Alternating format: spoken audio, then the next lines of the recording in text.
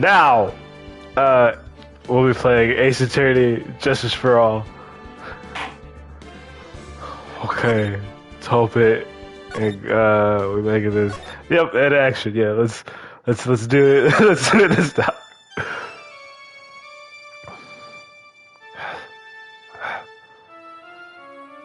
How did I get into this mess?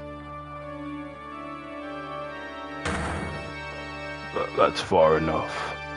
You can't run forever, Mr. Phoenix Wright.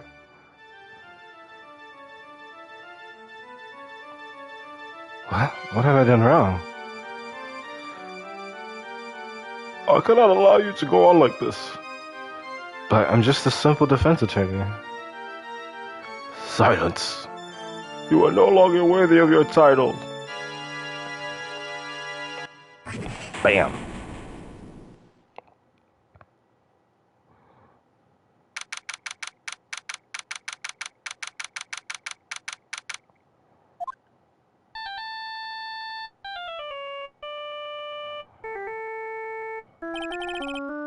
What a nightmare. I bet it was this ring that caused it. I really shouldn't be dozing off right before a trial starts anyways.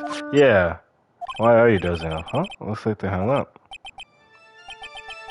Ah, good. I finally found it.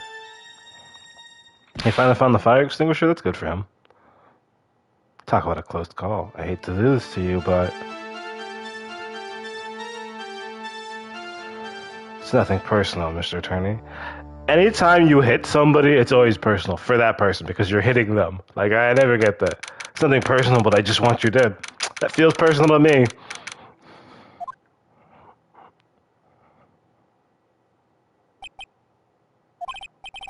Ouch, my head's throbbing. Why does it feel so foggy in there? Good morning? Good morning? What's wrong? You don't look well. People are at their best first thing in the morning. Where's that fighting spirit? No, people are not at the best first thing in the morning. Sorry, but can you please turn the cheeriness down? My head sort of hurts. Roger that.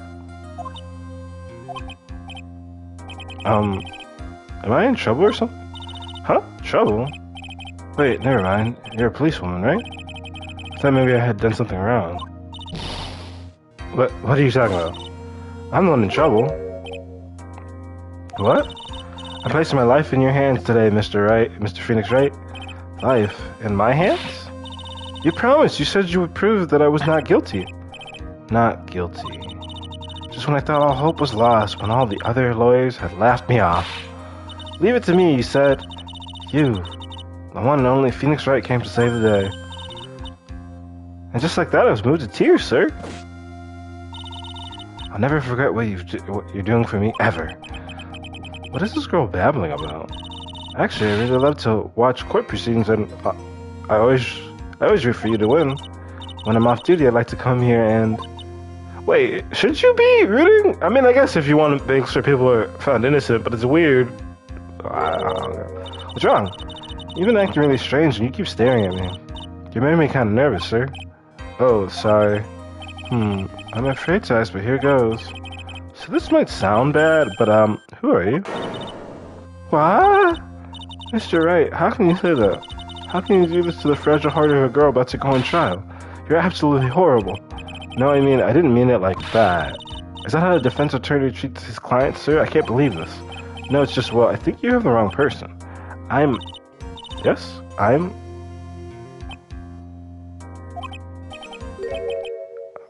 Who am I? Why am I drawing a blank? The trial will begin shortly. Will the defendant and her lawyer please proceed to the courtroom immediately? The trial's about to start. I'm counting on you in there, okay? Didn't you just prove that or realize that something's going on? I guess I must have amnesia. But you remember what that is. Let's see, what can I piece together? From the sound of things, it's probably safe to say that I'm a defense attorney.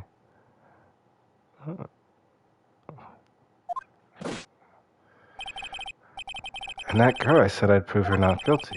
I can't believe I made such an irresponsible promise. I mean, that feels like an appropriate promise to defense. Someone please. Tell me this is just a bad dream. Why do I get the feeling this is one dream I won't be waking up from?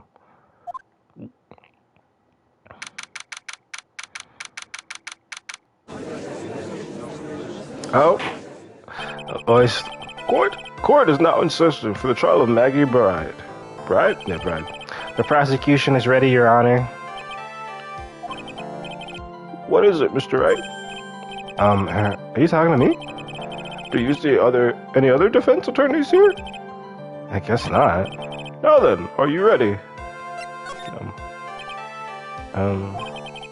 What if I said no? Would that be alright? Of course it wouldn't. And why bother? There you go. Actually, you see, Your Honor, my memory is kinda... The court will not hear the defense's excuses. Because the defendant is a member of the police, this case is under great scrutiny. Therefore, we must make this trial fair but swift. I believe I have told you this before. I hope you're not telling me you've forgotten. Actually, I have. Mr. Payne, your opening statement, please. Yes, Your Honor. As I'm sure you're well aware, the defendant is accused of killing her lover. What's worse, her lover was a fellow police officer. A policeman? You did what to a policeman? It wasn't me. And besides, Dustin and I, we weren't lovers like that. So they're lovers like something else. In any case, the prosecution will prove that the guilty party is none other than the defendant. Very well. Mr. Payne, please call your first witness. It's been a while, Mr. Wright. Let's see what you've learned since last time. I won't show you any mercy this time, Reggie. Okay, and who are you again? The prosecution calls Detective Dick Gumshoe to the stand. Here we go. Don't let me down, Mr. Wright. Nowhere to hide. I'm so dead.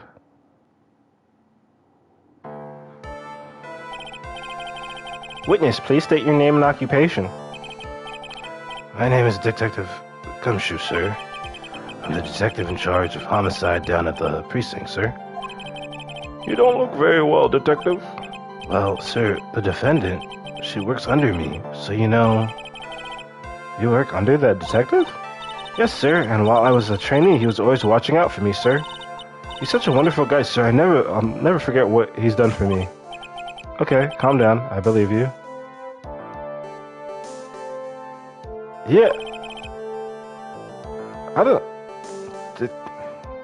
Actually, I think that's... I don't know if that's fine for her to be sitting there. Detective Gumshoe, please describe for us the details of this murder. Yes, sir.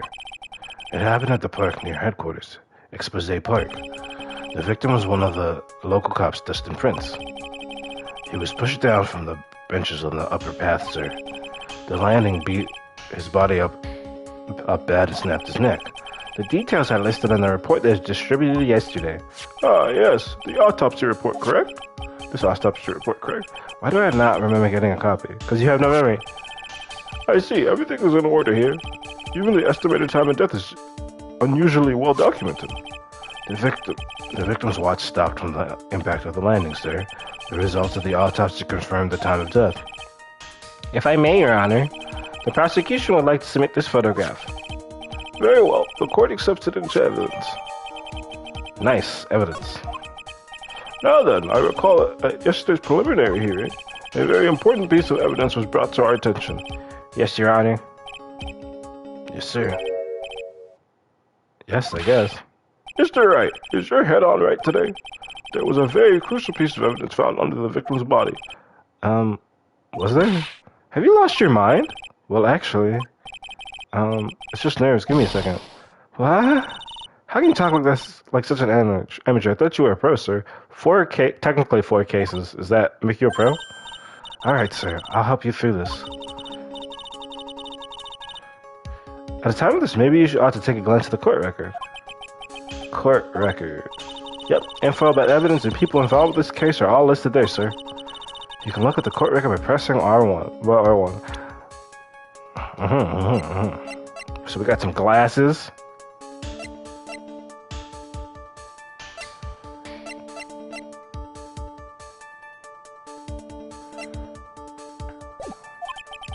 The R1 button, huh? You really know what you're talking about, don't you? It's too bad I'm a cop, right? Just think, I could totally be illegal aid instead. You just gotta study. Mr. Wright, Yes, Your Honor? Court is in session. Save your chit-chat for later. Sorry, Your Honor. Well, I guess I better check the court record and see what I can find.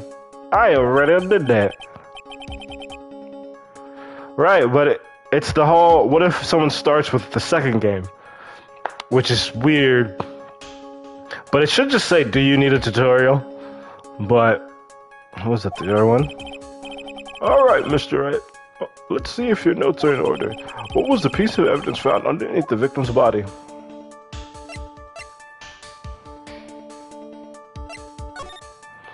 Yeah, but then I guess that way they wouldn't have to skip the case if they gave you that option. They would just not explain court records and everything.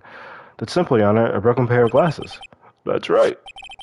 The victim grabbed his killer's glasses as he was being shoved, sir, and held onto them as he fell. Hey, why are you giving me the evil eye? Those glasses you're wearing. Yes, this is my spare pair. But these glasses they found at the crime scene are not mine, I swear, sir. You sure about that? I mean, do people get spares? Sometimes people have spares that are identical to the originals they have, and sometimes they get different spares. Yeah. Look, it was a coincidence that on the same day I accidentally stepped on mine. A coincidence, he says. Your Honor, I have further evidence to present. Oh, you have more? And this evidence is very decisive. Very well. Let's hear from our witness about this evidence. Decisive evidence. There's something even more incriminating than the glasses under the victim's body, sir. During his date, the victim was pushed from the bench area, but he managed to write the culprit's name on the ground where he landed. I don't like saying it, but it was clearly the defendant's name, Maggie. Sir, with this piece of evidence and the glasses, it's hard not to say that she's the culprit. This is a picture of the writing, Your Honor.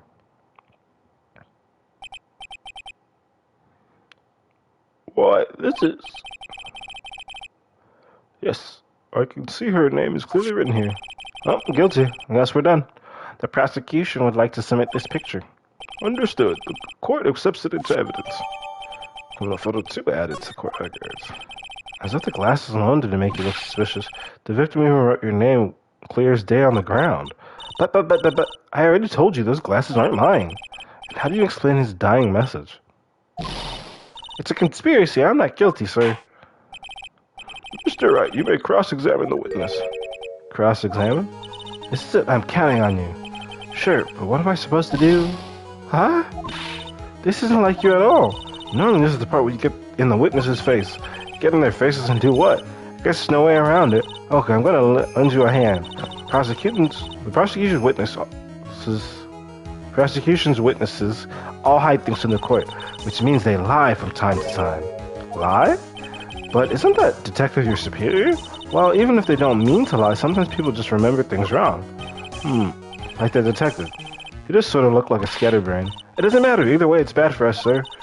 That's why when you question your witness, you have to find and expose their lies. Mr. Wright, your cross-examination, please. Yes, Your Honor. Talk about trial by fire, here goes nothing. As long as I expose the lies, we should be alright.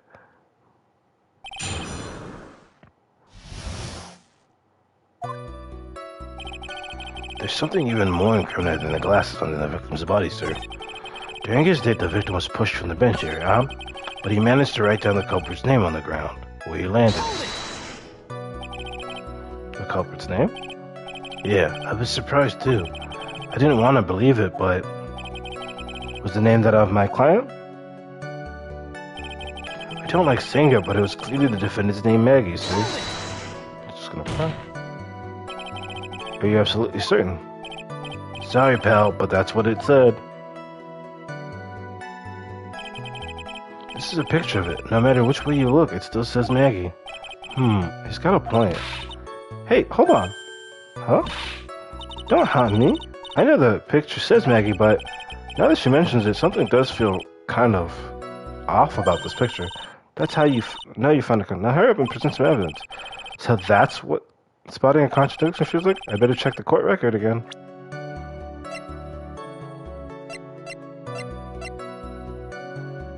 I know. Because I was thinking, like, isn't it that her name is spelled differently?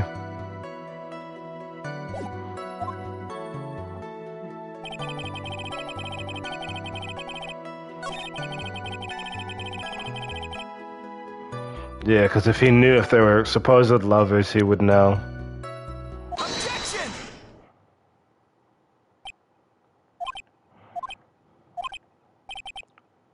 What is it?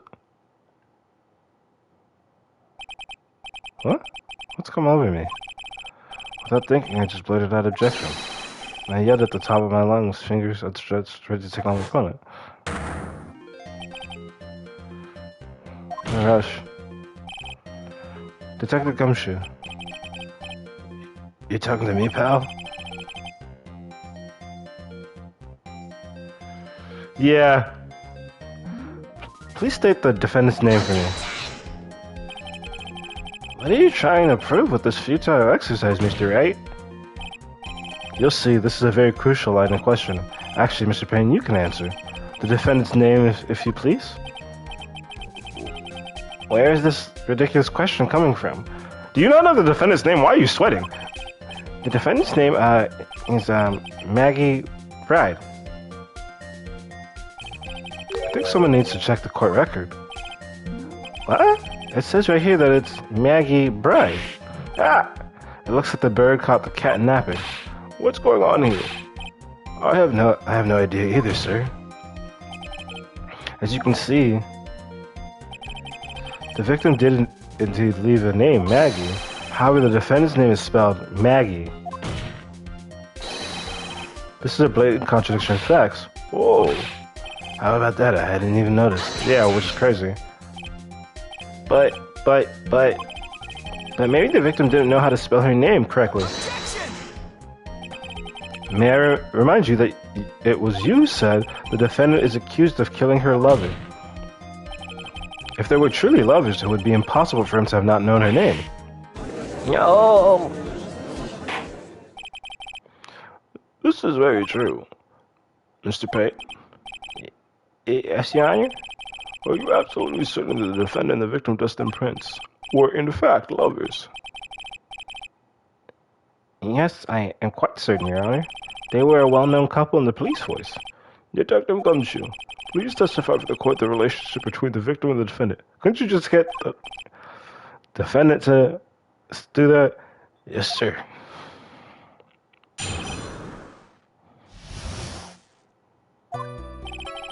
Officer Prince and Officer Brad had been going out for about half a year.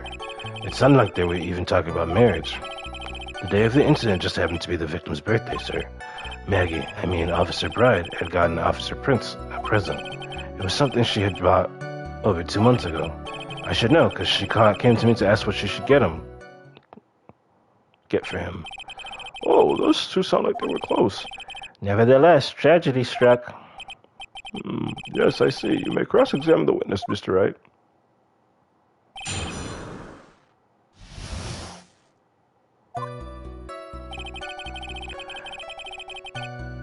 Officer Prince and Officer Brett had been going out for about half a year. Sounded like they were even talking about marriage. The day of the incident just happened to be the victim's birthday, sir. Got the press here. That's what you mean, September 6th. Yeah. The victim of Officer Prince had just gotten off duty at 5:30 p.m. that day. Since Maggie's night shift hadn't started yet, they went to the park for a bit. I remember when I was young and in love. Oh, it was a jolly time. That's great, Your Honor. I'm glad you're such a cheerful old man.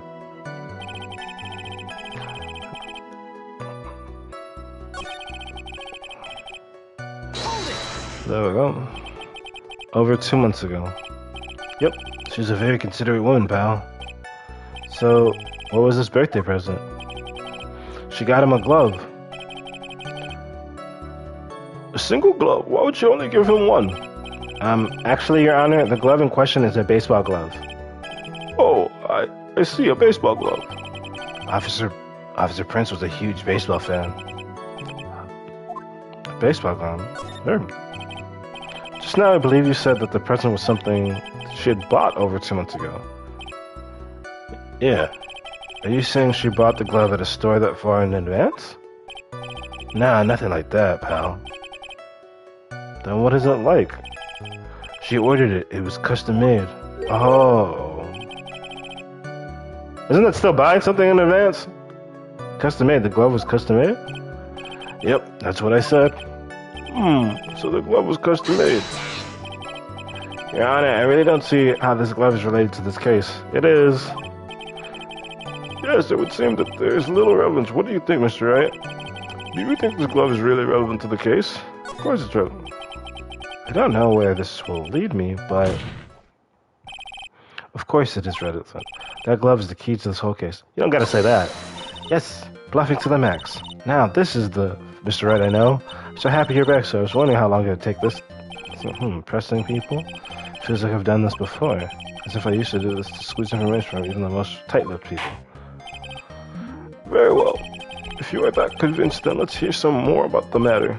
Actually, I brought the glove with me today. And?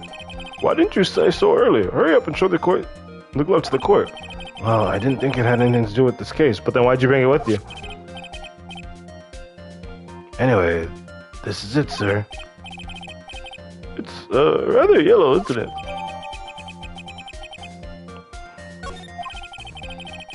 Officer Prince really liked the color yellow, and that's why you had to special order it. Yep, that's right. That and one other reason. And for her own amusement, she will withhold that reason until later, until Phoenix presses that information out. I think this court has heard enough. It is clear that the victim and the defendant were involved with each other. Yes, that's correct, Your Honor. Now, if that is true, it brings up an important question. Was the name Maggie really written by the victim? I see your point, Your Honor. Detective Gumshoe, please tell the court a little more about the name on the ground. Yes, sir.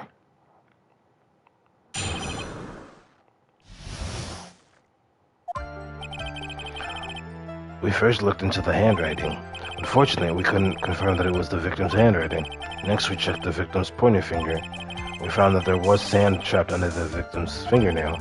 There were also scratches on his skin that were caused by him writing on the ground. From this, we could confirm that the victim wrote this name with his right hand. Yes, a perfectly logical conclusion. Now then, Mr. Wright, you may cross-examine the witness. Thank you, Your Honor.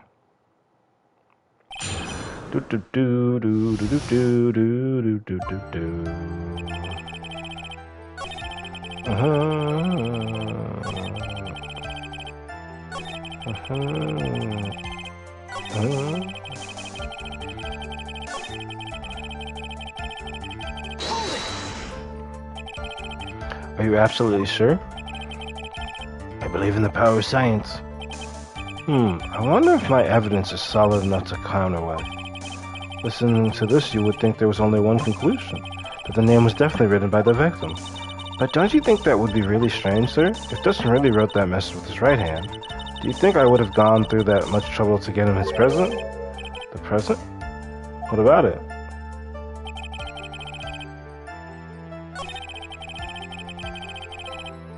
It's funny because there's no reason, at least in the game, for her not to just flat out say it. Let's put this way.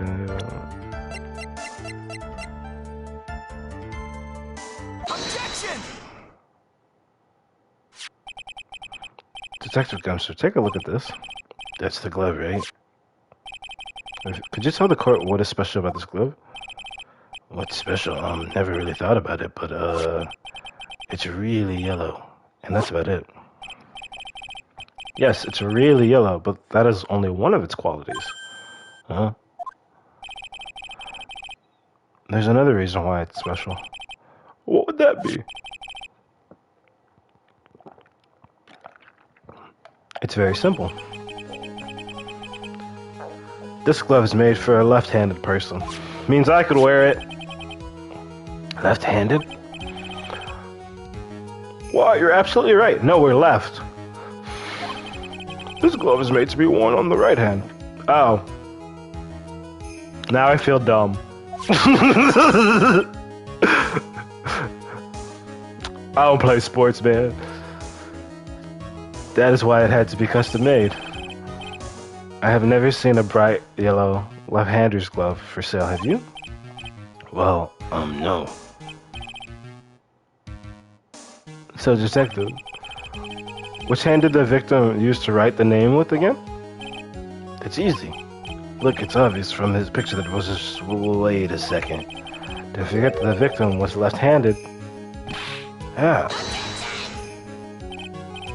I object. Overruled. Mr. Wright, I would like to know what your line of reasoning proves. I feel like it's kind of obvious. There's only one conclusion that can be drawn. A left-handed person could not have written a message with his right hand. I mean, no, that's not how that works, but sure. Therefore, the person who wrote the name Maggie could not have been the victim. Order. When you think about it that way, then yes. It's not possible that this name was written by the victim himself. Then that means Maggie is. No, it's not possible. Mr. Payne. Yes, Your Honor. The evidence the prosecution has presented has failed to prove the defendant's guilt. In fact, I believe you have proven her to be innocent. No! Alright, you did it, Mr. Wright. Phew, I feel like I can breathe again. It seems that we have reached the conclusion. You did a fine job once again, Mr. Wright. Your Honor? Oh, well, thank you, sir. See, you got complimented with the judge again. You're really good. That's why you can't give up being a lawyer, sir. You're joking? I'm more than ready to retire. I will now announce my verdict. This court finds the defendant, Maggie Bride. No, not yet. I mean, please give me a few more minutes, Your Honor. What is the meaning of this, Mr. Payne? The prosecution is not finished yet. What do you mean? We would like to call our next witness to the stand. What? And what did this witness witness? The moment the victim was pushed to his death. What's more, he saw the very face of the culprit. What the heck?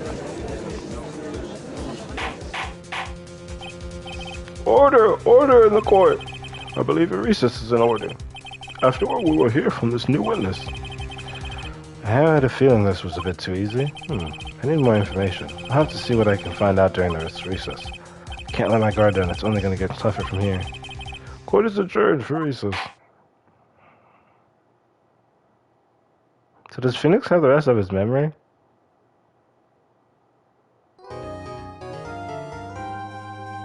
Music's different.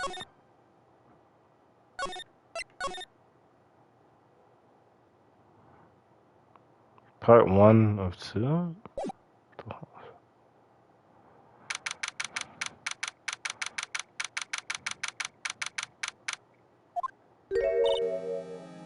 Amnesia? I can't believe my lawyer's trying to defend me in such a state. Why didn't you tell me, sir? I'm sorry, I didn't mention it to you. Didn't we? Oh, I know what to do. I think you can fix something like this with a really strong shock to your system. Come on, lower your head a little. A Maggie kick should be all you need. No, I think I'll pass on this one. Come on. I'm sorry. Whenever I see someone in trouble, I have a hard time leaving them alone. So you kick them in the head? I tend to stick my nose where it doesn't belong and try to tackle everyone's problems. Well, my head's one problem you won't be tackling today. Well, we're here to solve your problem first. We can deal with mine later. For now, do you think you can fill me in on a few things? Of course, I'd be honored to. Oh, well, I guess we'll start with my name, and then I can tell you about me.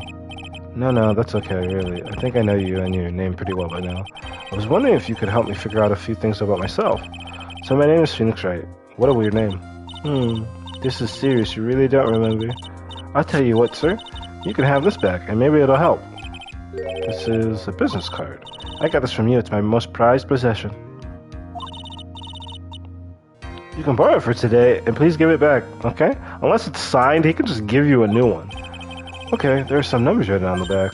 Oh, that's your cell phone number. Quit record. I guess for now we should stop talking about me and start talking about this case. This case? Yep. Can you think of anything that would be helpful for me to know? What can I tell you? I can't think of anything other than the incident with that cell phone. But... Cell phone? Yeah, your eyes lit up when we talked about it at the detention center, sir. Hurry up. Hurry then, and tell me. This might be very important. Okay, Roger. It was on the day of the crime, just before 6 p.m. I picked up a lost cell phone while on a walk with Dustin. Blue Badger.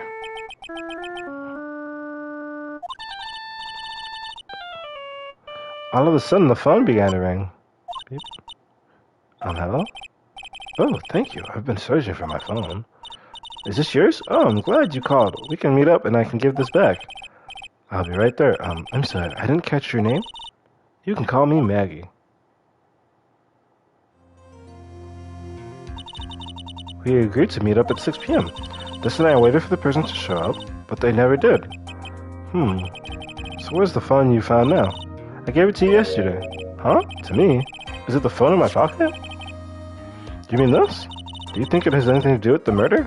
I don't really know, but if my eyes lit up... Ah, you were here all along. Huh? You're so mean. I called you a million times, but you wouldn't pick up. And when I went to check in the court, everyone had already left. The courtroom, everyone left. Now who in the heck is this? It's your daughter. Let me guess. I'm supposed to know this girl, too. Hey, good morning, Maggie. And a good morning to you, Maya. So, how's it going? Is there a word for worse than abysmal? Abysmaler. Oh, and what if I said that everything will be fine? That's right, it's Maya to the rescue with the ultra-decisive, super important evidence. Here you are, Nick, the thing you wanted me to bring. Huh? Oh, thanks. What the heck is this? A list? It has 20 people's names and phone numbers written on it. It was kind of tough, but I managed to dig up some dirt. It looks like these guys are up to no good. No good? As in, there's a group of con artists that the police are investigating, or are currently investigating. I think these guys are members of that group. Names listed. Why would a group of con artists pop up in a case like this? Don't look at me. Where did you get this list from in the first place? What? Don't you remember, Nick? You're the one who asked me to look this up yesterday. Oh, is that right?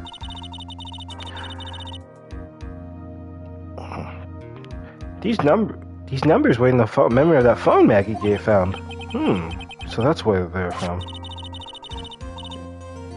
You're awful forgetful these days, Nick. I hope I never get to be a forgetful old prune like you. Actually, Mr. Wright is... Mr. Wright, recess is now over. Please bring the defendant and return to the courtroom. Oh, oops, guess you have to get going. We could talk about you being old later, Nick. Wish us luck. Oh, because she was... Wait, is it because she wasn't there earlier that she can't come to the court? Because isn't she essentially assistant co-counsel, I guess? I guess I have all the pieces now, more or less. All the stuff to put it all together. I'm not going to lose this. I can't. Come on, Nick. Better get a move on. Yeah.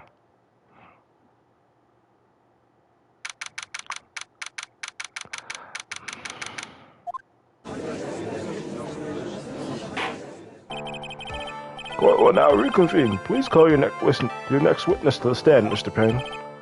Yes, Your Honor. But before I do, if I may say a few words. What is it, Mr. Payne? It's about the next witness. He has a tendency to say things that rub people the wrong way, you say. What? You see? So I asked that the court might be a little lenient on... There is no need to give a preface. Just hurry up and call your witness, please. Yes, Your Honor. The prosecution calls its next witness a drifter who was taking a walk in the park on the day of the murder. Please state your name for the court witness. What about his profession? Before I do, I'd like to clarify a little something. Huh? Oh, alright. Go ahead. Just now, you introduced my wonderful self to the court, correct me? Correct? Perhaps as a drifter who was taking a walk. Are you related to Red and White?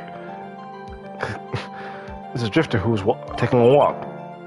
Did I? But I will not stand for that. Now you've tinted the court's eyes and colored me wrongly. Sure, I suppose... everything... I'm such a... I mean...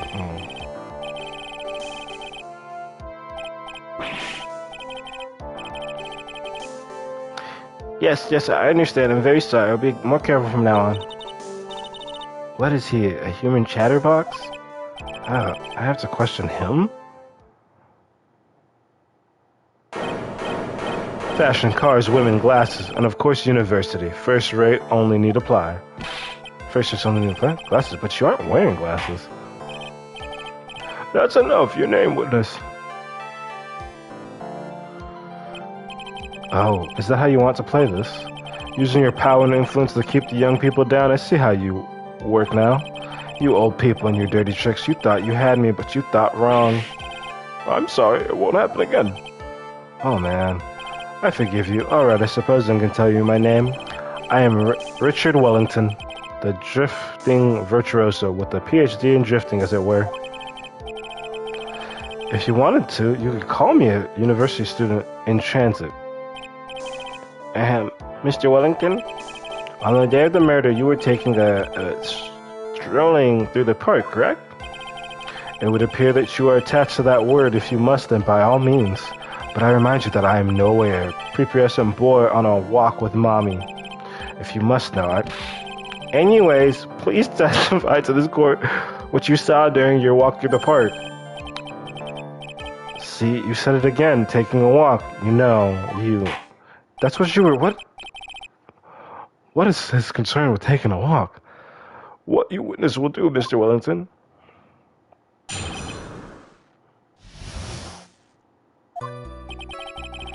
I was at the park all afternoon, deep in thought about my life situation. I don't remember the time all that well, but I do believe it was past 6 p.m. All of a sudden, a police officer fell from above right in front of me. Without a thought, I looked up, and there I met the eyes of a charming young lady. Of course, I remember her sweet face. It was that of the pretty defendant there. The only other thing I saw was the banana that fell with the police officer.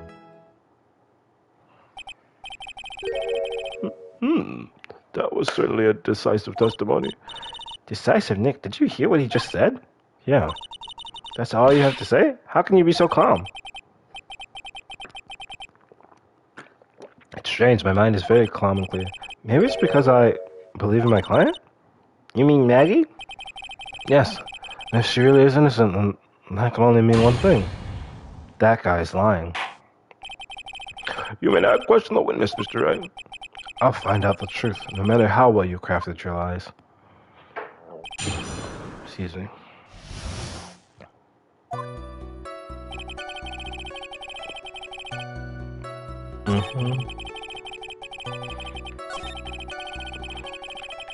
Trying to get to the banana.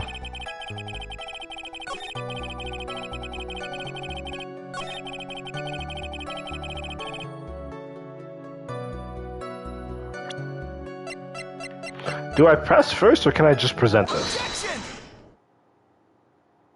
Okay.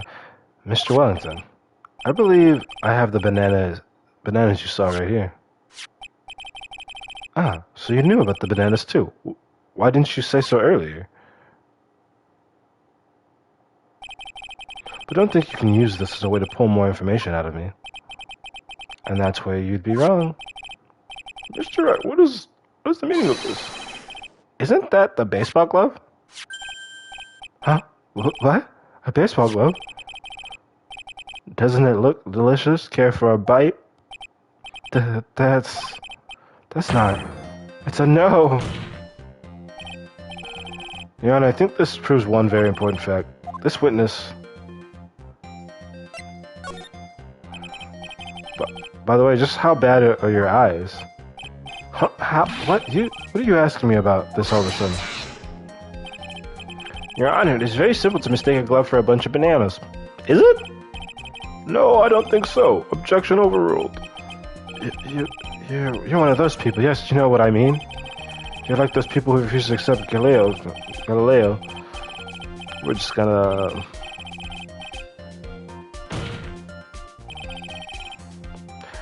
And that is why I asked you how bad your eyesight is. Jeez. They're both 2200. I suppose you're gonna tell me that's terrible, right? Why are you not wearing your glasses today, then? That's because I lost them recently, you see? Of course, I was planning on getting a new pair made right away, but you know my glasses are no ordinary glasses, so to replace them... How about when you witnessed the crime? Were you wearing your glasses then? How about it, witness? You are so an unrelenting evil man. You're like those people who reject Joan of Arc.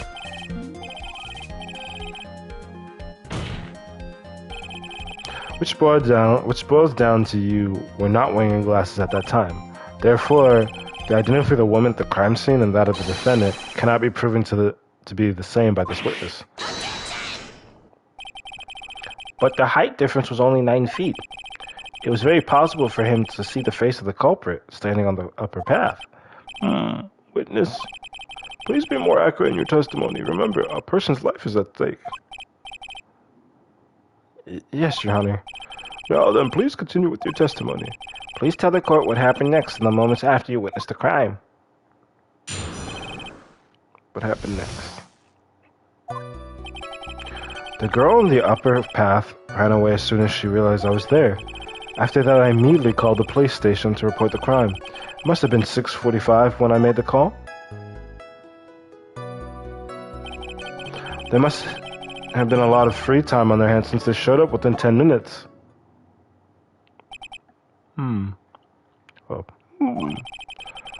So the person who was on the upper floor saw you and then ran away. Yes, that is correct. Which is why even someone without a superior brain like mine can understand that. The girl is the murderer. You may question the witness now, Mr. Wright. What happened next? Okay, making sure I'm still online. The girl ran as soon as she realized I was there. The police station to report the crime. Okay. Immediately, as in immediately. I mean, sure, a minute may have elapsed before I did, but that's the duty of every good citizen, or did they not teach that at your pitiful school? Do you think people learn about how to call the police in college? Hey, Nick, I think you should take a look at the court record for a second. Pretty sure 628?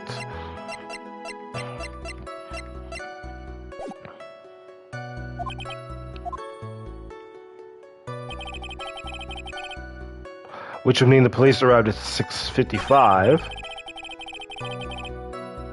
Wait, immediately called the police?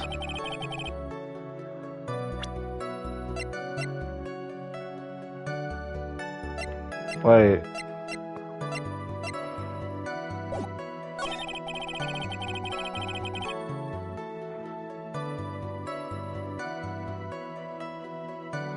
Wouldn't it be here?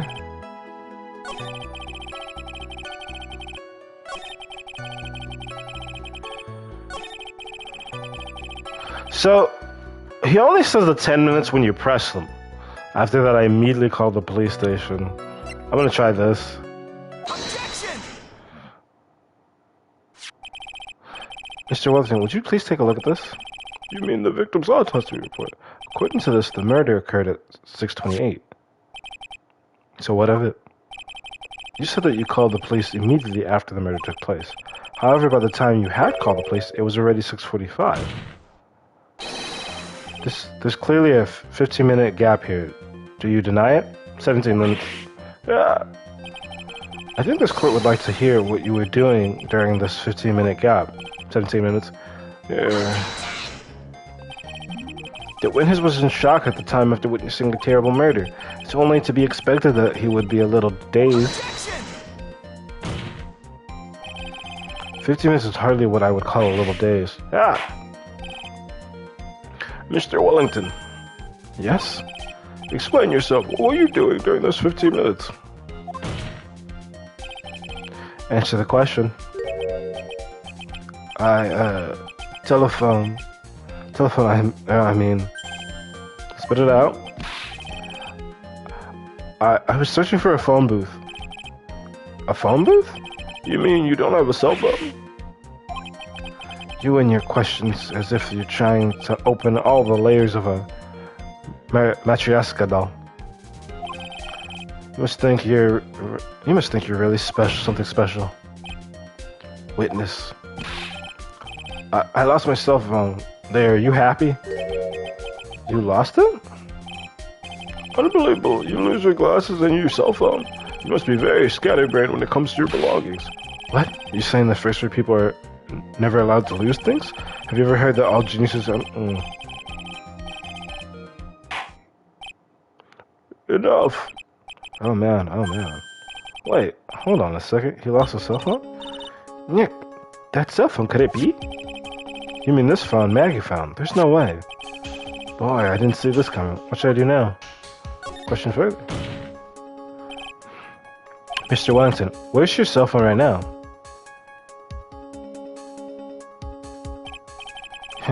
What are you getting all excited about? You seem to be a little confused. I found my cell phone. I have, you know. See, here it is. Oh, I see. Looks like he's got his phone. And I thought that just maybe this was his.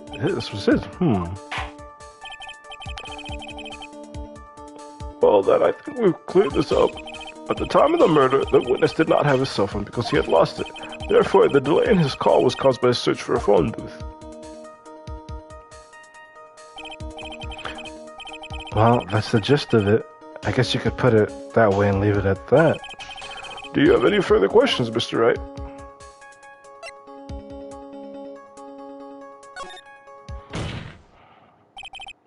Your Honor, the witness' testimony does not make any sense. I don't believe that there was ever a need for the witness to search for a phone. What? How dare you? You can't just make outrageous claims like that. You do have some sort of proof, don't you? Well, yeah, of course. This evidence should be good enough, I think. Alright, let's have this proof then. Please present proof that the witness had no need to search for a public phone.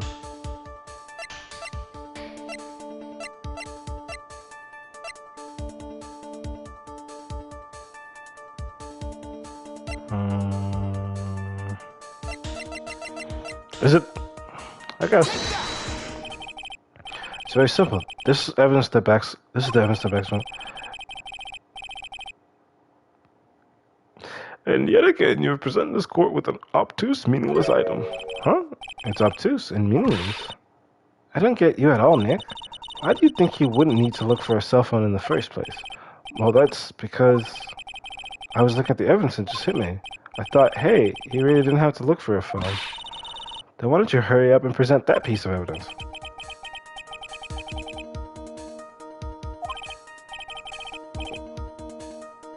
Alright, let's have this proof then.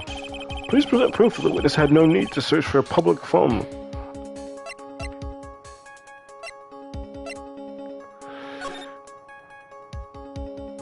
Oh. Yeah, that doesn't make sense. It's quite simple, actually. Please take a look at this photo. The crime scene photo. Is there a problem with it? Oh, there's nothing wrong with the picture. But if you don't understand my logic after looking at it, something's wrong with you. No! It's a phone booth. That is correct. All the defendant had to do was walk 3 steps. Well, Mr. Why did you not use the phone that was right in front of you?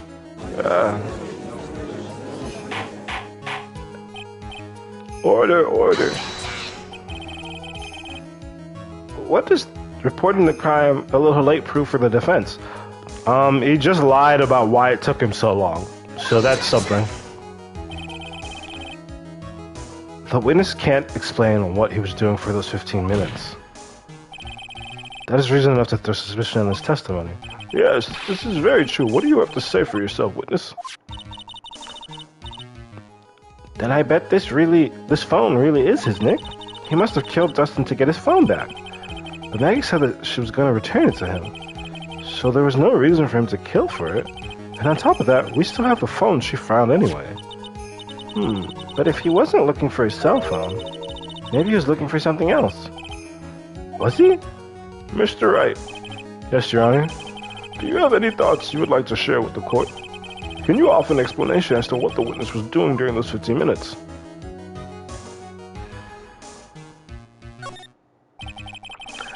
There's only one possible explanation. Alright, let's hear your explanation. However, before we end it, if your explanation is not persuasive, you will be penalized. Think carefully before you present, Mr. Wright.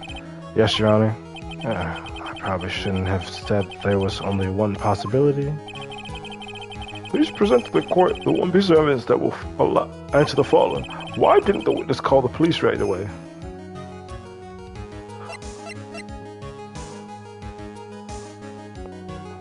Was it... Oh. Is it this? It is not that.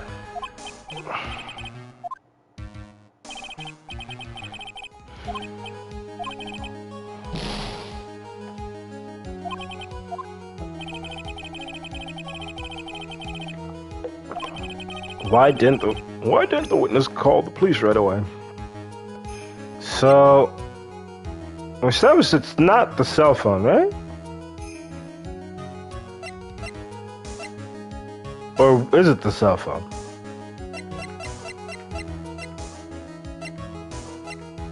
Because it's either the glasses or the cell phone. Oh. It's the glasses?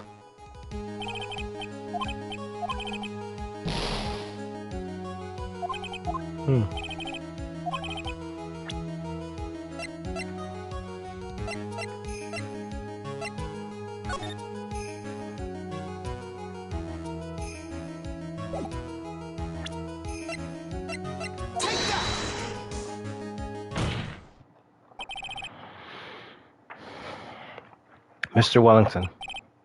What? Don't do that. You almost gave me a heart attack. These are your glasses, aren't they? Ah. What did you find? Ah. I believe the court all heard what you just confessed to. That these glasses are in fact yours. I'll tell you where they were found, Mr. Wellington. These glasses were found under the victim's body. Under the victim's body? Excuse me. Order! Now, wait a second, hold on. I didn't confess or confirm anything. Your Honor, I think the answer is quite clear here. As he fell, Dustin Prince grabbed the culprit's glasses. The culprit knew that he had to find his glasses and search frantically for them.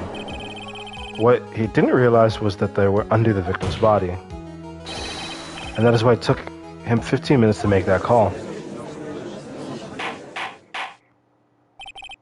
Mr. Wright, are you indicating the witness as the real murderer? Of course, that is precisely what I'm doing.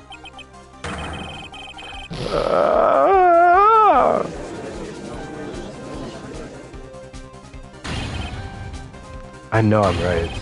He's the real murderer. Did you figure it out, Nick? More or less. Turns out the cell phone was the key to this case after all. Anyway, now's your chance to deep six this guy. I'll sink him in one shot. Yeah! This is so exciting watching you work again. Somehow my old self is coming back to me. It's time to sink or swim. Everything rests on the edge of a knife. This is the moment I've been waiting for. Order! Your Honor, the defense is making a mockery of this court.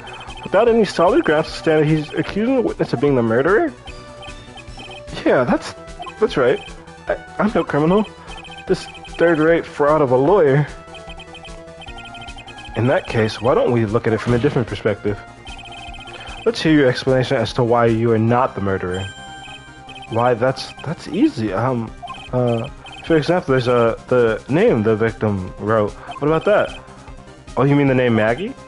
Yeah, even an idiot like you can read that, right? But we already know this was not written by the victim himself. After all, the defendant's name is Maggie, EY, and the victim was left-handed. In other words, in order to make the defendant look guilty, the real criminal used the victim's right hand to write her name on the ground. But, wouldn't that mean that the real criminal was somehow the defendant knew? They mean that the real criminal was someone the defendant knew? Otherwise, how else would that person know her name was Maggie? That is a good point. The witness didn't even know of Miss Bride before this trial. I forgot. Was there any way this creep could have known Maggie's name beforehand? It would be best if I could prove that the witness had a chance to learn it. Then the defendant's name was Maggie. Now, will the defense please present its case? How could the witness have known the defendant's name? Mr. Wellington, you didn't have your cell phone with you on the day of the murder, correct? So what if I didn't? When you realized you had lost it, what did you do? What did I do? Didn't you try to find it by calling it? How did you...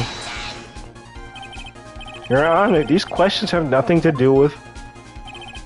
Overruled. Mr. Wright, where are you going with this line of questioning?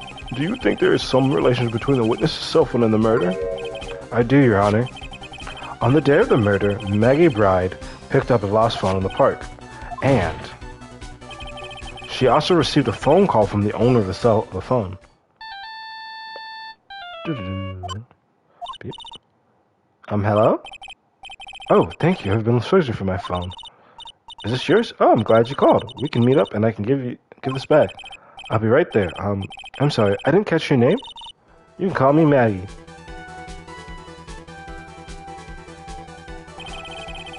That was when you learned that her name was Maggie. But you made one fatal mistake. Fatal mistake? My client's name is Maggie, but that name that was written on the ground was Maggie. This is a mistake that will only occur if all you knew was how her name sounded. Order. But Your Honor, the witness has no motive. And your point is? It's very simple, Your Honor. A person usually would not kill someone without a reason. Mr. Wellington had no reason to kill anyone. That is absolutely correct. I don't have a motive. Mr. Wright. Your Honor? Can you explain what motive the witness could have had? It's very simple, Your Honor. Are you sure, Nick? If I said I can't offer an explanation, then the trial's over, right? Yeah, but... Ooh, this one's double jeopardy. Because it's 2.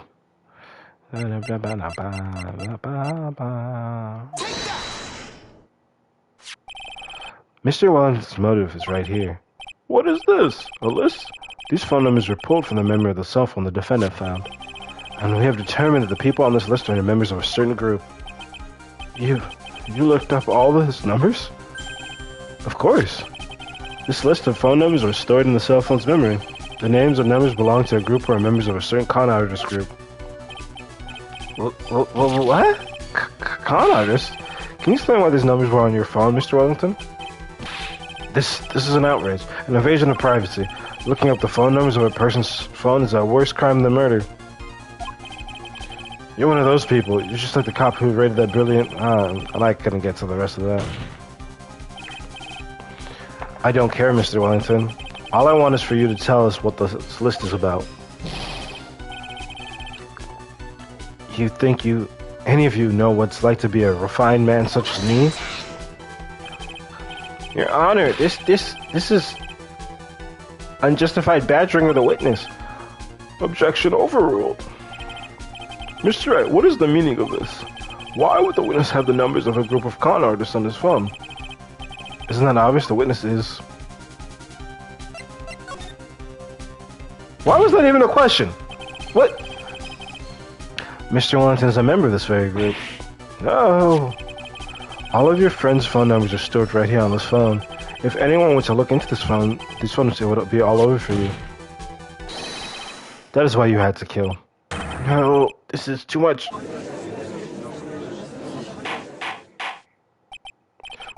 That does make quite a bit of sense. Just gonna make sure this is in sync. Well, Mr. Wellington, would you care to explain? I got you now. The police officer. Your Honor. What is it, Mr. Payne? Your Honor, this is unjustified badgering of the witness. You said the exact same thing only a few seconds ago. Please, let's think about the contents of that phone call. Oh, hello? Oh, thank you. I've been searching for my phone. Is this yours? Oh, I'm glad you called. We can meet up and I can give this back. The defendant had already promised that she would return the phone. After that, all Mr. Wellington had to do was make Miss Bride to get his phone back. Why? Why then would he need to kill anyone? That is a valid point. What does the defense think about this? If you think about it logically, then it makes sense. Then maybe we should be thinking outside the box. Yeah, if we think like that, let's see. Maybe that Slambos was something in the crime scene that made him commit murder. Your thoughts, Mr. Wright? Well, I don't think Mr. Wellington went to pick up his phone in a very friendly manner. But he was promised his phone, so why would he have been unfriendly to the defendant? I think he must have seen something that didn't agree with him when he got there. Aha! Yeah. Well, then, Mr. Wright, what was the something that didn't agree with the witness? Let's see.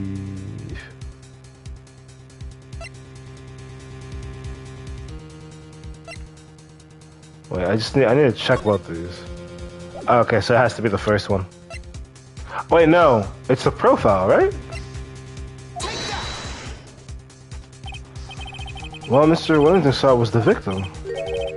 The victim, you mean Destin Prince? Destin Prince had gone on his date right after his shift was over. With no time to change, he went to the park still wearing his police uniform. Oh! The girl that picked up my phone is with a policeman. He couldn't have known they were going out, so he began to worry. He was afraid the policeman would ask a few questions before returning the phone. If I do anything suspicious, he might run a check on my phone. In his mind, it was possible they had already run a check on the phone. And he went into a panic, is what you're saying. Exactly. Officer Prince was murdered simply because he was in uniform. Mr. Payne, do you have any comments? I'm thinking... It seems the truth has come out at last. The witness, Mr. Wellington, you are.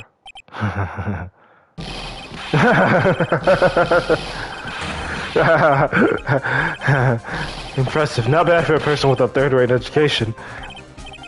What's that supposed to mean? The evidence. Look, that guy's really creeping me out. All you've been waving around and talking about is the suspicious cell phone. Suspicious phone number this, suspicious calling group this. They're all on that phone. But who's to say that phone is really mine? Where's your proof, your evidence? You want proof that this phone is yours? I already told you earlier. That phone I lost, I already found it. You don't have even the slightest idea who the phone in your hand belongs to. But you can be sure it is in mine, you simpleton. What?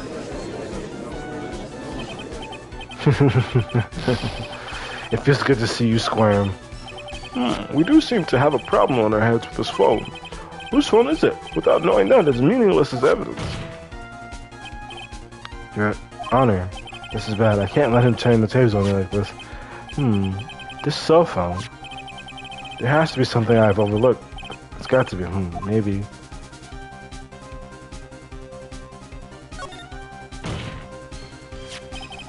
This phone has the names and numbers of those in the con group in its memory.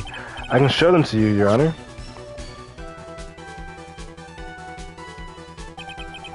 I don't believe this. What are you talking about? What we are trying to determine is who that phone belongs to. Who cares what phone numbers are stored on it? Besides, who knows, maybe you went and added some of those numbers in yourself. The witness is quite right. I'm afraid I have to reject the defense's proposal.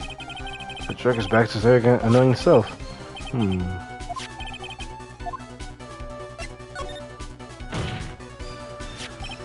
I got it. We should check for fingerprints. Fingerprints? Yes, Your Honor. Mr. Wendling must have left some prints in his phone. Nick, don't you remember? When you got that from Maggie, you wiped it off. I what? You said there was sand all over it, so... Wiped it? I wiped it? Pretty thoroughly, too.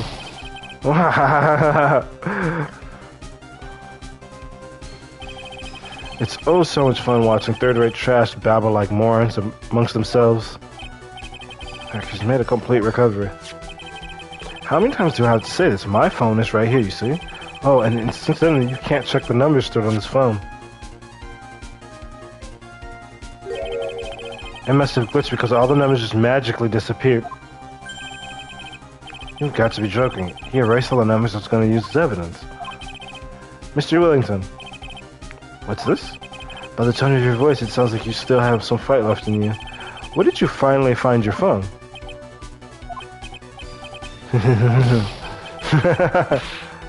Oh, you're too much. Of course you have no idea what I'm talking about.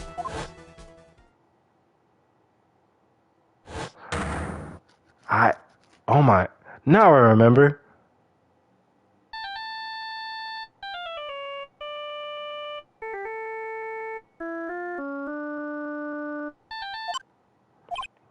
Huh? Looks like they hung up. Ah, good. I finally found it.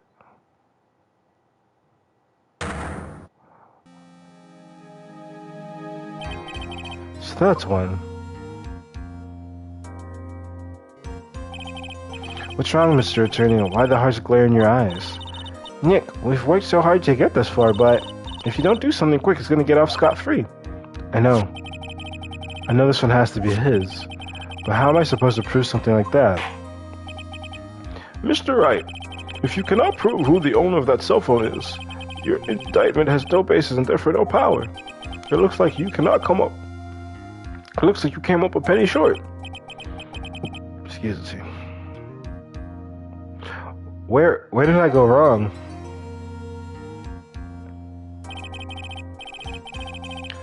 Don't blame yourself, you merely a third-rate lawyer.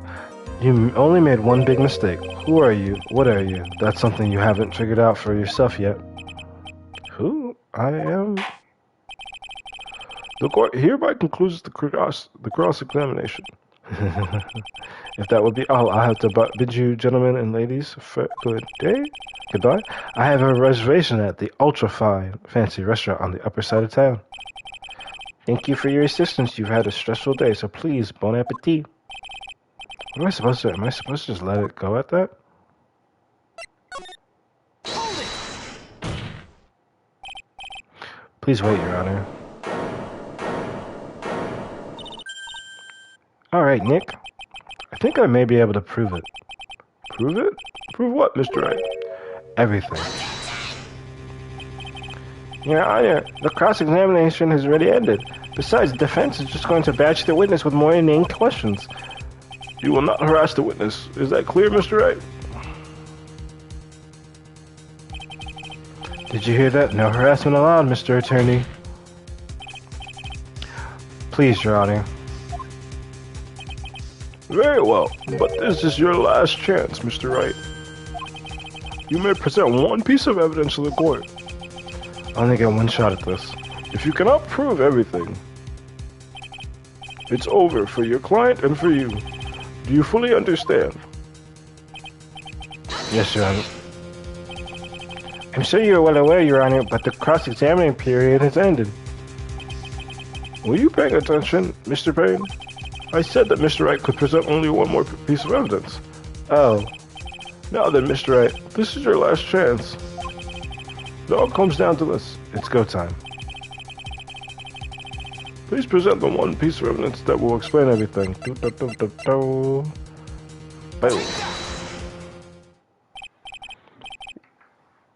Why, thank you. How nice. Here, please stay. He has his own business cards? Please. Here, please have one of mine. Oh, wow. Wait, what am I doing? This isn't the time to be exchanging business cards. Your Honor, there's something very important about that card, and that is...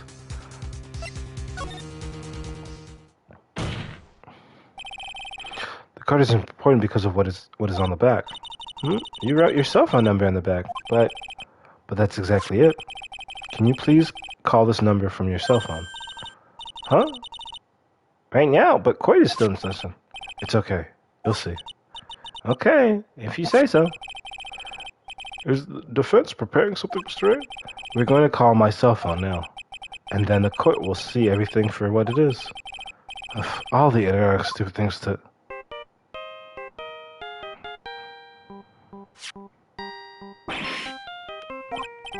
What? Why is my phone... What's up with the stupid sounding ringtone? Mr. Wellington? How strange. I can almost swear that you're holding my phone. You're... No. It can't... By the way, before I forgot, thank you very much for the lump on my head this morning. Before I forget, I don't think I need to explain any further except to say... When you went to retrieve your cell phone, you mistakenly took the wrong one.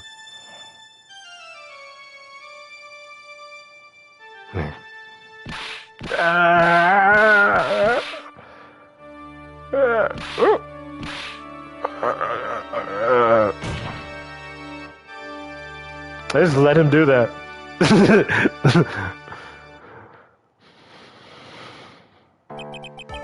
So that is what happened. You were knocked out by Mr. Wellington. He's a man who lives on his pride and self-image alone. In order to hide his involvement with the con artist group, he has become paranoid and has lost all ability to make rational judgment. Then, Mr. Wright, the phone you're holding is Mr. Wellington's, naturally. Speaking of that man, how is he, Mr. Payne? He was arrested and has been taken away, Your Honor. Very well. Now then, this court finds the defendant Maggie Bride not guilty. Starting off strong. We're going for a streak of not guilties. Same like last game. Not a single case there should be a guilty. That is all. This court is adjourned.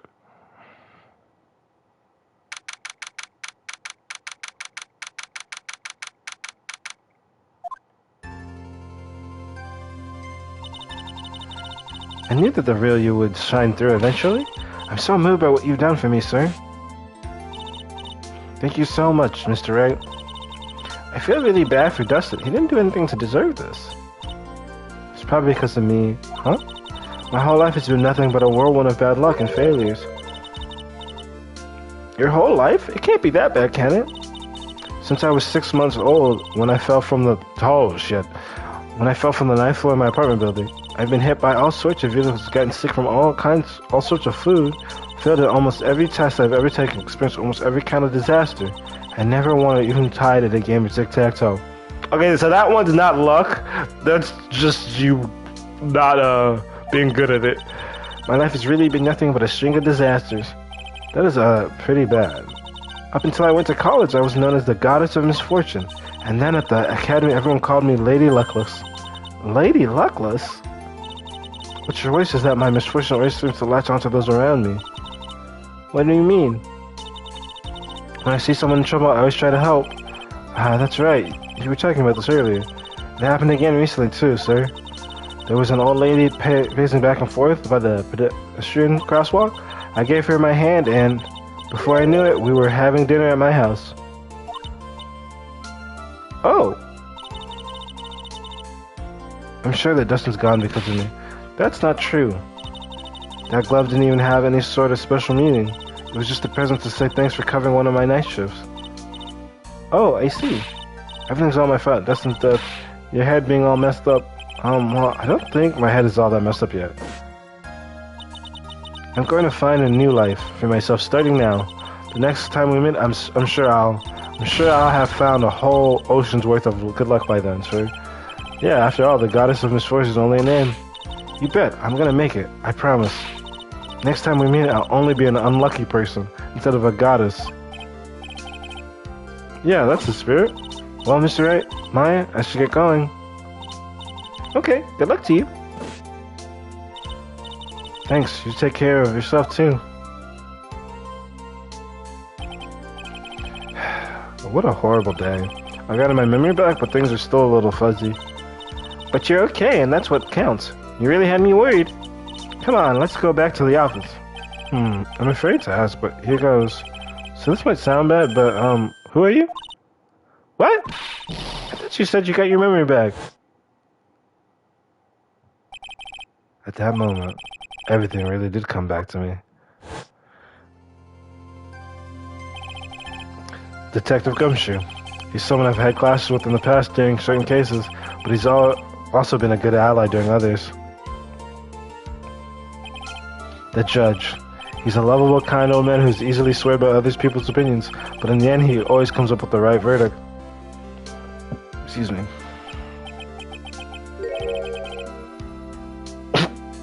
This person, I haven't got a clue. He seems to know me, but maybe he's mistaking me for someone else? That's funny. And this girl, Maya. You finally remembered. This is Maya Fey, my assistant. That's right. I have so many unforgettable memories about her.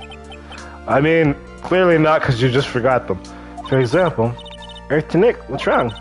You keep staring at me. Don't tell me you've missed me. Well, yeah, I suppose I have. I feel like I haven't seen you in ages. Oh. Well, I'm back now. So it's time for us to create new memories together. Alright, sounds good. All the phone numbers on my phone were erased by Mr. Williamson. I guess I have to start over from the very beginning. Come on, Nick, let's go to our usual burger joint. Okay. Actually, it hasn't even been that long since you came back into my life. And that story began on one rainy afternoon 2 months ago. Oh, we time traveling?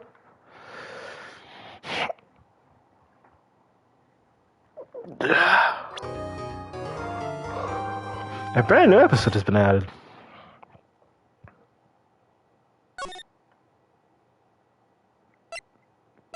But the color is different?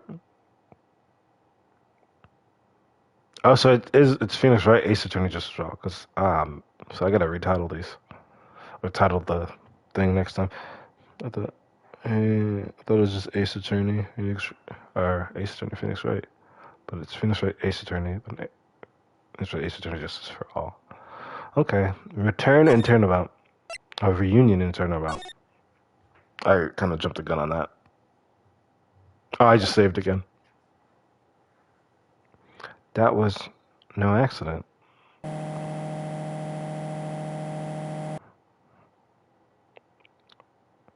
I was drugged with sleeping pills. I was murdered by that person.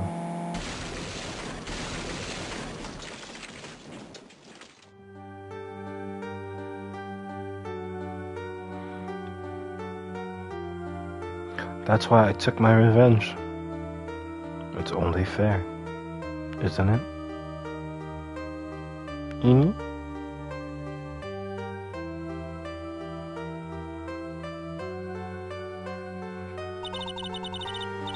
I finally get to see you again, and it's not your fault. You didn't do it. No, I did it. I killed that person. But that wasn't you. It doesn't matter. It might as well have been me. I think Maya tries to murder somebody once a game. Can't believe something like this happened. The events of that gloomy, rainy afternoon that started this whole mess keep playing through my mind.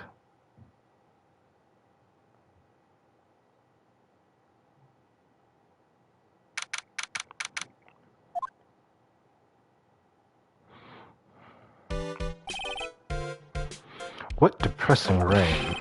Do you understand how depressing that makes me? Do you? I guess. But actually, more than being depressed, I'm angry. Angry at the weather girl on TV.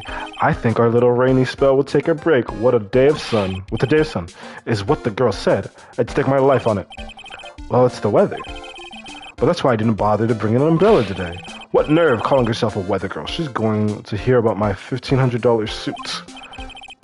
About your case. Unless you're planning on suing the weather girl? I'm sorry? I thought that before we got down to business, we could have some friendly chatter. My name is Dr. Turner Gray. I'm a surgeon. Remind me never to end up under his knife? I'm here today because of this incident. Malpractice at Gray Surgical Clinic. 14 inpatients lose their lives. Oh, you're the doctor at... It's really quite upsetting. Did you hear me? Upsetting. Yes, I heard you. I agree it's quite upsetting, Dr. Gray. The one that screwed up was that nurse. It was her that got the medications mixed up and killed those 14 patients. Yes, now listen good and yes. That nurse had the nerve to go and die before admitting to her wrongdoing. She didn't even offer any sort of explanation to me, and this is the kicker. She up and has herself a grand old accident and crashes her car. Smash, crunch. Instantly transforming her car into the accordion model. What a empathetic guy. That's right, about a year ago, all the tabloid shows were talking about it. 14 victims of medical malpractice from the nurse's mysterious fatal accident. There were rumors that Dr. Gray had actually caused that crash.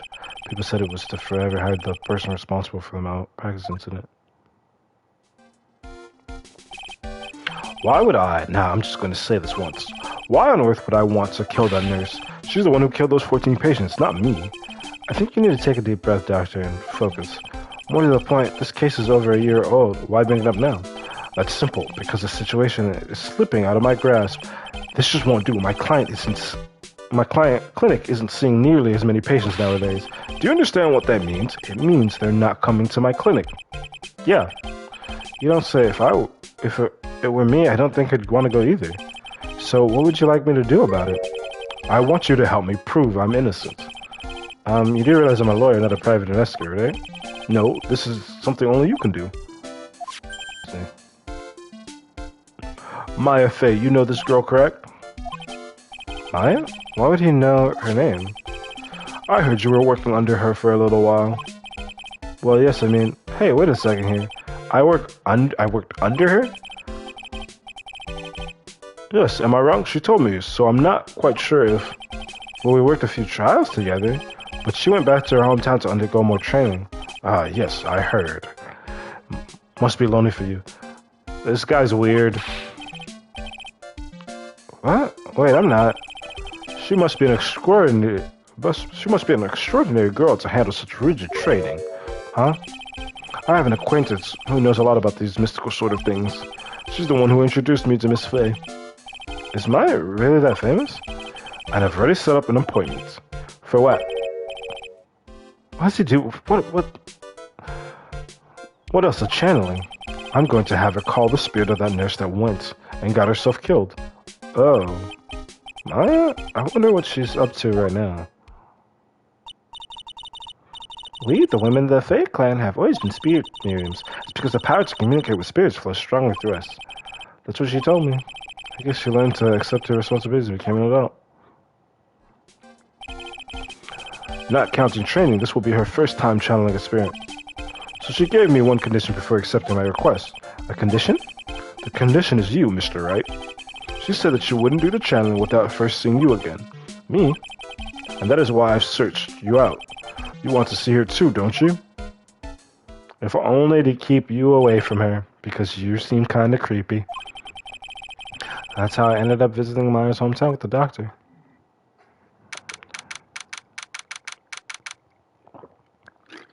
Korean village.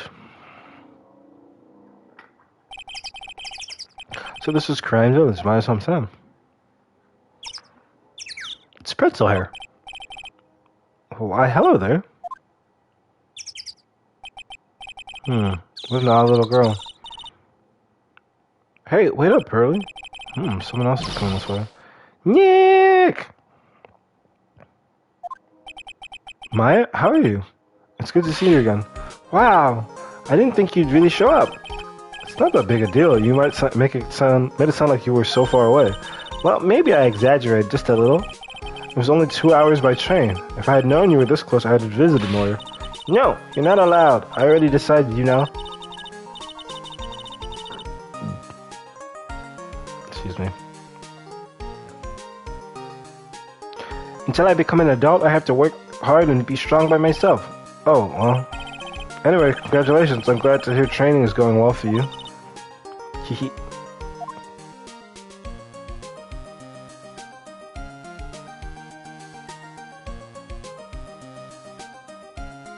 I always play this with the sound off. Okay. Looks like you finally became a full-fledged medium, taking on your first job. Yeah, I didn't think it would be this soon. But this case, do you know the messy story behind it? Behold, the power of the Maya Intelligence Network. Let's see, 14 people died because of malpractice on Dr. Gray's part, right? And to pin the blame on the nurse, he killed her in what appeared to be a car accident. Huh? So what is this Maya Intelligence Network, anyway? The tabloids? That's what I thought. I'm just pulling your leg, Nick. What really happened is the exact opposite. I heard all of it from Dr. Gray.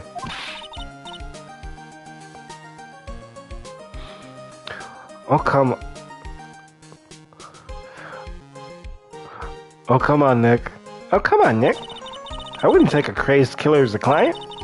That's too scary, even for me. Yeah, I guess so.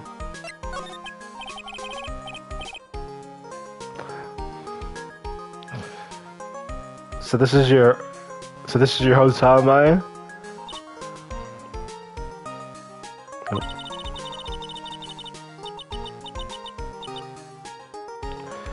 Crying Village, but I've heard people call this place Medium Valley too. Interesting. So everyone that lives here is a spirit medium? Pretty much. Most of my ancestors were too, I think. It's probably true since the Fae's ability to communicate with the dead is so strong. Can you communicate with your ancestors, or is there a limit? Actually, only the women of this village are mediums. So what do the men do? They usually work someplace outside the village. Oh yeah, I wanted to ask you about that girl I saw earlier. Do you know her? Oh, you mean Pearly? Pearly? Pearl Fae, she's my cousin. Isn't she adorable, just like yours truly? Cousin? Wait, that means she's also a... Yep, she's a medium too. Pearly's a real genius when it comes to channeling. I see. I hope I didn't scare her when I tried to talk to her earlier. Nah, it's not you. My aunt drilled it into her head that if a suspicious-looking person tries to talk to you, run away. I mean, that's good advice. Suspicious-looking? I mean, she doesn't know you. Well, you're not wearing training clothes for starters. Of course not. Pearly is my aunt's most valued treasure, so she's not allowed to go outside of town. Pearl's like, what, 5? Oh, she's 8. She doesn't know much about the outside world of Crying Village. Aunts. Pearly's mother is my aunt. Duh, come on, Nick. Well, Nick, I've got to get going. It's about time for the channeling to start. Huh? Oh, yeah. I'm doing the channeling in my house. So come on, and okay? After I'm done, we can grill up some juicy burgers. Alright, good luck, Maya. Thanks. Now, this seems like a silly question to ask, but do they get paid for the channeling? I'd assume so. Because otherwise, yeah.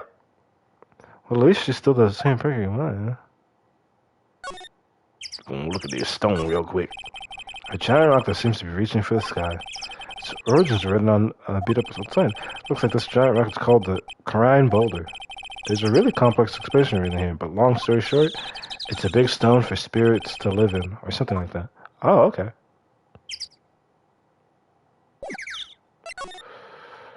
Let's go to the meditation room. Fae Manor. Ah, Mr. Red, I'm so glad you showed. Some nice weather we're having today, aren't you happy? No, not at all. That stupid weather girl made the wrong call again. It will rain cats and dogs today, she said with a straight face. I can't believe they allowed such misguided reports on the public airwaves. Looks like talking about the weather with this guy is just asking for punishment. But anyways, this is a splendid manor. No argument there. It's hard to believe that this is Maya's house, though. I was given a guide map to this building. Here, Mr. Red, I have a copy for you, too. Thanks. I think they call... I'd have to look it up, but when they say, like, just having a slight amount of hair, like that, because it would be so one way to describe it is a shock of white hair, just only a certain amount. Kind of reminds me of Blackjack, who's also a doctor. I was supposed to say he doesn't meet Phoenix at all, because it's a different series. It's a manga. It's a turret. What are you gonna do about once the nurse spirit has been called? Isn't it obvious? I'm gonna have her write a signed confession. A signed confession? Yes, a confession. Pay attention. I'll have her write this. 1 year ago, on May 2nd, 14 patients died due to my negligence.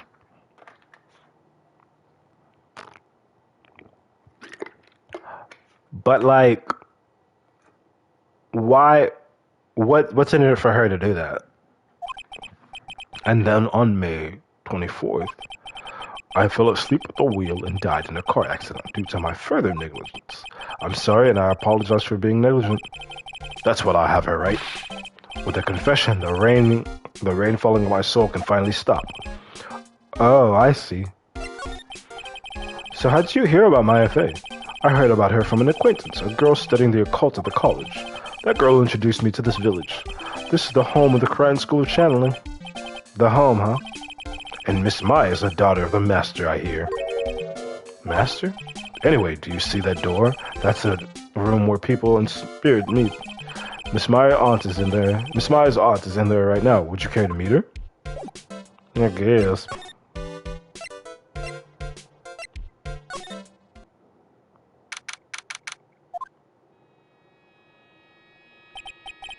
Wow, it's such a strange atmosphere in here. These flickering lights. I guess they're candles? Good sir, who might you be? My name is Finish Right. Oh, you must be that good sir. Good sir? Is she talking about me? You are a lawyer, are you not, good sir? I have heard much about you from Mystic Maya.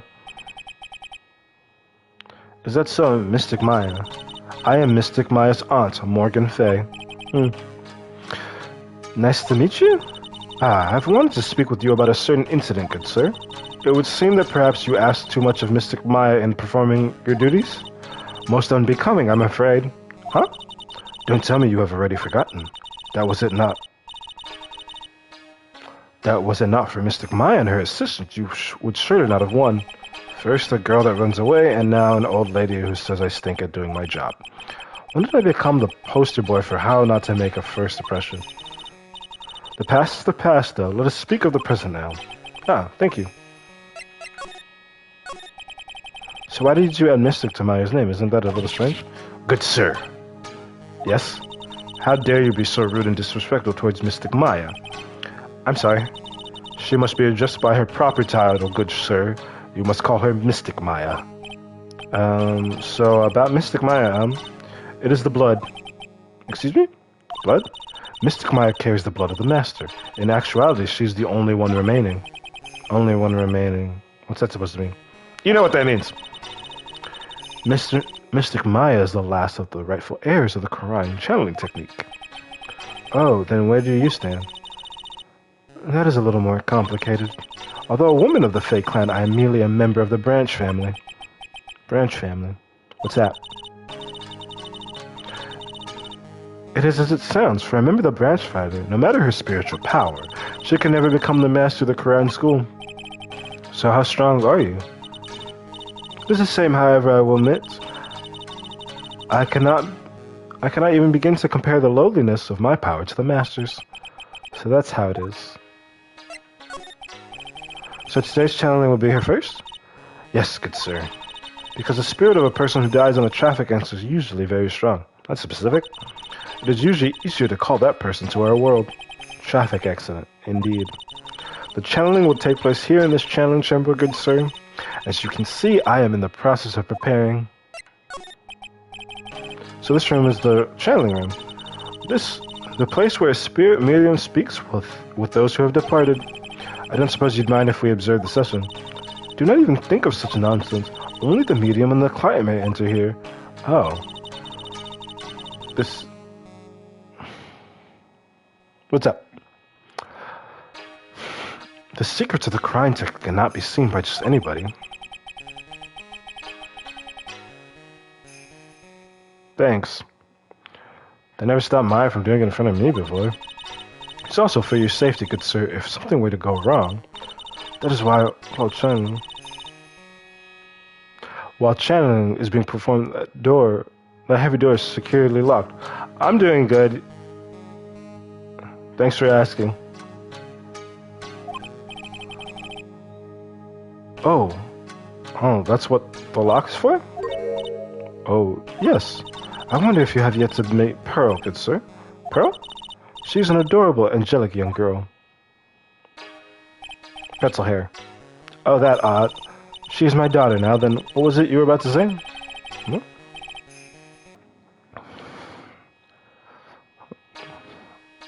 What a cute daughter you have. A pure heart that knows not of the evils in this world is a powerful thing, good sir. Please refrain from affiliating with her, I request. Oh, well, it's not like I had the chance to anyway. I must insist and stress that you not let it occur. Okay, I get it.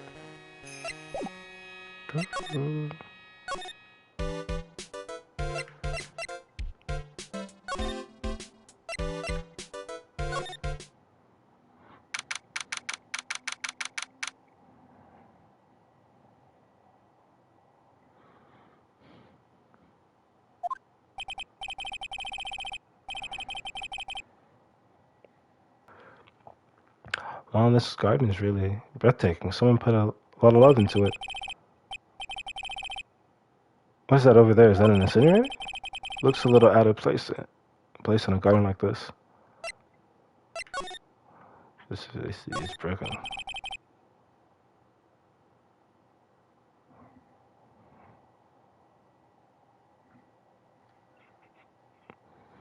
Okay. It's a really old iron. The ashes of a person long dead are inside. I mean, yeah, that's what you use irons for. It looks like something with a long history. Other than that, it's not very interesting, so time to move on. To small incinerator. I don't think garbage trucks come all the way out here. So I think villages like this, it's every family. You like cozy games or shooter games? I don't really know what counts as cozy games.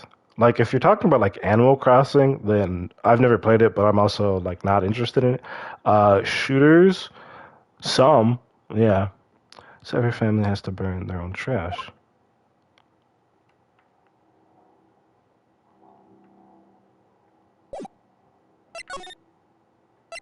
Side room.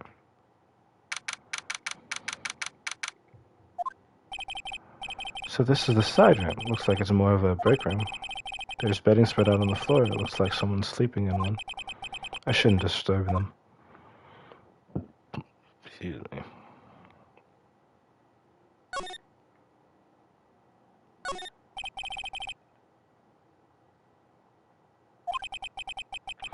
Crime visits are hard to channeling. What the? It's a souvenir? So does this mean it's easy to spot bears here and for them to spot you? There's bedding spread out. Is that someone sleeping in one? She's probably an exhausted medium taking a break and catch some Z's. If I wake her, she might be grumpy and throw a spell on me. It's probably a good idea to not disturb her sleep.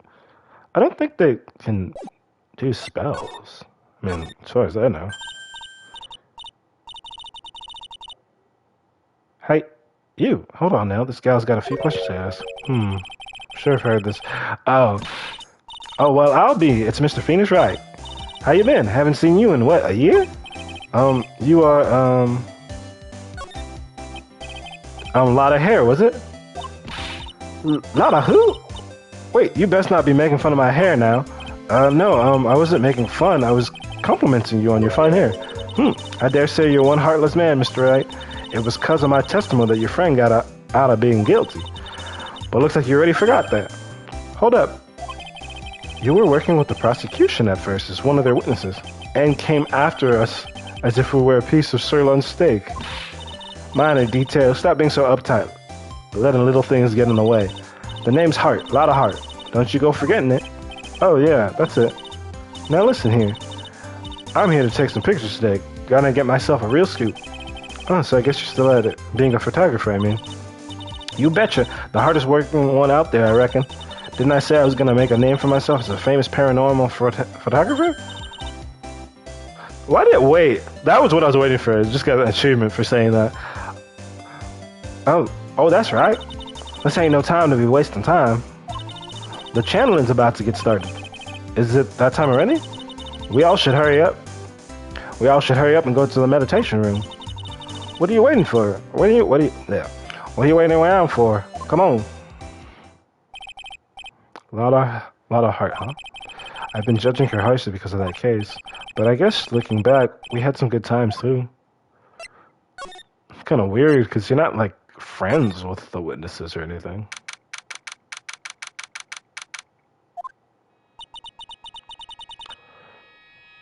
We will now begin the channeling.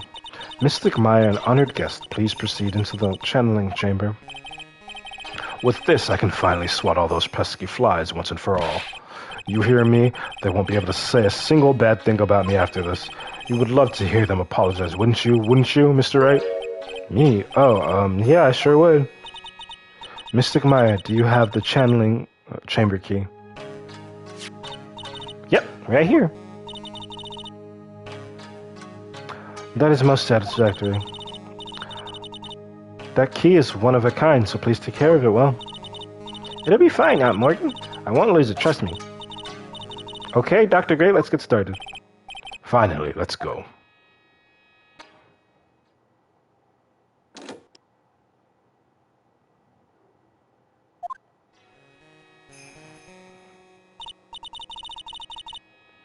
Now, let us wait patiently out here for now. Please have some lovely bitter green tea and jaw-dropping large strawberry desserts. Hold on now, Granny. Granny, how come we ain't allowed in that room? Dear madam, you have an impressive... Damn. Dear madam, you have an impressive grasp of English. From where did you learn it? What? I'm from the heart of the Heartland. Is that so? Then I humbly request that you return to this heart of the Heartland. What are you... This is Cryan Village. If you cannot follow our traditions and rules, we request that you leave. Sorry. Wow, she shut water up. Now that's impressive. Now then, let us wait.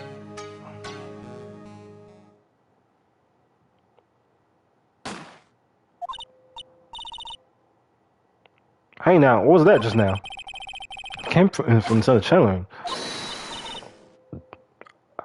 That's a gunshot. Excuse me. I heard that sound before. It's a gunshot. I bet my afro on it. Maya's in there.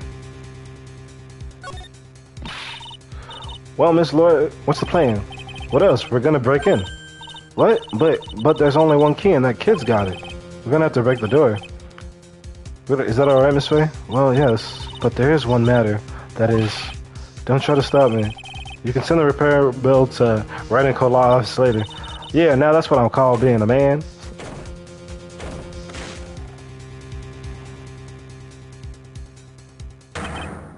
Dr. Gray. Click. I was murdered. Maya? That man murdered me. So I killed him. What? Click. Lord, at a time like this, times like this are perfect for snapping up shots. But anyway, what's going on here? This gal, is she Maya? Step away from there. Please leave this area to me. Go quickly and inform the police. But, hurry before there are more victims here. Hey, let's go, city boy. Let's leave us to the granny.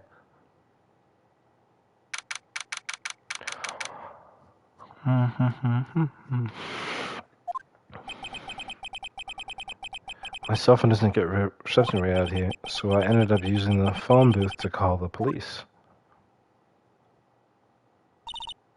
And they're on their way. That's good, Lordy. I saw a genuine mysterious phenomenon. She seems really on edge because of all this. Not that I blame her. I'm scared to death by what's going on. What you witness? Hey, hi, mister. That gal, Maya, she wasn't the one that pulled the trigger, was she? Oh, yeah. Lotta doesn't know that when Maya's channeling, her whole physical appearance changes. Then again, weren't there only the two of them in there? I reckon she must have done it then. But what do you know about Dr. Gray? Not much, but I did some digging. That's one gent with a bad reputation, really. I heard he's good at surgery and stuff, but his personality stinks like wet sheep. I sort of got the same impression myself. He's really controlling. As soon as his nurse or patients don't do what he says, he starts a hollering. Must have been real tough to work for him. Zerp.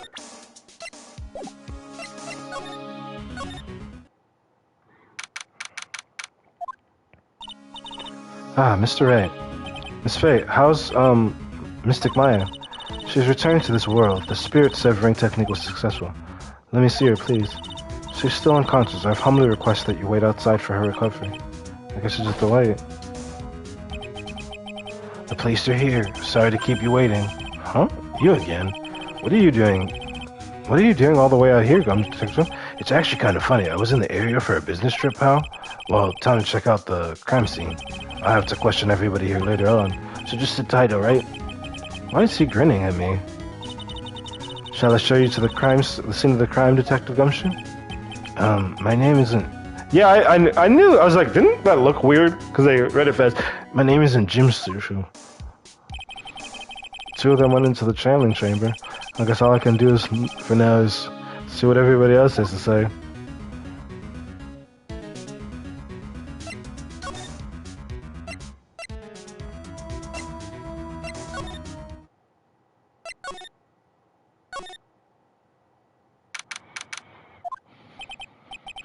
I'm pretty sure there was someone sleeping here earlier. Like, how can I help you? Huh. Oh, that is, like, so isn't it about time to start? Huh? Time to start what? You know, like the channeling. Channeling. Oh, no, actually the situation has kind of changed. Huh? Like, what do you mean? Please stay calm, but there's been a murder. So like, a murder is that thing where like one person kills another, right? No one can be that dumb. Yes, a person's killed another. Oh, that's, what are the words I'm looking for? It's like totally a bummer. Yeah, after all that effort, that's all she had to say? Oh, I'm sorry, I forgot to, like, introduce myself. My name is Eenie Meenie.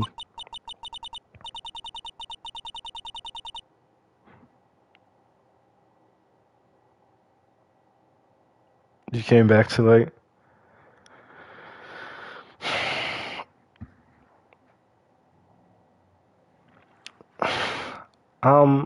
At the college, I'm researching and studying parapsychology. Parapsychology. Yup. That's right. I think people usually call it occult studies or something. You could, yeah, like supernatural phenomenon, ESP, and psychic powers, that sort of thing, stuff. I want to point out that the word supernatural is funny because it means something like not natural, but supernatural just really means really like if we're being literal, is really natural. So it should be the most normal. It's pretty out there. I'm Phoenix Wright, Attorney at Law.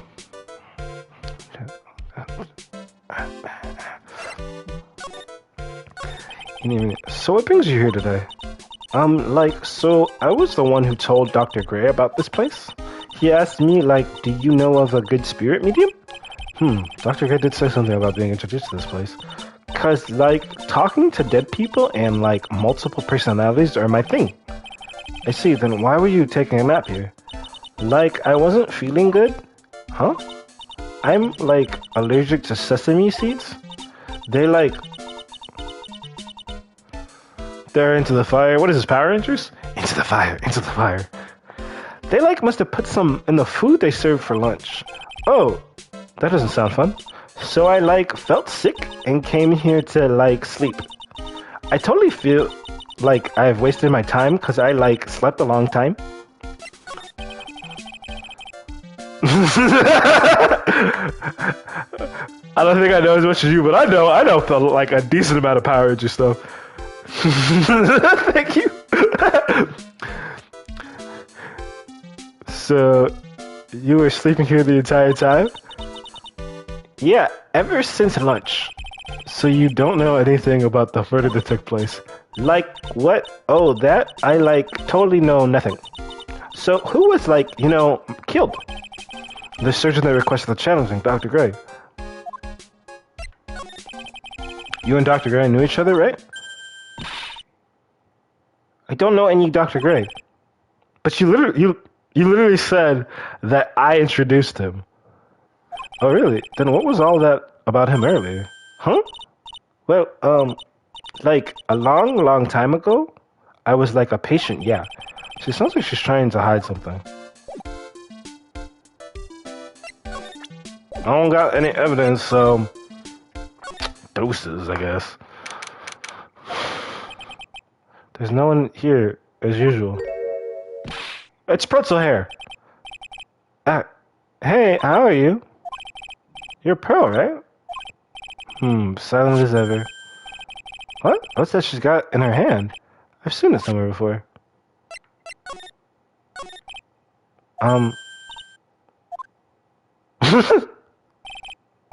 What is it? Is it my hair? Is it too spiky? Not spiky enough? Okay.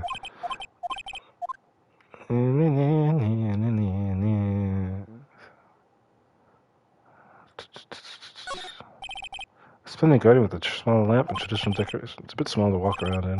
Although that incinerator piques my curiosity. I rather check the incinerator.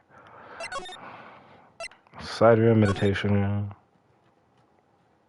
I guess, can I go in here? The police are busy running here and there. I don't see Maya anyway. Hey you, don't touch anything. Look, I really need to ask you some questions. Don't look at me like I'm some sort of uncaring jerk. Tell you what, pal, I'll let you ask me a few questions, alright?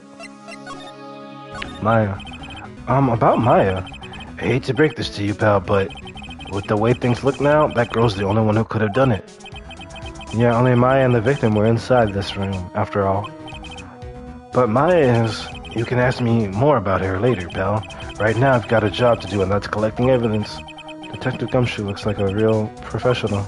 And yet, something about his expression still looks the same. Cause of death.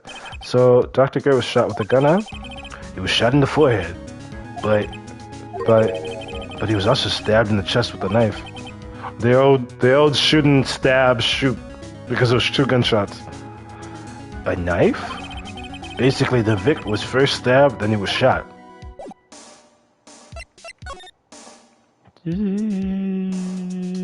Oh, sounds like me examine nothing. Interesting.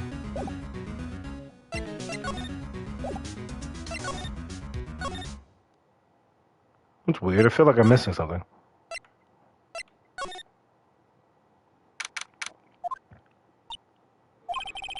She's probably scared out of her wits after having a murder take place right by her. Lotta? God, don't obey it all. Next. God, don't it'll... Oh, no. God, don't let it be me next. Don't scare me like that. What do you mean? You're the one scaring me. If I weren't so tough, you'd have another dead body on your hands. Mine.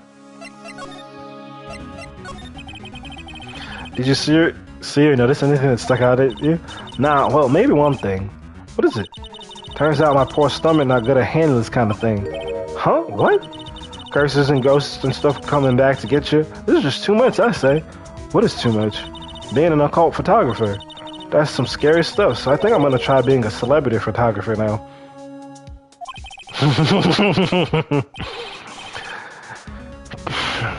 Going after photos more within your reach from now on? More glamour, less gore? What's up? Oh, yeah. What is it? I took some hot pictures earlier. Huh? Remember, I took some pictures of the murder scene inside. Heck, she did too, even. The seance murder. I sure like the ring of that. It'll be a sensational story. Lotta. Sorry, but my journalistic sense is burning inside me. Hate to cut around, but I'm heading back in. Gotta beat those cops at the scoop of the century.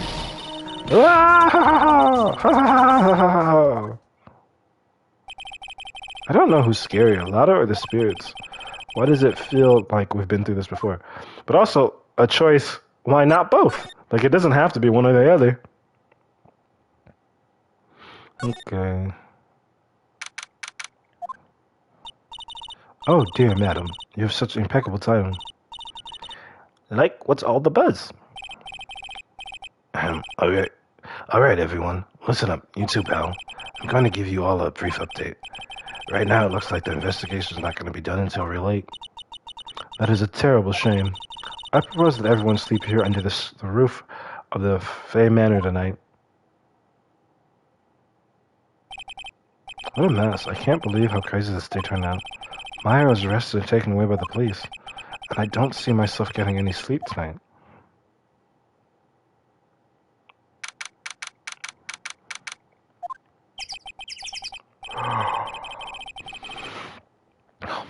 I guess I must have nodded off at some point. I hope Maya's okay. I should hurry and get to the detention center. ASSP. Nick! Maya, what am I going to do? I never imagined it would turn out like this. Calm down, Maya. Take deep breaths. Come to think of it, the first time I met her, it all started right here, in this detention center. Actually, no, you met her in the office. I finally got to see you again, and it's not your fault. You didn't do it. No, I did it. I killed that person. But that wasn't you.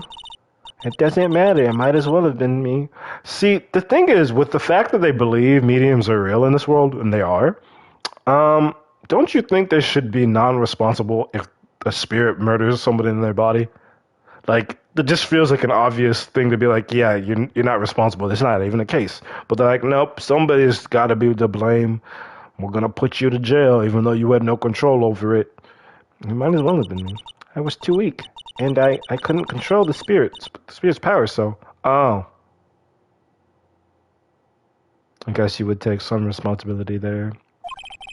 I don't want to bring up the case quite yet, but you don't have to be nice to me. I understand. Channeling. So you're the master of something of the Crying School of Channeling? Actually, my mother is for now. But since that title has passed from mother to daughter, I guess that'll be someday. But many people think channeling isn't real. That it's all just an act. You believe in us, don't you? How is that a question? He's literally seen Mia. Yeah, because I've seen it with my own eyes. When Maya's channeling a spirit, not only her voice, but her whole physical appearance changes.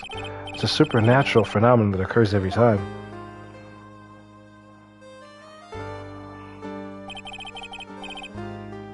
It happened this time, too. Dr. Gray said that he wanted to call the nurse, so... Maya's body must have taken on that nurse's appearance. What exactly happened in the channeling chamber? I went into the room with Dr. Gray, locked the door, and sat down across from him. Okay. We closed our eyes, and I began the channeling. This is sounding kind of creepy, like the beginning of a scary story. And that's the last thing I remember. What? After a spirit comes into my body, I lose myself, my consciousness. Then you don't remember a single thing? When I came to, I was being held in my aunt's arms. And there was blood. And there was blood all over my clothes. Oh, but I do remember having a dream. A dream? What kind of dream did you have while you were channeling? I can't remember it all that well, but I was dead and buried in the ground. I couldn't move and it was unbearable, really suffocating. It went something like that. I see. I have no idea what to say to that. There was a really familiar smell, too. Under the ground? Yeah, I can't quite place it, but I know I've smelled that same scent before. I guess this is all about the information I'm going to gather for today. I'll be back later, Maya. In the meantime, please make sure you prepare it, okay? Huh? It? What is it? The document requested me to be your attorney, of course. But, what's wrong? Are you sure? I mean, I'm guilty. I'm a murderer. No one's decided that yet. But I did. I killed that person with these 2 hands. That's enough, Maya. It's hopeless. Even if you defend me, you'll lose. I'm sure. Stop it. Help me. I want to live. Wait, I mean, I don't think you're that far in One Piece yet. Nick, help me. I'm scared. Don't worry. I will. When is the trial? It sounds like tomorrow. There's usually 0 prep time. Alright, I'm going now. Wait! This jewel. This is called a Magatama. It's a magical charm and it's always protected me. Give this to Pearly, and I'm sure she'll lend you her spiritual powers. I got to know.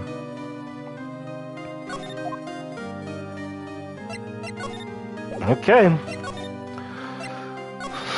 So, soon, the light's coming in. I see it. So, how much time do we have? I have to save mine no matter what. I'm actually just... wonder what happened in that room yesterday.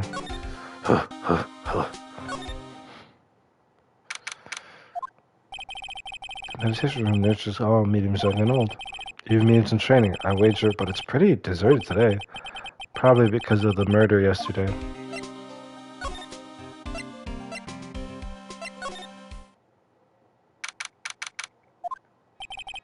Looks like Detective Gumption isn't here today. I should take this chance and thoroughly check this room. If I'm lucky, I might recover a clue or two. Oh, Mr. Wright. Good morning. I am on my way to go meet Mystic Maya, and I thought to bring her some items to make her feel more at home. Namely, tea so bitter you lose your tongue, and jaw-droppingly large strawberry dessert. What is up with that? Jaw-droppingly large strawberry desserts. I'm sure Maya will be very grateful. That's Mystic Maya, good sir. She's one scary lady. Oh. Dear sweet Mystic Maya. Pearl wept constantly for you last night, as did I. So, throw her in the fire too. What I was gonna ask is, how long do you think it takes her to do her hair?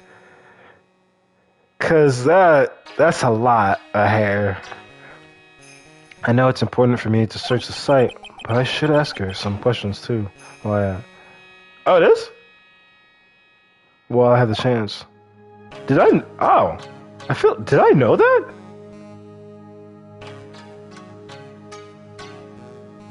I don't know. Huh. What happened? I would like to ask you a few questions about what happened. Do you mean that awful tragedy? That man murdered me. So I killed him.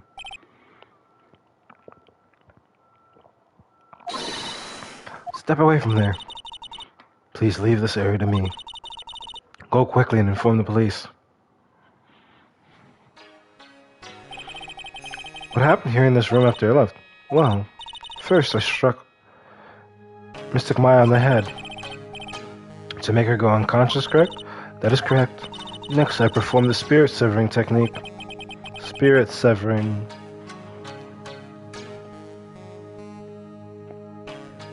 Spirit severing technique? The spirit of the nurse was inside of Mystic Maya's body. I used that technique to send the nurse's spirit back to the other world. I wonder if this kind of testimony is even admissible in court of law. By the way, what is this room exactly? What, you already know the channeling chamber. This room was created for the sole purpose of preventing such a tragedy as yesterday. What do you mean? Sometimes when an inexperienced medium calls an especially strong spirit, that spirit may become violent and revolt, as you witnessed yesterday. A revolt? But how?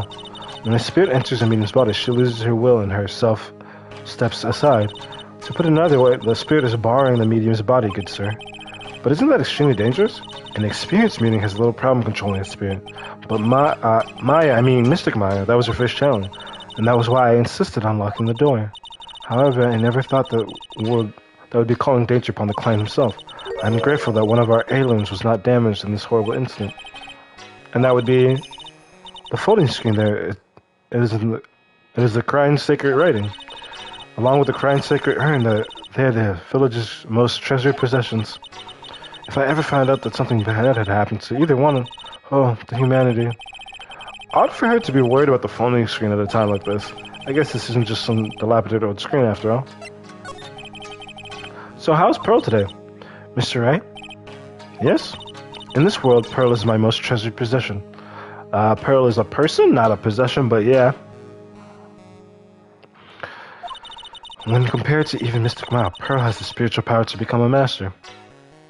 Interesting. That's very impressive. Until now, the women of the Branch family have thought themselves to be inferior. But Pearl is different.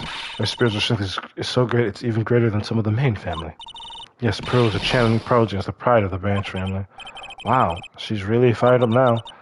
In any case, our world is so different from yours. Perhaps it is best for you to quit, good sir. Quit? Quit what? Anyways, channeling screen. It's a beautiful and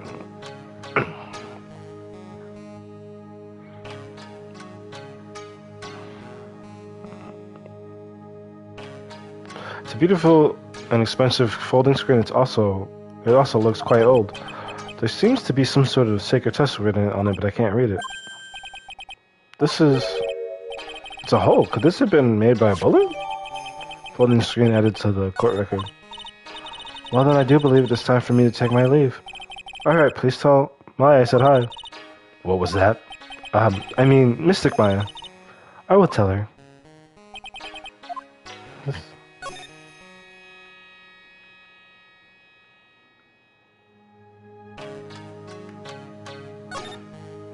Let's look at the blood. This is where the medium sits. I assume there are 4 panels on this flooring. The straw on the flooring feels a little damp, probably from the humidity in the air. No matter what I do, my eyes keep getting drawn to the pool of blood in the center here.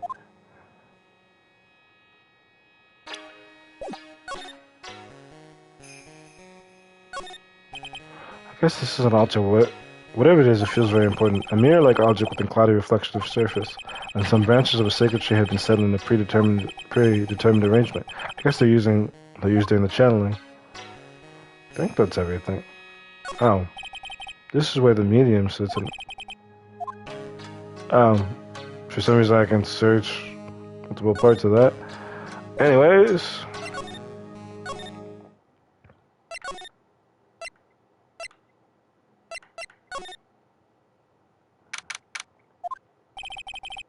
Little Pro isn't here today. Maybe she's at school?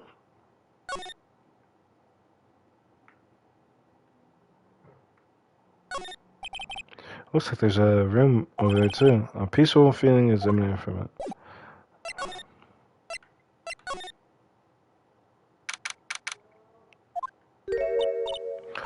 Oh, hey, like you're that guy from yesterday. The dentist guy?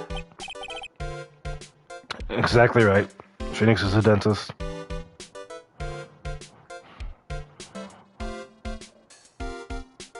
Right.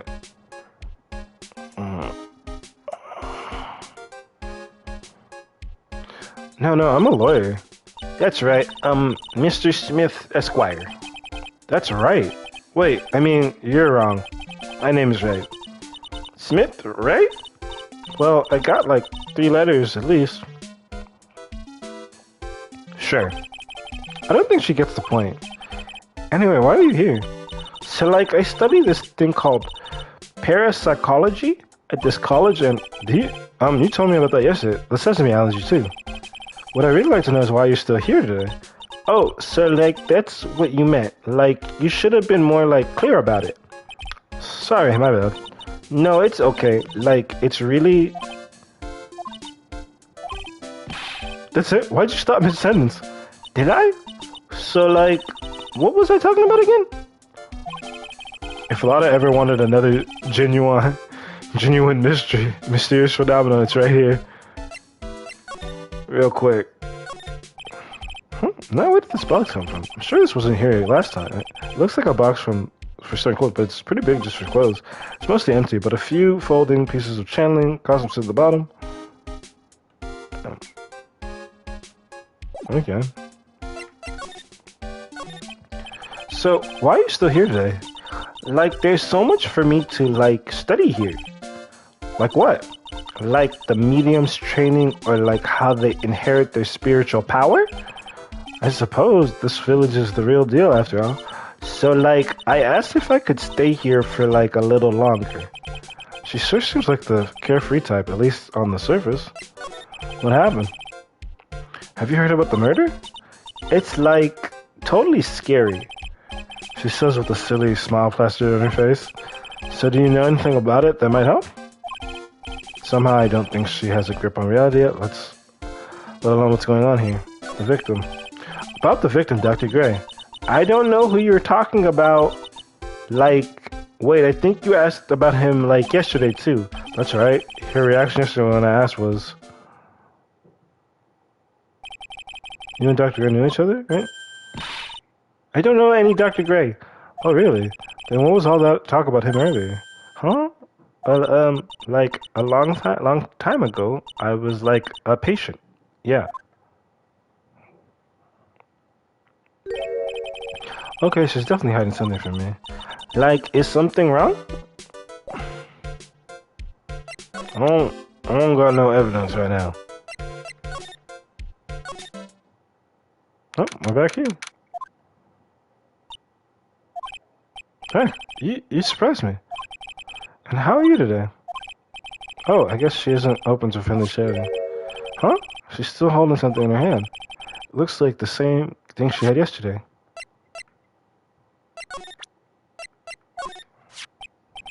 Oh yeah, Maya said to give this to you. Alright, I'm in trouble now. If Morgan's just like this, I'll be the next one that'll be channeling. That's Mystic Maya's. Huh? She actually spoke. Who are you? I'm Phoenix Wright. I worked with Maya. You worked with Mystic Maya. You're Mr. Nick, right? Excuse me? I bet I know who she picked Nick up from. I know who you are. You're Mystic Maya's special someone. What?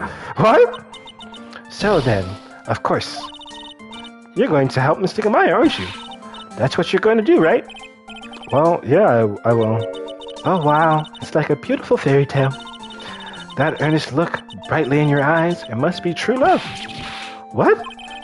Why am I being boiled into a red lobster by this look? I'm so jealous of Mystic Maya. You're 8. Ah, what a wonderful relationship. Wait, I mean, things aren't like that. Hee hee, I can tell you're a good person. Alright, Mr. Nick. I may be small, but I'm going to help you in any way I can. Okay. Pearl, are you friends with Maya? I feel very grateful to be friends with her. She's so great. I want to be like Mystic Maya when I grow up. I really look up to her. Wow, I had no idea Maya was so revered.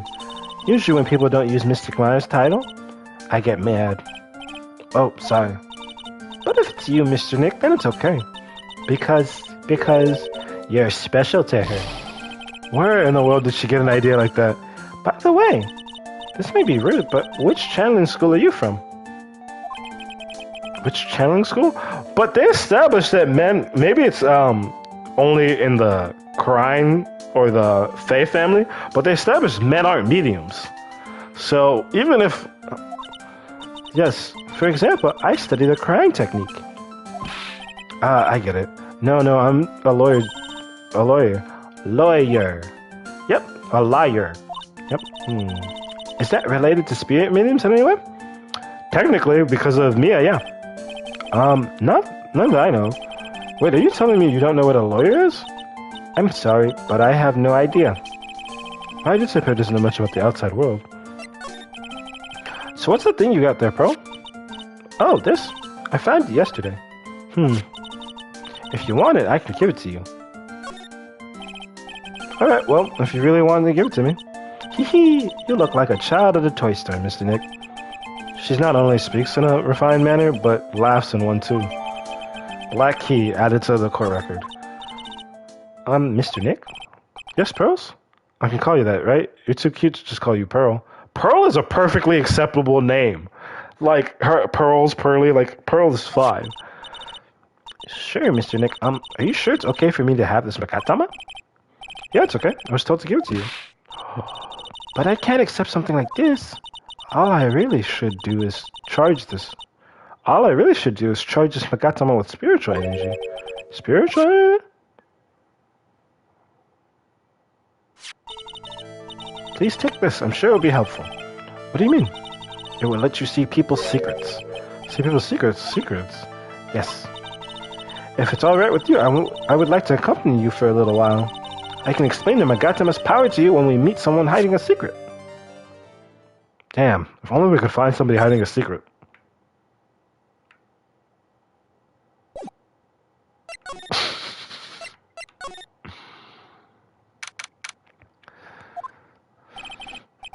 Hello again. We seem to be seeing a lot of each other today.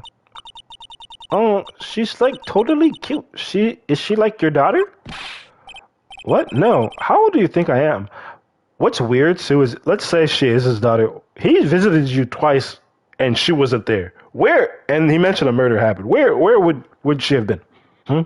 Does that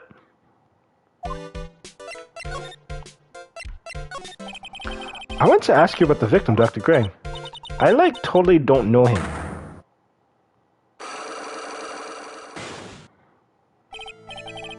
What is this? You can see it, can't you, Mr. Nick? You can see the lock on that person's heart. Huh? What? This is the power of the Magatama. Only you can see these Psylocks, Mr. Nick.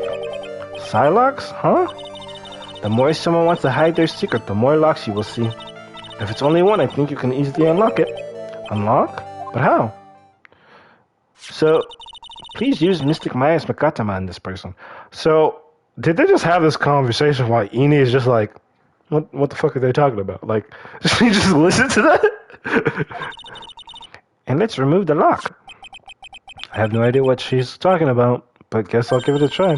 You must be careful though, Mr. Nick. If you make a mistake, it will hurt you. If you don't think you have the proof you need, you must have the courage to stop. Well, I've got to start somewhere. Let's give this Psylocke thing a try. Oh, I didn't realize it puts a lock symbol in there. So, let's see, do I present the Magatama? Oh, yeah, there we go. The victim. Oh. Meanie, I believe you do know who Dr. Gray is. I told you, like, how many times do I, like, have to repeat myself? If you're, like, so totally sure, then where's, like, your proof? While it may be possible that you never actually met Dr. Gray in person, I do believe you might have at least indirectly known of him. Like, what do you mean, like, indirectly? I should try to show the possibility exists for now. So something that shows a possible connection between Eni and Dr. Gray.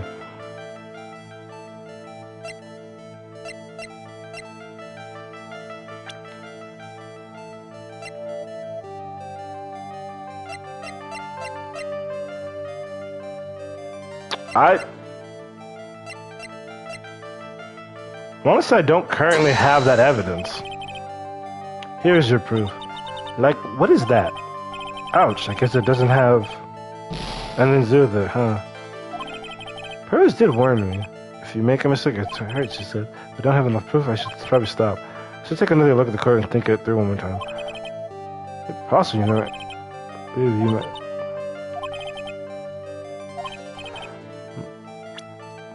I don't have any evidence that currently links them.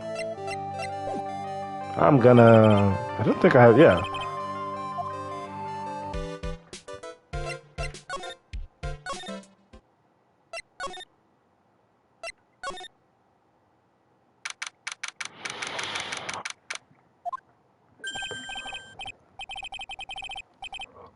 Hey, it's you, pal. So you're gonna be her lawyer, I bet? Yeah. Oh. I really feel bad for you, pal. Just this once, I wish I could be on your side. Detective Gumshoe. Yeah, but I shouldn't be saying that kind of stuff to you. Hey, you're a cute kid. I'm not scary, honest. Well, I never knew Gumshoe liked kids. Hey, I know. I'll show you something cool. How's this? It's a real genuine... Oh my god! It's a real genuine pistol. Detective Gumshoe, what are you doing? Show here something that just... Oh, sorry. Have you ever seen, and there's this funny scene in, is it Rango? Yeah, it was this, animated movie. It's Johnny Depp. But there's a scene in it where this kid looks at his gun, and it's like, there's a bullet in here. Nice guilt. What about Maya and the charges against her? I don't think you can win, pal. If you're talking about proof, we've got a few pieces. You've got proof? Yeah, pal. That puffy hair photographer is going to testify tomorrow. He must be talking about Lada. Actually, speaking of Lada, I took some hot pictures earlier. Huh? I remember I took some pictures at the murder scene inside. Lotta's hot pictures. I wonder what her camera captured. Besides, you must have realized by now, pal. There's no way anyone other than me, Maya Fey could have done it. What am I supposed to say to Pearls now? About Dr. Gray. Their victim wasn't super famous, but people still knew who he was. His face was all over those tabloid shows last year. Yeah, I know. I was looking through some newspapers from last year, and... Huh? I could have sworn I cut in an article, but I must have lost it. He's searching through his pockets, and boy are they big. Are those big? It looked really interesting, too. Hey, do you have a copy, pal? A copy of that article? I think Dr. Gray might have brought a copy to the office when he came by. Oh. About Maya's trial tomorrow. I've got 2 pieces of news for you, pal. 2? Yeah, bad news and even worse news. So which do you want to hear first? I don't really care. It doesn't change the fact that I'm not going to like it. Alright, pal. Well, the prosecutor for the trial is Prosecutor Von Karma. What? Von Karma? Manfred Von Karma. He was an awe-inspiring veteran prosecutor. He never lost a case in the 40 years of his career, and he raised a fearsome disciple. The horrible aftertaste, the evil he force-fed me, is something I'll never forget. Wait a second. But didn't Von Karma stand trial, and that's where the other piece of bad news comes in. The Von Karma you're facing tomorrow is actually his successor. Successor? So, who's the sister to Von Karma? Literally, pal, it's Prosecutor Von Karma's kid. His kid became a prosecutor real young, like 13, and hasn't lost a trial since. That's what they call a prodigy, pal. Kid. Well, wait a second. 13? The kid became a prosecutor at the age of 13? I mean, a prodigy like that, I would have heard something about. Oh, no. The kid was born and raised in Germany, pal. That country's got a lot of stuff, and it's a great place to develop a person's talent. Germany, huh? That's probably why I've never heard of this person. Still, all it takes is someone mentioning the name Von Karma. And I get terrible flashbacks to that case. Literally, the way they do stuff is like, hey, we know you know, but we don't want to spoil it in case you don't know. Stop it. Get a grip on yourself, Phoenix. None of that matters anymore, now that he's gone.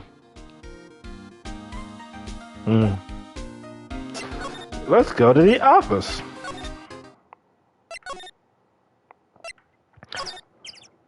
It's funny because it's like, hey, do you want to take a 2-hour train ride back to the office, then a 2-hour train ride back to the village? It feels like I've been gone forever, but it's only been 1 day. Oh, that's right. Where's that newspaper Dr. Gray brought the other day? Oh, it didn't even let me look. I was going to make a joke. Here it is, right on top of my desk. Okay, this is the only thing left behind that's going to be of any help.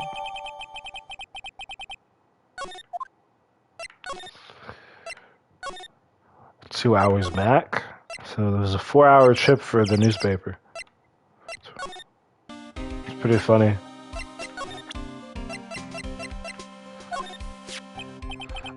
Detective Gray brought this over to my office the other day. And, hey, it's that news story. The one about the malpractice suit. 14 patients died and it caused a huge stink. Yeah, but that's not all. Pal, things are only got worse after that. You mean the car accident the nurse died in? Oh, here we go. I brought my own clipping with me today. Here, pal, this is for you. Alright, thanks. Mimi, Miney, nurse girl died after his flying slip through. Aha! That's the name sounds familiar.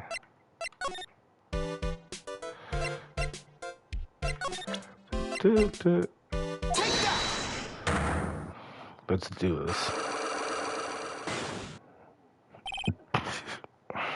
Excuse me. I wonder if I presented the evidence that proves the Psylocke, could that skip the me having to present the Gazama, or is the evidence always have to be presented when I present the Gazama? Eeny, meeny. I believe you know who Dr. Gray is. I told you, how many times do I, have to repeat myself? If you're, like, so totally sure, then where's, like, your proof? Well, maybe possibly you never actually met Dr. Gray in person. I do believe you might have at least indirectly known of him. Like, what do you mean, like, indirectly? I should try to show the possibility exists further now. So something that shows a possible connection between Enya and Dr. Gray is this. Take a look at this newspaper clipping. Like, what is it? A story about an accident. Please read the victim's name. Mimi Miney. Miney is a pretty rare last name, wouldn't you say?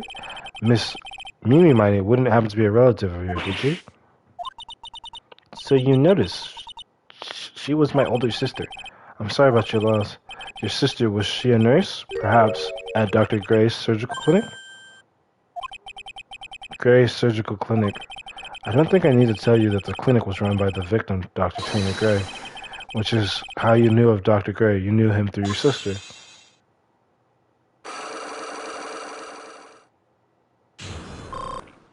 Ooh, and it heals. Oh, so that's the damage for the unlock attempts. Please tell me all you know about Dr. Gray.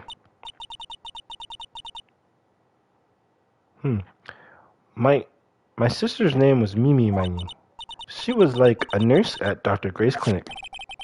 That's what I thought. I heard that, like, Dr. Gray was really tough on people, like a total slave driver. My sis was, like, always coming home totally wiped out because she was overworked. Wiped out? So is that why she fell asleep at the wheel? That guy, like, drove my sister so hard. So, like, that's why the accident happened. The one where 14 patients died from malpractice. Yeah, like, I think that was the doctor's fault, too. My sister was pushed by, like, everyone's expectations and, like, her duties and stuff. And that pushed her to her death. Oh, I'm sorry. So, like, are we done? I've, like, already told my story to, like, everyone. Do you understand now, Mr. Nick? This is how a Psylocke works. Well, I don't plan to pry into people's hearts unless I absolutely need to. The lock this time was pretty easy, but you might meet people who aren't as willing to give in later on. If you don't have enough proof, be careful and know when to stop trying.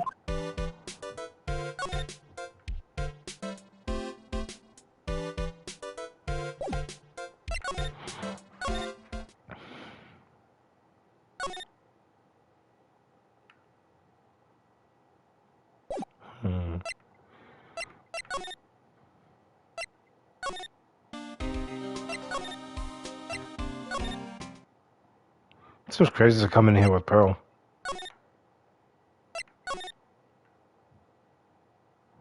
Oh, you know, there's some empty space behind the folding screen. A lot of the cannons can't reach back here. So it's completely dark. Hope no one is hiding back there. Funny. I guess other than going to the...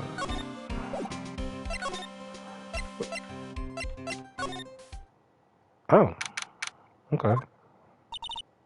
Mr. Nick. What's wrong? I have never left Crine Village. Oh, so she didn't make sense. So Pearl didn't come along when we went back to the office. Really? Wow, that's pretty amazing. You're going to meet with Mystic Maya, aren't you? Please tell her I said hi. Hey, wait. She ran off again. Well, I know Enya's secret now, but I still don't have any idea how I'm going to save Maya. I don't even know if I should go in there with a smile or a straight face. How about a straight smile?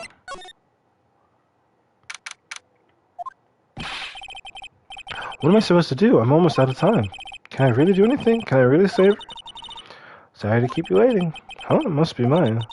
It's been a long time, hasn't it, Phoenix? That voice. Mia. Even without me being here, it looks like you've learned to stand on your own.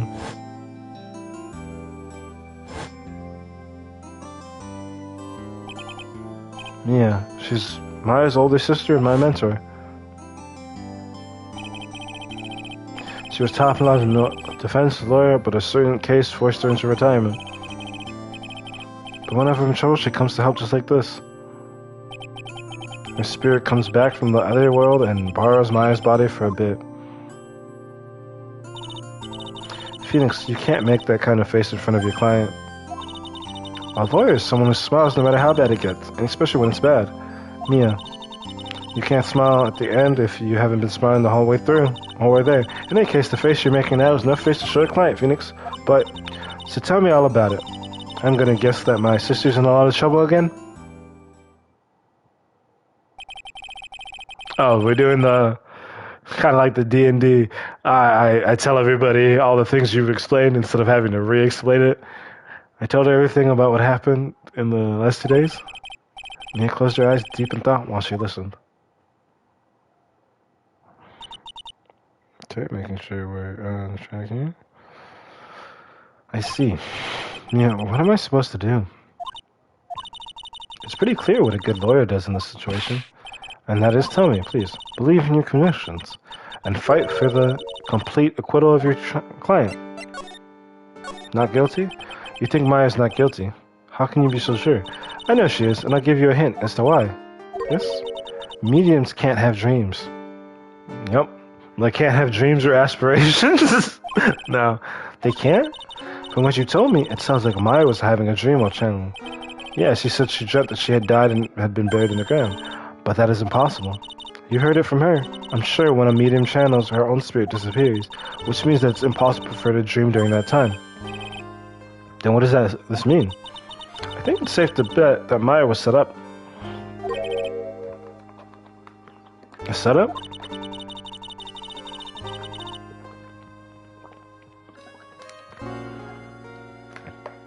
It's up to you to blow the lid on this case tomorrow and show how she was set up. How am I supposed to prove her innocent when I have nothing to go on? If you're looking for a clue, it's already in your hands. Is it? It sounds, Phoenix, you already hold the key. Really? Come on, show me the key to this case. The key, huh? Alright, I'll show it to her, the key I hold.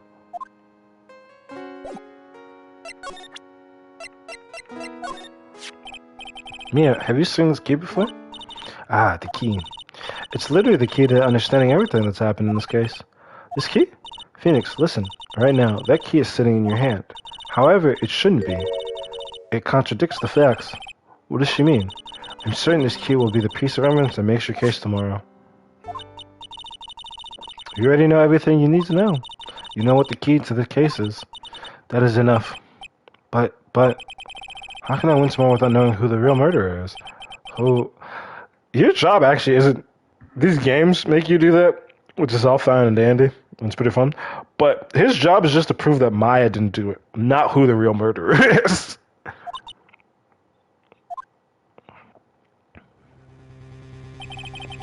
I didn't know it at the time, but this day was going to end with a turn for the surprising.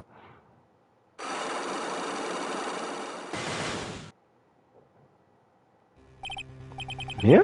What? What's wrong? That's right, only I can see the Psylocks. Which means Mia must know something about the real murderer. But there's to be something that she would hide under lock and key from even me. What in the world is going on? She killed them! No. No.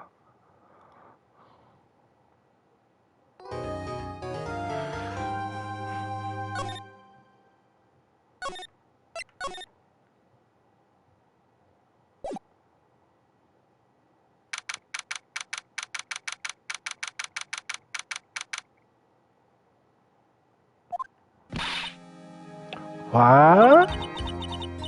Prosecutor Von Karma? You mean... No, I heard it's his successor this time. Successor? Manfred Von Karma was a real sinister man. He pulled all sorts of nasty tricks, also he could win. He was a man obsessed with the word perfection.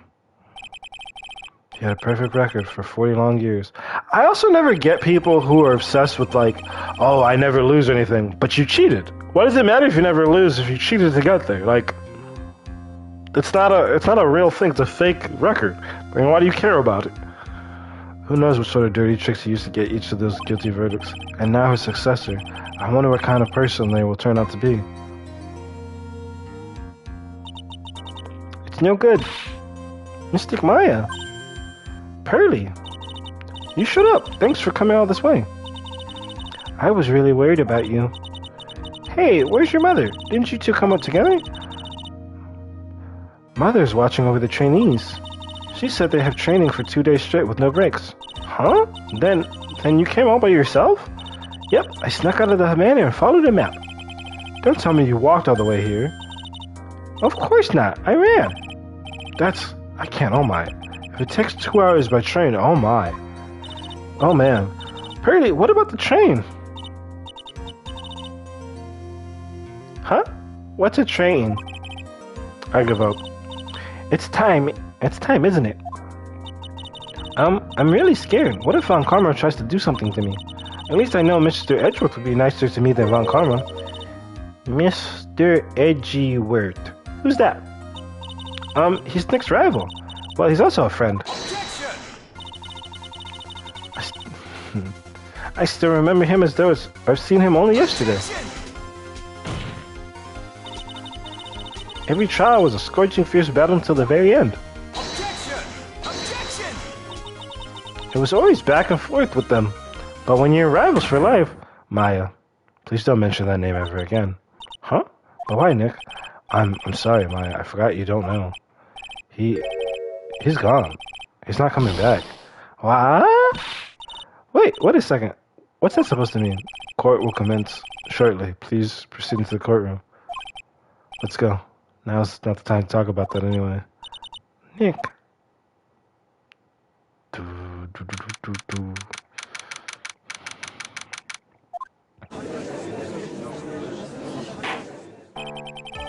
Court is now in session for the trial of Maya Fey. Are the prosecution and the defense prepared? Oh, she does the same. What's with this kid? Mr. Wright, are you prepared? Huh? Yes, Your Honor. Why does he always seem mad at me? Mr. Phoenix Wright. You must be a little shocked because I'm a woman, correct? Hold on, so she's the famous prosecutor Von Karma? I'm Francesca Von Karma, the prodigy. I see. I gave up a promising career in Germany and came to this country for one sole reason. Revenge. Revenge? Is this about her father, Mr. Von Karma? If it's something of a personal nature, I'm sure you can... Oh, I'm talking.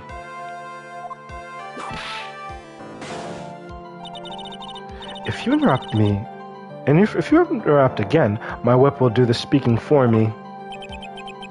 Please speak with your mouth like a normal person. I beg of you. Yeah. Make no mistake, I will defeat you. Prepare to go down, Mr. Phoenix Wright. Prosecutor Von Karma, your opening statement, please. Those of Von Karma blood have only one fate, and that is perfection. The defendant, Maya Fey, will find no escape from her guilt on my watch.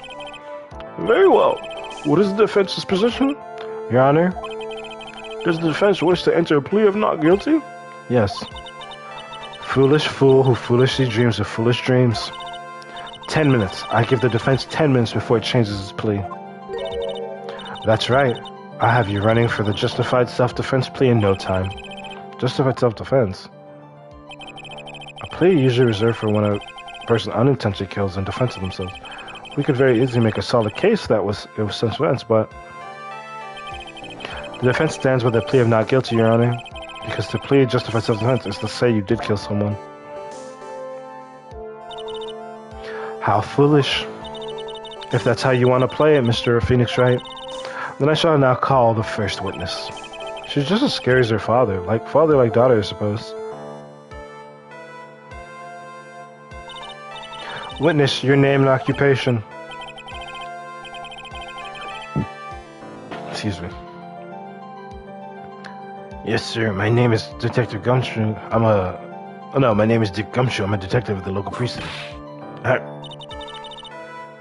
Get to the point already. Explain to the court the details of this murder. Yes, sir. If everyone would please look at this map. The channeling chamber has no windows and the door was locked shut. At the time of the murder, only the victim and the defendant were in the room. What were they doing in there? They were channeling a spirit, sir? Channeling a spirit. That's quite the look of disbelief there, Your Honor. Anyway, a few minutes after the channeling started, gunshots were heard coming from inside the room, sir. A few of the witnesses broke the door and rushed into the room. And that's when they found the victim was already dead, correct?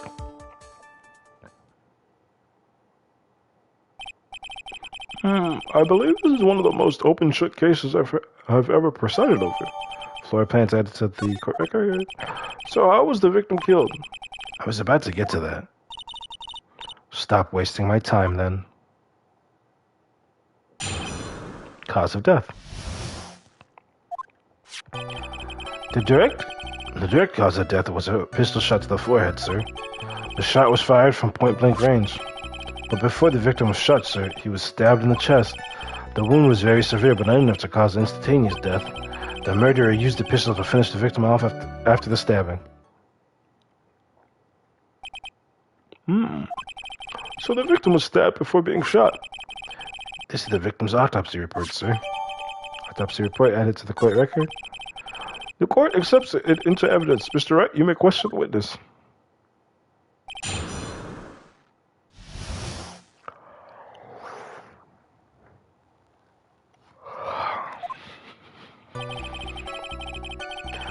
The direct cause of death was a pistol shot to the forehead, sir. The shot was fired from point-blank range. But before the victim was shot, he was stabbed in the front. I feel like the point-blank range thing is the thing, because... Stabbed, and what was... And what was he stabbed with? A fruit knife? I see. And whose knife was it? It looks like it belongs to the face, sir. And of course, my face fingerprints are all over it. All over it, huh? This does not look good. Ha ha ha. What will you do now, Mr. Phoenix Wright? The wound was very severe, but not enough to cause instantaneous death. How severe was the wound? If it had been half an inch more to the right, it would have hit the victim's heart. After a stab like that, it's impossible to fight back, let alone stand. This testimony makes it sound like Ma had stabbed him with the intent to kill. The murderer used the pistol to finish the victim off after the stabbing. Are you sure he was stabbed first, then shot? Yep, sure as can be. One look at the wounds and you come to the same conclusion, too, pal. A fool is a fool who will only listen to the foolish opinions of other fools. A pistol shot to the forehead at point blank is certainly enough to kill instantly. Does it matter then which was first? It does. Think a little more before you open that big mouth of yours, Mr. Phoenix Wright. What a pain. Everything sounds out of place so far. I should try to learn more about the murder weapons for now. Pistol shot to the forehead. The murder weapon detected gumshoe. Whose pistol was it? It was the victim's. The victim? Now, why would he have... Why would he have a pistol? Who cares? The point that you're missing is whose fingerprints are on that pistol. If you're not already paying attention to that, then I suggest you start. Fingerprints? There were fingerprints? Along with the victim's prints. The defendant's Maya face were also on the grip, sir.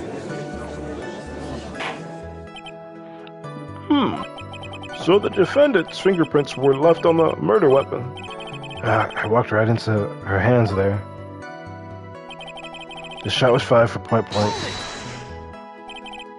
Point blank, huh? So about how far is that? It's anywhere between 12 to 20 inches away. And how do you know he was shot at point blank? Mr. Phoenix Wright, I grow tired of the foolery of the foolish fools of this foolish country. Excuse me? Gunpowder burn. Gunpowder burn? When someone is shot from point blank, a burn area is left around the bullet hole. Gunpowder exploding is what makes a bullet fire, and that gets real hot, pal. And there were definitely some gunpowder burns left on the victim's forehead. Wow, never knew that. Live and learn, I guess. That's enough. We have clearly established how the victim was murdered. I brought the 2 murder weapons with me today. Very well, the court accepts them into evidence. Excuse me.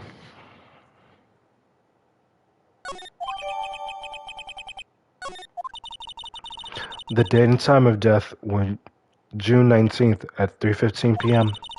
Eyewitness claims to have heard 2 gunshots at this time. And 2 murder weapons, both with the defendant's fingerprints on them, huh? This does seem like an open and shut case. Naturally. This is going from bad to worse. As if the summary just now wasn't oversimplifying things to the extreme. Your Honor, feel free to slam that little gavel of yours. After all, there's no room left for doubt, is there? That is quite true, Mr. Wright. Yes? Even in the face of all this, do you still wish to plead not guilty? It's the opinion of this court that if you do not adjust your plea, you stand to lose. See, just as I promised, Mr. Phoenix Wright, you would change your plea in less than 10 minutes. What will you do, Mr. Wright? Will you change to justified self-defense? Because now would be the time to do so. This is your final chance. This is a huge decision. I better think this through all the way. Oh, I was pressed X immediately. If we plead justified self-defense, we would basically be confessing the murder.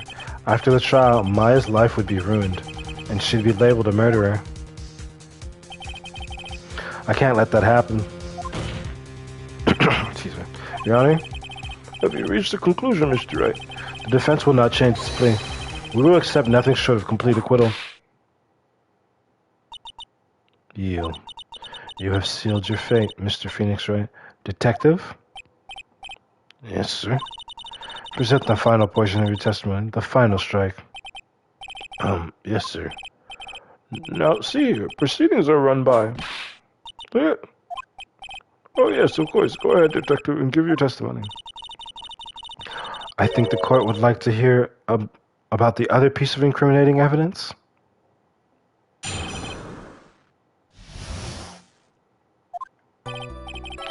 Sorry, pal, but there's an even more incriminating piece of evidence. This is the costume the defendant was wearing at the time of the crime. Uniform. As you can see, it's covered in blood. The defendant attacked and killed a person who, without a doubt, was not fighting back. So this costume, there certainly is evidence of a back spray on this. Oh. This piece directly links Maya to the crime, sir. I see. The court accepts this into evidence. Maya's costume added to the... Why is it called costume? Alright, Mr. Phoenix. Mr. Wright?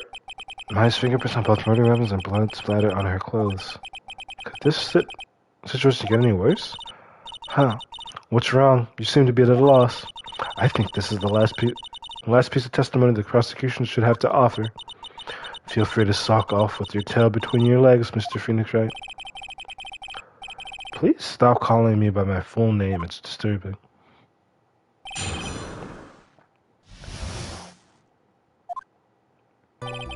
Sorry, pal, but there's an even more incriminating piece of evidence. This is the costume the defendant was wearing at the time of the crime. As you can see, it's covered in blood.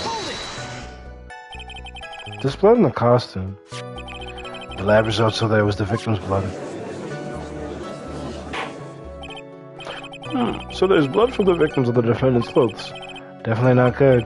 So were there any other clues you could glean from this piece of evidence? Well...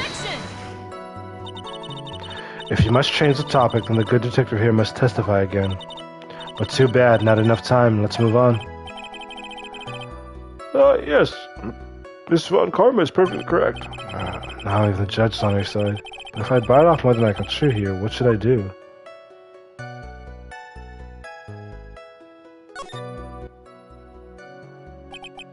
Why is Miss Von Karma suddenly putting up resistance?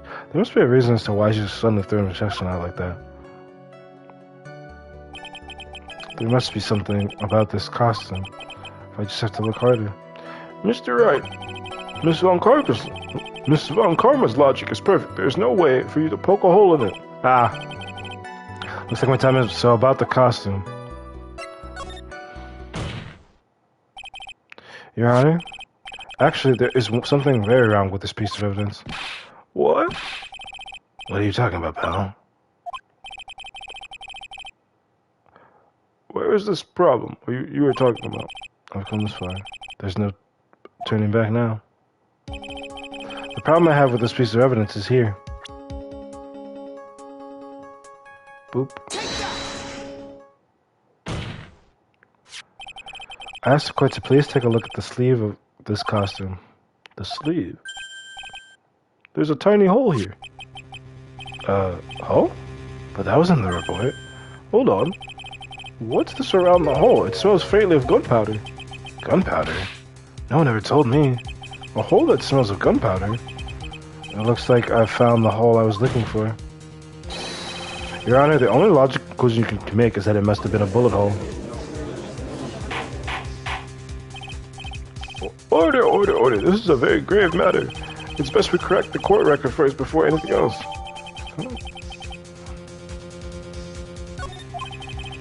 Sorry about that. I guess we messed up, sir. Is she actually smiling? What is she hiding?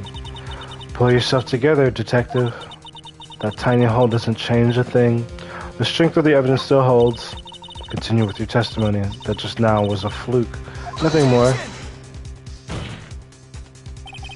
How can you say something like that? This is a huge oversight. Well, I agree it is a mistake on the part of the police. What Prosecutor von Karma has said is true. The evidence still stands. If you do not find a more definitive problem with the evidence, then... Detective Gumshoe, please continue with your testimony. Yes, sir.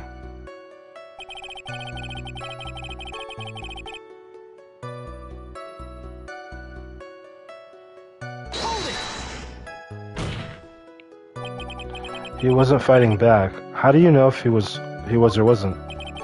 We could find no evidence that the victim put up any struggle. So did the murderer have a fight with the victim or not? Depending on the circumstances around this murder changed drastically. Let me make trouble. If only I had something to prove the victim did fight. Von Karma, she thinks she can decide the verdict with this testimony alone. Well, I'll find a critical contradiction somehow, then I'll have her. Objection!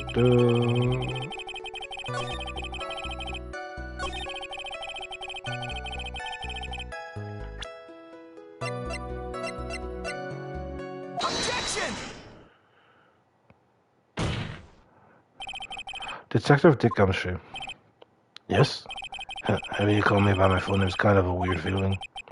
You said that my client killed a person who, without a doubt, was not fighting back. Yeah, I did. Then how, may I ask, is the bullet hole you police overlook supposed... Then what, may I ask, is the bullet hole you police overlook supposed to mean? What does it mean? I'll tell you what it means. It means that the victim had fired off a shot. Is that what it means to not fight back? You're right. Seems you are correct.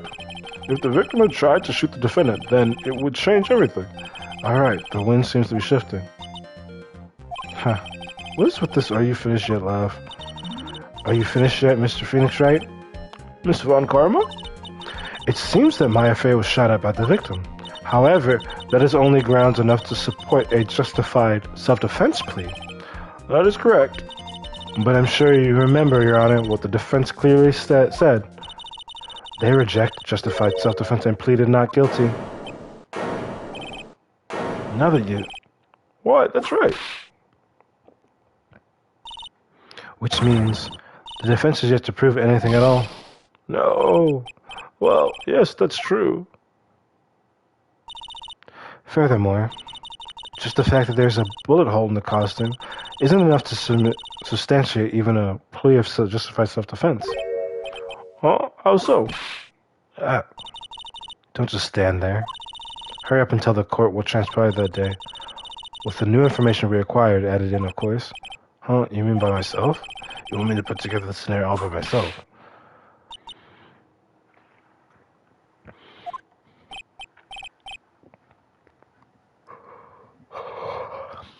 Yes, sir. Right away, sir.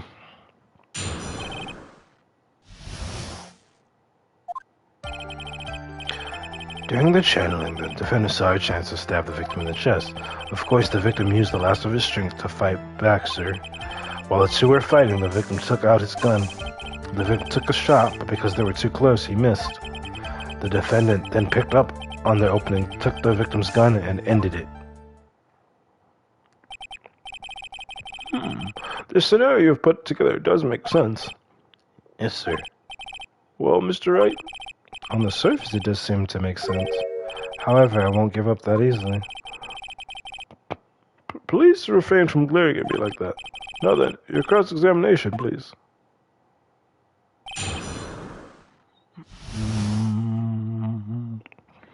What transpired? During the channeling, the defendant saw a chance to stab the victim in the chest.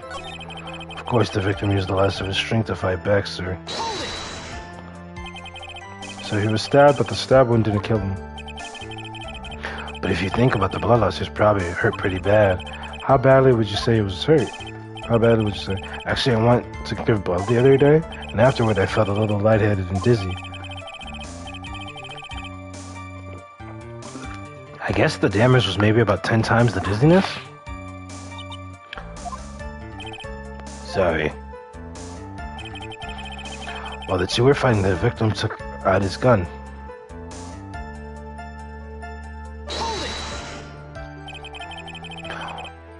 Where in the world did the pistol come from? It looks like the victim, Dr. Gray, had specifically bought it for that day. But a handgun? He got it off the black market about 2 days before the murder. Why did Dr. Gray bring a gun? Was he taking precautions to get something?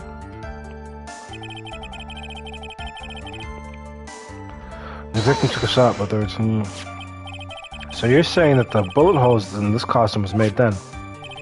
Sorry, pal, but yeah, that's what I'm saying. The two of them were already fighting when a shot was fired. Maya, I'm really glad you weren't hurt.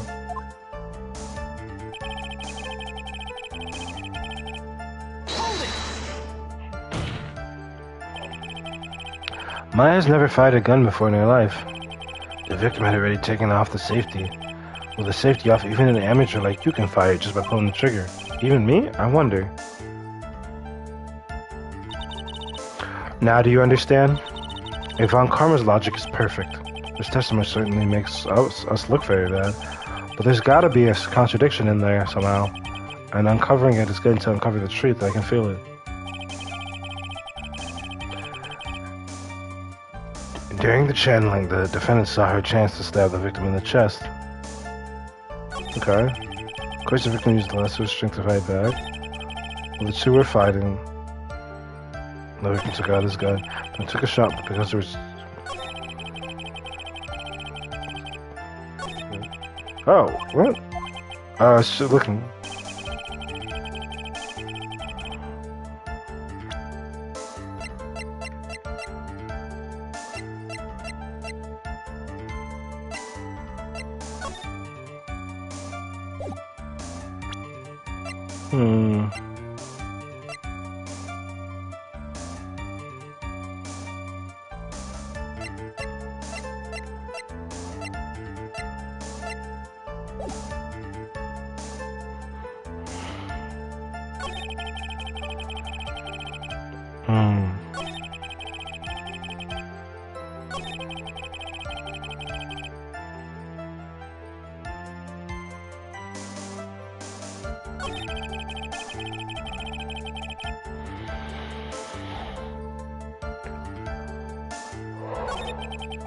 How did I keep getting to the end without realizing I got to the end of that? Because it's 5 things. During the channeling, the defendant saw a chance to stab the victim in the chest. Of course, the victim used the last of his strength to fight back, sir. While the two were fighting, the victim took out his gun. The victim took a shot, but because it was too close, he missed. The defendant then picked up and then took on the opening, then took the victim's gun and ended it. I pressed everything, right?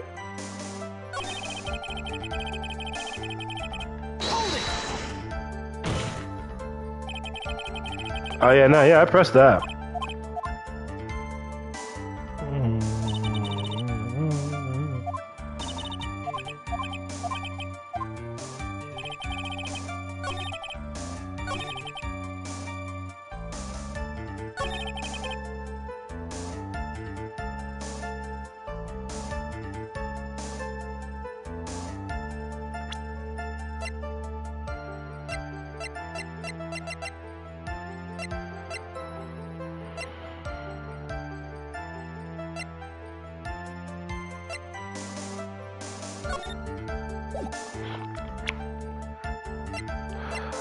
So in moments like these, I'm not entirely sure which point the victim took a shot, but because they were too close, he missed. And then the defendant then picked up on the opening, took the victims, and ended it. I don't really have evidence about the struggle.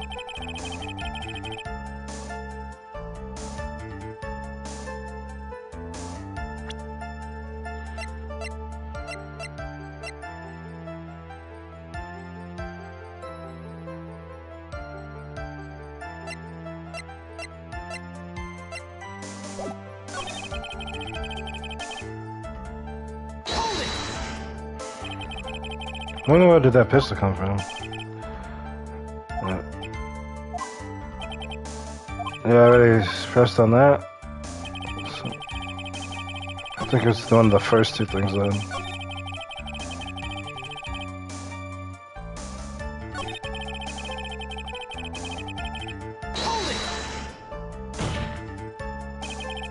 There's quite a difference in height between Dr. Gray and the defendant.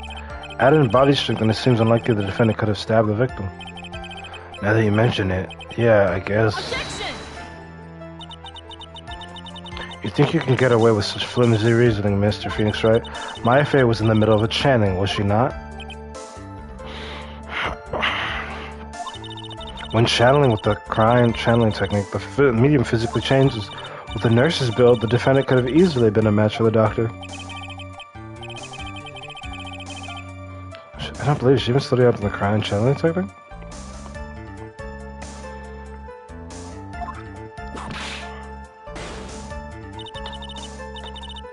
Like I said before, I am perfect.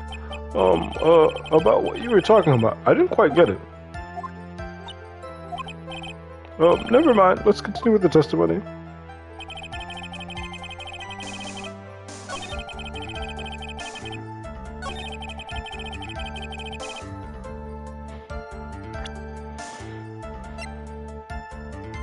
Objection!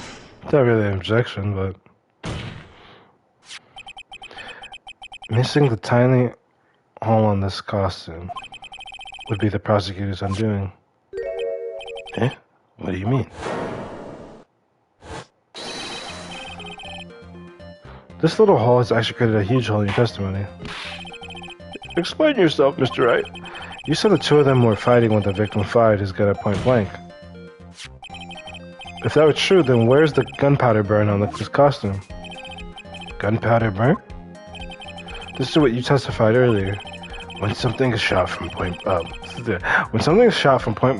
a burn area is left around the bullet.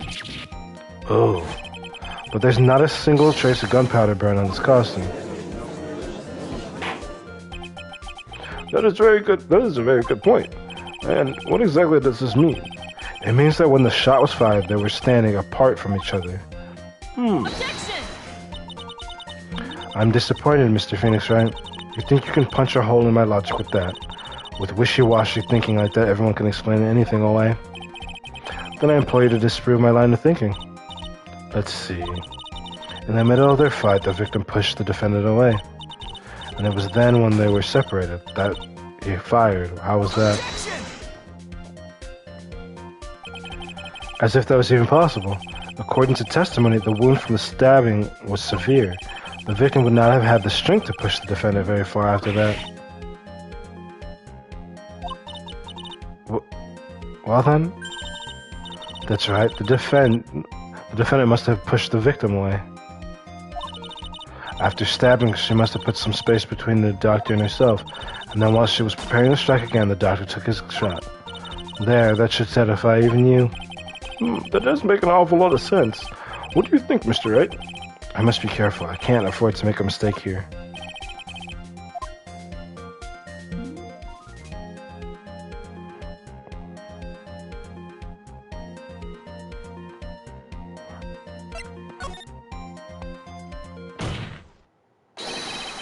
There's a fatal flaw in her argument, Your Honor.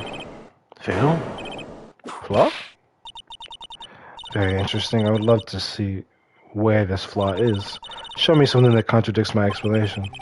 There has to be a stack in her explanation somewhere. Excuse me. She put some distance between them before rushing to make the final blow. And when she was about to strike, the doctor took a shot. There must be a piece of evidence that contradicts that line of thinking.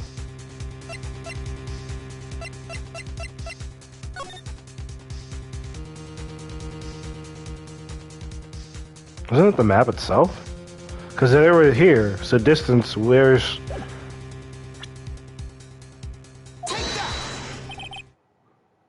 Take a look at this. Why are you showing this to me, pal? Prosecutor Von Karman's explanation on this piece of evidence. Do not contradict. Huh? Looks like you need to use your brain a little more, pal. Huh? I think it looks like my gum show up here for some reason. Come on, hurry up and get that thinking cap on.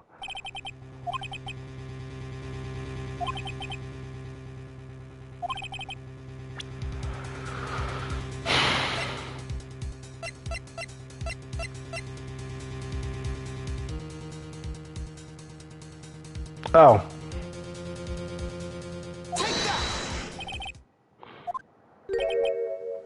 Wait, what?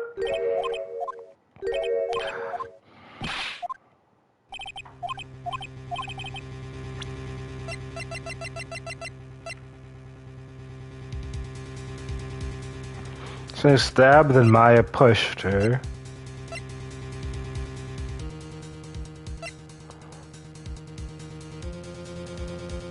I showed this already. I did this already, right?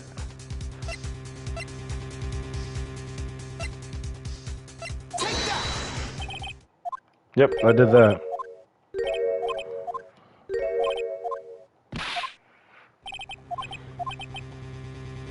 And when she was about to strike, the doctor took a shot.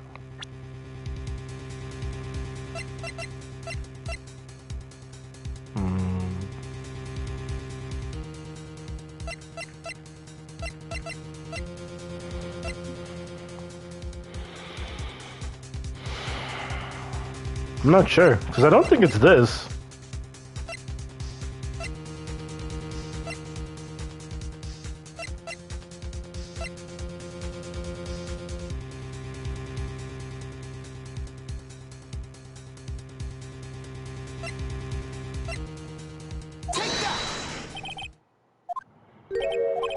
Wait, what? Okay, so now I'm confused. Something that shows that she put some distance between them before rushing to make the final blow. I already showed that they were point blank, and that didn't work. This is for something else, I think. Oh, I was literally like, this is for later. What is this, a folding screen? I would like to point the court's attention to the hole in the folding screen. Oh. It looks like you already know what I'm talking about. Who? Where? What? Mr. Wright, your explanation, please. Are these two really that clueless? The bullet went through the defendant's sleeve first, then the folding screen. It passed through at a height of approximately 8 inches off the ground, which means when the shot was fired, the defendant, was not getting ready to strike, but was squatting low to the ground. Okay. Order. This changes everything. Please look at this diagram of the crime scene. The victim, Dr. Gray, was here when he fired the shot, and the bullet hit this folding screen. It hit at this location, 8 inches off the ground. At the time, the defendant was in this area. Shouldn't she have been about here? No.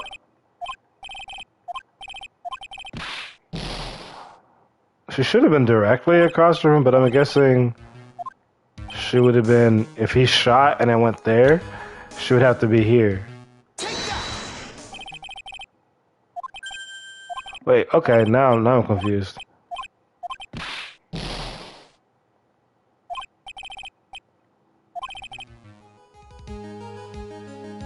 Can I see something? They say that these have powder burns or no?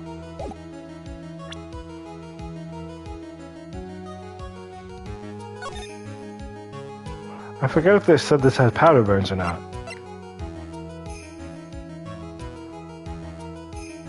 Oh, they said where the powder burns.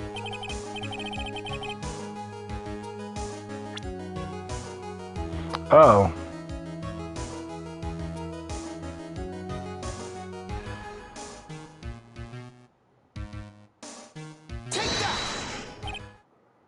Oh.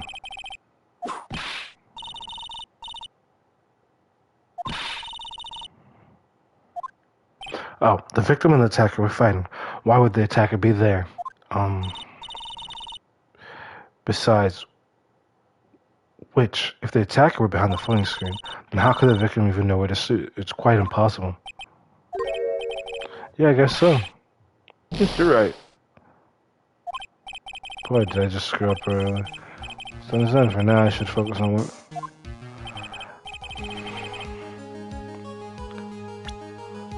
I put here, and it said wrong. Does it mean closer? Was it wrong because I didn't put closer? What the... Okay, what? What?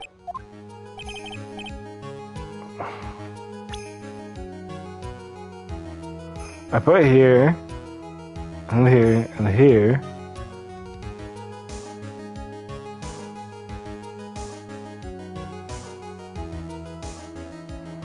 This is where the bullet is. This is where he is. Okay. At some point I should save.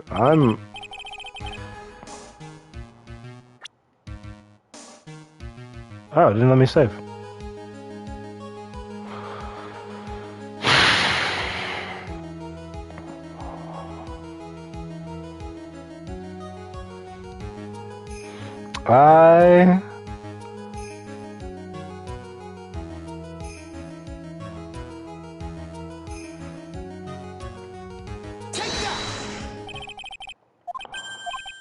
Yeah, okay. What is...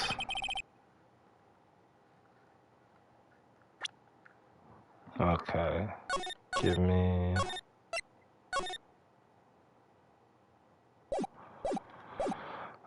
Off the top of my head...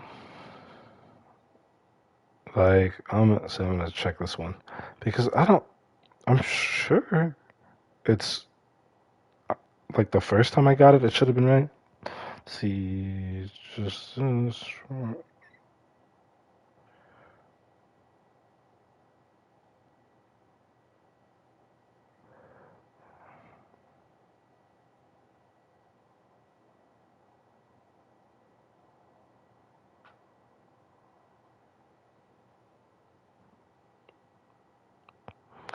That was a option. I had... Okay.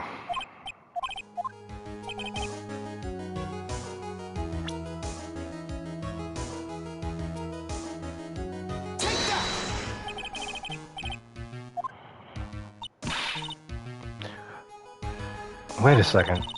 We know the defendant was close to the ground based on the height of the bullet. But how could you gauge the distance from that? Isn't it possible that the defendant was standing much closer to the victim? That's impossible. But why? You of all people should know the answer to that question, Miss Von Karma. If she was shot from somewhere closer, there would be gunpowder burns present. However, there's nothing of the sort around the bullet hole of this costume. Curse you, Mr. Phoenix Wright. You... I believe it has now been proven that the defendant was standing a ways from the victim when she was shot at. But do you think this has changed the defense situations? Honestly, Your Honor, this changes everything. The prosecutor has claimed the defendant was aiming to kill by stabbing. If that were true, delivering the final strike with the knife would be ideal. However, where and when was the defendant doing all this? Squatting all the way by the folding screen. Where? Exactly. If Maifei was the real murderer, why would she be by the folding screen instead of preparing to strike? Upon further consideration, it does make very little sense. Yeah, I figured there had to be a good reason. Figuring things out, proving the logic behind everything's your job. Oof. Alright, with this, the rest of the trial should be in the blast radius of disaster. You are such a smart man, Mr. Phoenix, right? To think that you've been able to take a completely hopeless case to this point. Now I know why Papa... It's so weird. Now I know why Papa had a tough time with you. You amuse me.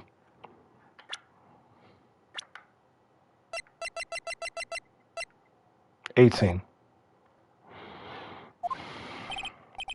Because her calling her dad Papa's. But I guess some people do that.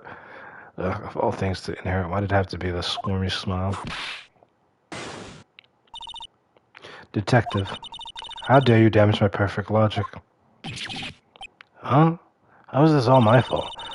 You can start repairing your standing by first removing that 3-strand goatee.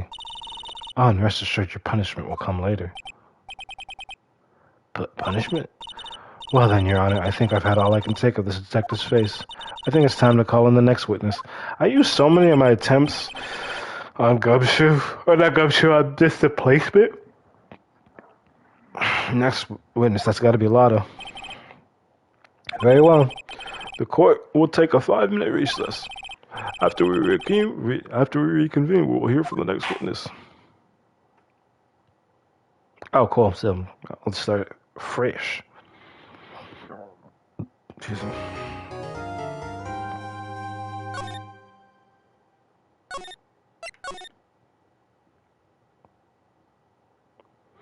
Part 2 of 2. Yeah, it's set up differently in the saves. That was a close one. I know you were giving it your all to defend me, but I could feel the death penalty hanging in the air. I felt like I was pretty close to dying myself. But you were wonderful out there. You listened carefully, made theories, and tricked everyone into believing you. Thanks? Wait, tricked? That must be the lawyer's secret technique, right? By the way, is the next witness who I think it is? Yeah, I'm pretty sure it's Lotta Hart. Oh, guess there's no escaping her, huh? Remember, Nick, you promised you'd save me. If you lose me and my sister's ghost will come after you and haunt you. Your sister? Oh. Are you talking about Mystic Mia? Yeah, do you remember her, Purdy? My sister was a super good lawyer. She was also Nick's teacher. Oh, I didn't know that. She seems concerned, like, this changes things.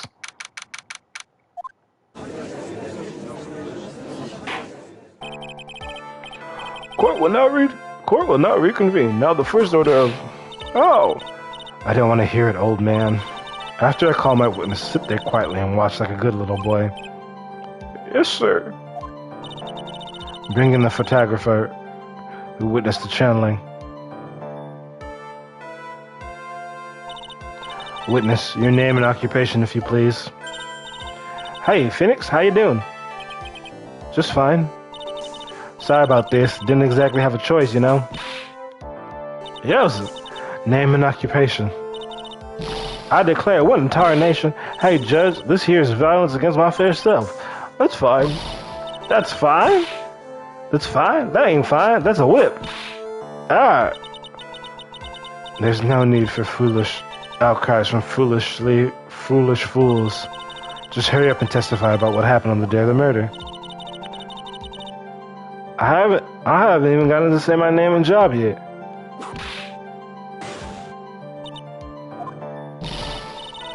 The name's Lotta Hart, paranormal photographer, and I'm here to testify. No, let's all be one big happy family, okay? Witness's account. Only the doc and the defendant went into the channeling chamber. We were waiting outside the door, and then bang, we heard this gunshot. Mr. Lawyer there broke the door down, and we rushed into the room. Inside was the dead victim, and the defendant waving a pistol around. I swear, other than those two, there was no one else in the room. And did you take a picture of the scene right after the murder took place? Reckon, course. Excuse me? Reckon on course. A chauffeur, you reckon? Of course I did. Ah. Does it look like I care? Just hurry up and show your pictures in the court. The moment of truth. What will be in that picture? Let's see here. This here's the picture.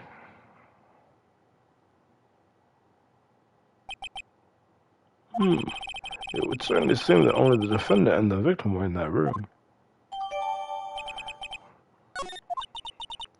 Are you ready, Mr. Wright?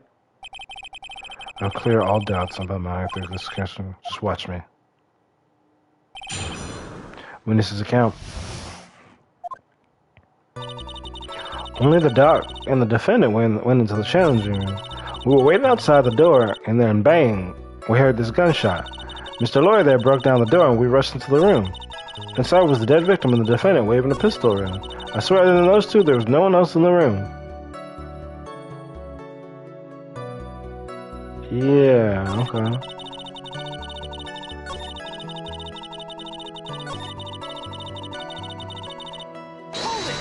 There's 2 gunshots. Oh, I didn't start over with my attempts.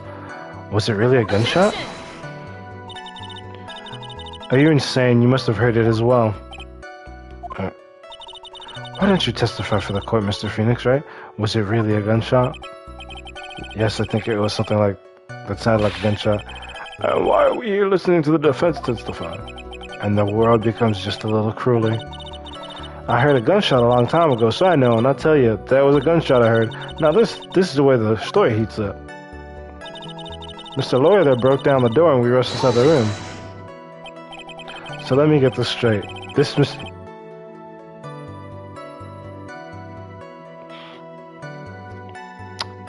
What are you doing, Phoenix? So let me get this straight. This is Mr. Lawyer there broke the door down. Honestly, Mr. Phoenix, right? Why don't you tell us what happened then?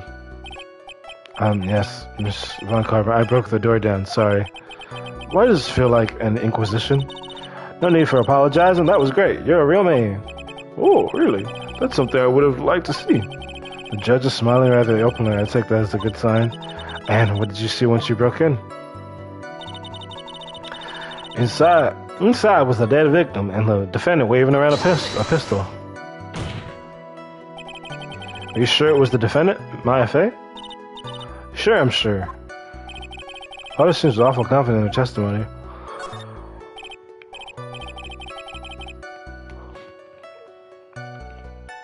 Lada, please think back to that day once more. One more time. What you getting at? Remember what you said when we broke into the room?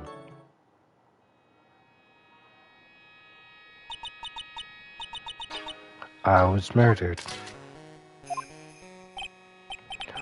Lada, at a time like this?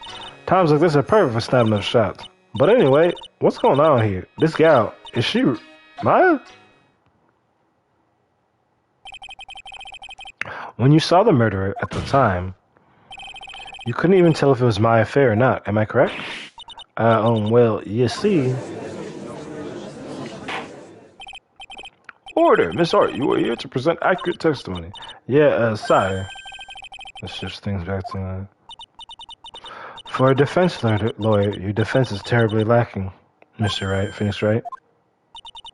Witness, think back to when those two entered the channeling chamber. When they entered? One of those people that entered the chamber was Maya Fey, correct? Yeah, that's right. Yeah, it was my that went in. It looks like we're coming to a collective conclusion. The person in this picture is most certainly Maya Fey. Exactly. Rats, and I'm trapped like one. Again. I swear, other than those two, there was no one else in the room. Are you absolutely certain of that? Sure I am, but that old witch chased us out of the room, so... Old witch? Does she mean Morgan Fey? But there was no one else in there, and you know it. The chan chamber was very dark, almost pitch black. Was there really no one else in there? What about...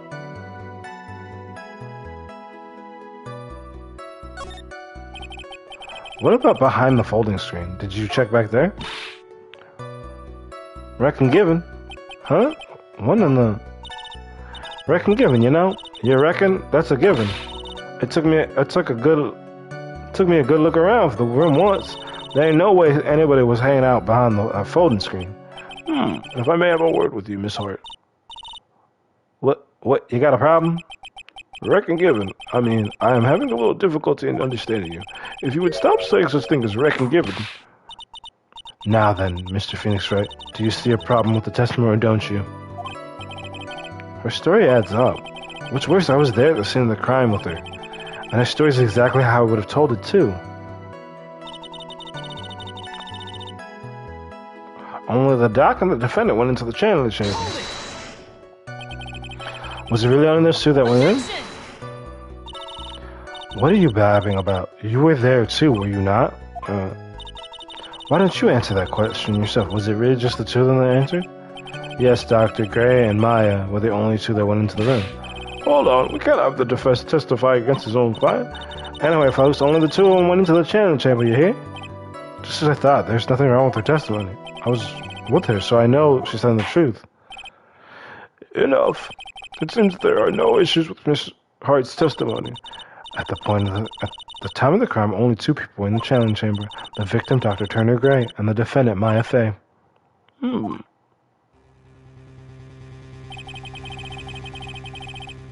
face of the defendant could not be verified in this picture. However, if we think about the circumstances, it would have to be the defendant. What am I going to do if I just let this go? What is it, Mr. Wright? You look as if you have something to say. If I make one wrong move, I'm going to have the judge against me. Is there anything I can prove that would... Is there anything I can present that would prove it's not mine in that photo?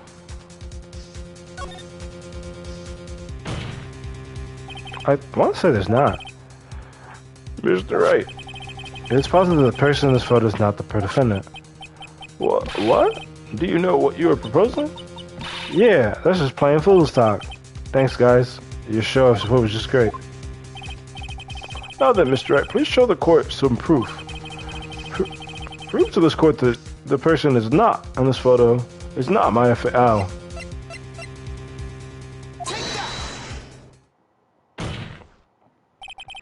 Here's your proof. Is there a problem? Oh no, I thought I would work on my inflection. Just wondering what an objection with a twist of your wrong sounds like. Mr. Wright, I'm sorry, but I don't follow your logic. Shoot, I guess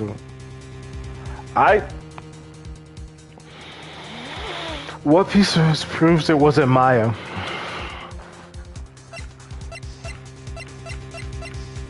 There's not the other photo yet.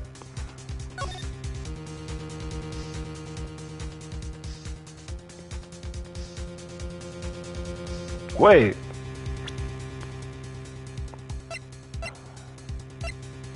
Is it the... I think I'm supposed to give it, but shouldn't she be closer to the folding screen? Well, Mr. Wright? Nothing earlier. That's very smart of you, Mr. Wright. Phoenix Wright. You really should give up trying to prove this is not Maya Fey. I didn't say anything about giving up. I just don't have the right evidence. I just don't have the right piece of evidence to prove my argument. That's enough. I think it's quite obvious to the court that a verdict of not guilty is not possible. I told you. Totally 100% impossible. Ms. Montgomery, do you have any further questions for this witness? Having established the defendant's guilt, further questioning won't be needed. What about the defense? No further questions, I presume? I couldn't protect Maya. The defense. Phoenix, you can't make that kind of face. A lawyer is someone who smiles no matter how bad it gets.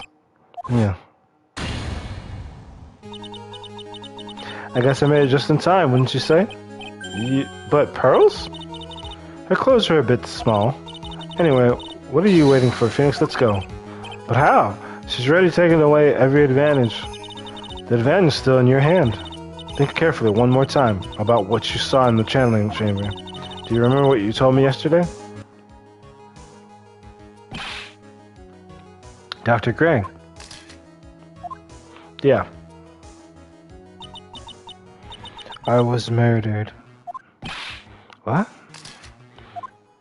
Because only presented one photo. A lot of a time like this. Times like this are perfect for snapping up shots. You see, there's one final piece of this puzzle. Mia. Question Lotta one more time, Phoenix. I don't know if she's doing it on purpose, but She's not testifying truthfully. Now then, this court would like to end the cross-examining period. Please wait, Your Honor. The defense would like to request that the witness testify one more time. Overruled. I'm afraid you're too late, Mr. Wright. The cross-examination has already ended. Furthermore, any unrelated... It's fine. I'll allow another testimony. Von Karma's case is perfect, absolutely flawless. And what better time than this for you to see that? But, I mean, I have some places I must go after this. Alright, I'll allow it. Miss Wright, hurry up and give another testimony. Well, heck, what am I supposed to talk about? Please tell us once more what happened when you burst into the chanting chamber. Okay, you got it. See, you got through to the judge somehow, right? Well, actually, it was Von Karma's whip that got through to him.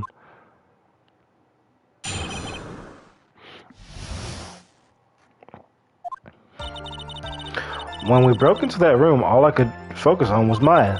I was kind of scared of the dead body, so I didn't take a good look at it. I'm really bad when it comes to blood and ghosts and stuff, but I still managed to point my camera on Maya and take a shot. Nothing sounds different from before. Some parts of her testimony were very vague. I should press her on those sections. Struggle all you like as you taste the bitterness of your defeat. Well, amuse me with your useless questions, Mr. Phoenix Wright. I'm waiting.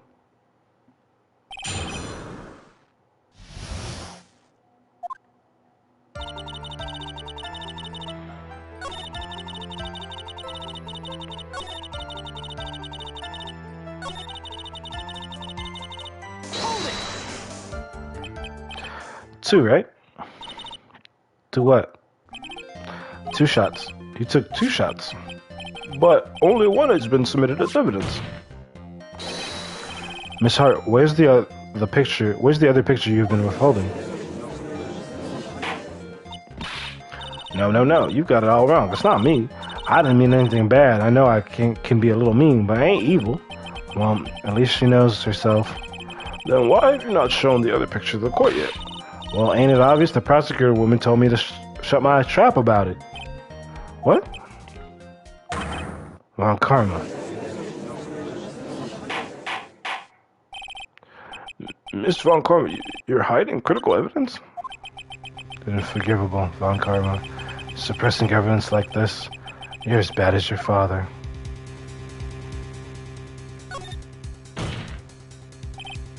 Your Honor, the defense asked the prosecutor... Oh, boy. Well, yes. Me in contempt of court. You can't be serious. But you hid evidence from the court on purpose. That's not... Oh, boy. That's not fair. Phoenix, are you a lawyer or a school child? I would say again, but that's not fair. Oh, boy. Miss Von Karma, would you care to explain yourself to this court? I thought this picture was not important, and thus felt no need to submit it, that's all. How could you think the pictures were more or less the same, so why bother with the second one? I mean, it's just so much more trouble than it's worth for me to submit this as evidence. More trouble than it's worth? How can you say that? If you want to say it, then badly, I'll submit it.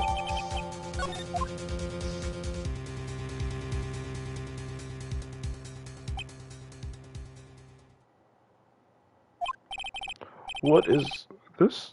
What is this picture? It's obvious. The second picture the witness took the day at the scene of the crime. Well, it's a little off-center, but that's what you... Well, it's a little off-center, but that's what you get with a nervous amateur. I think the important part is this person is this picture. This is most certainly not Maya Fey. What is the meaning of this? This might be the break I was looking for. Now, should I now this is the person...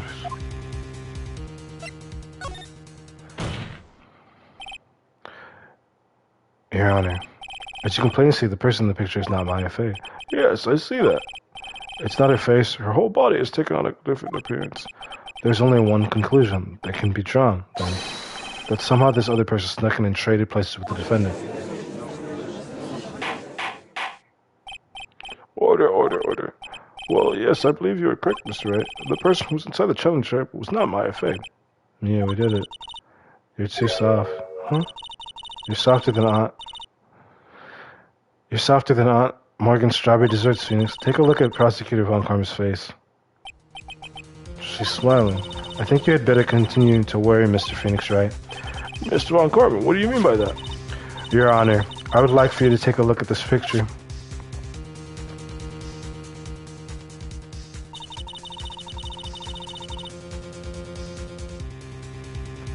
This was taken yesterday at the detention center visiting room. This is Mr. Phoenix Wright and the defendant, Maya Fey, during his visit. Maya Fey? But isn't this a totally different person? She looks this way because she's obviously in the middle of channeling a spirit. It's unbelievable that she can... Yet it is the truth. When Maya Fey is in that state, she physically changes into the person she's calling. Miss Von Karma, a word if I may? Yeah? Taking pictures of someone during a private visit is illegal. Surely you must know that this picture can't be submitted as evidence. Obviously, I know this picture is illegal, but I never intended to submit it as evidence in the first place. What is she? From the moment I showed this picture to the court, the case became all mine. After all, this image has now been forever burned into the judge's mind. I don't have even a single witty line. It looks like we've been had. I don't claim to understand this, and I still cannot believe it. Are you saying that this person is the defendant, Maya Fey? If I go up here, the trial will end. But if I slip up and say something wrong, it will cost me. Prove that this person is not Maya Fey. I can prove it. Your Honor. Oh, the fire has returned to your eyes, I see. This picture. Within this picture lies a contradiction to all the testimony up until now. A contradiction? So, you think you've spotted a problem with this picture? Then earn your keep. Then she point, it's so strange. Is it this sleeve or is it the other sleeve?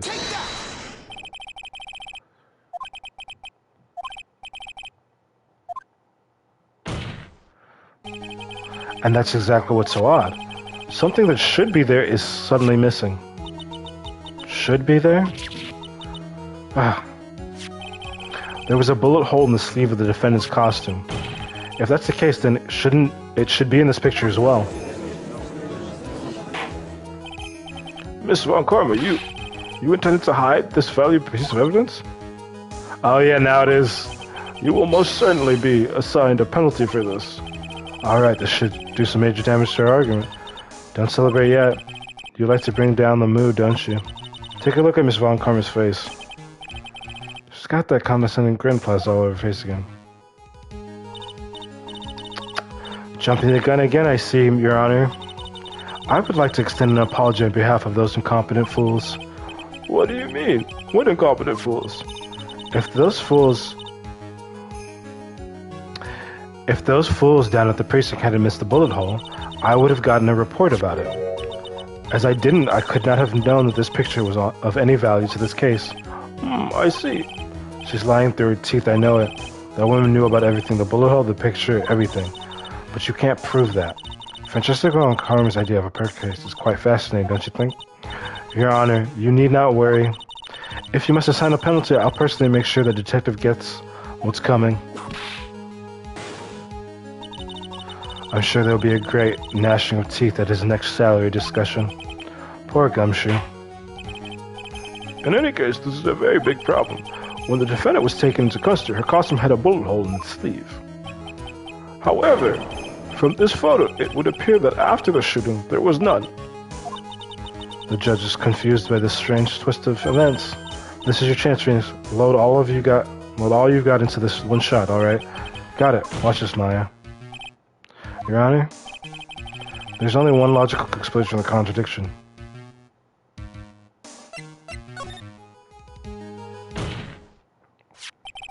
The defendant's sleeve had a bullet hole in it. However, this person clearly doesn't not. There can be only one explanation. The person who shot Dr. Gray was not the defendant, but a different person altogether. What? Order, order, order. If order is not restored, I will suspend this trial.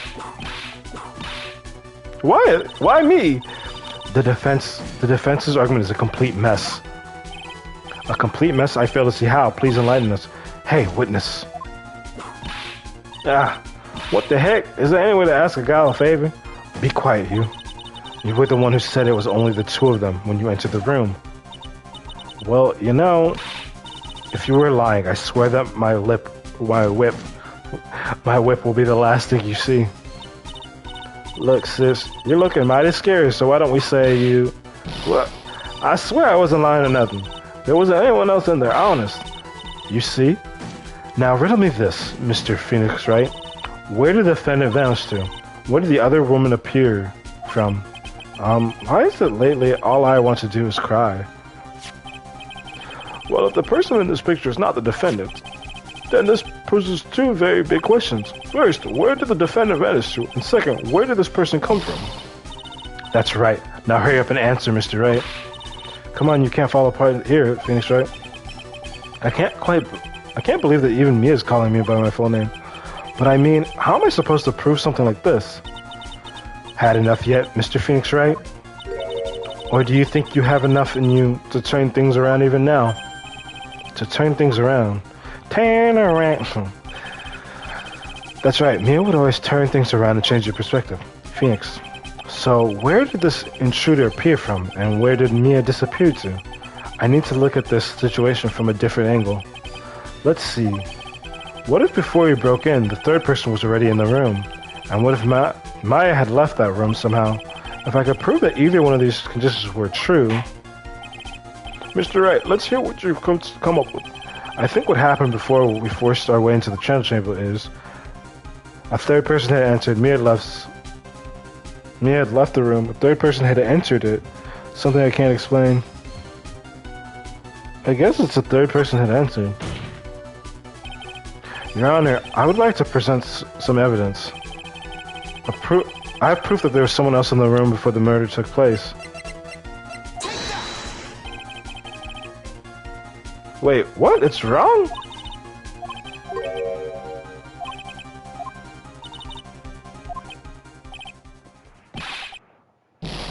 What? Proof that the murder was already in the room?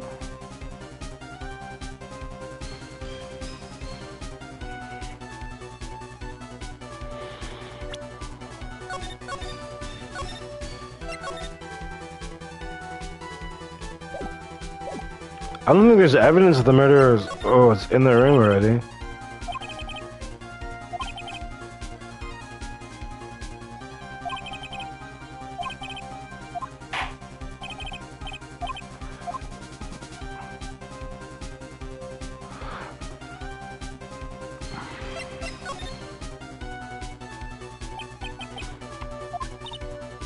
You see. And the reason's quite simple because there's no expression, that's why.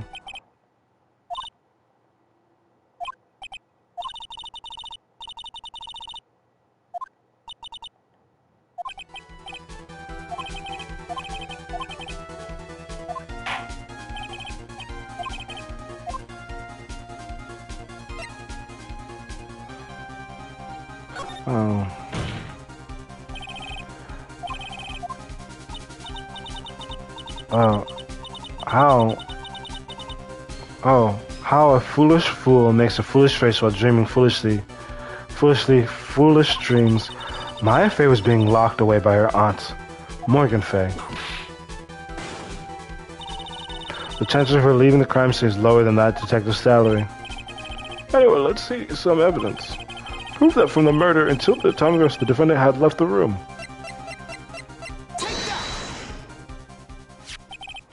Miss Hart, do you remember this key?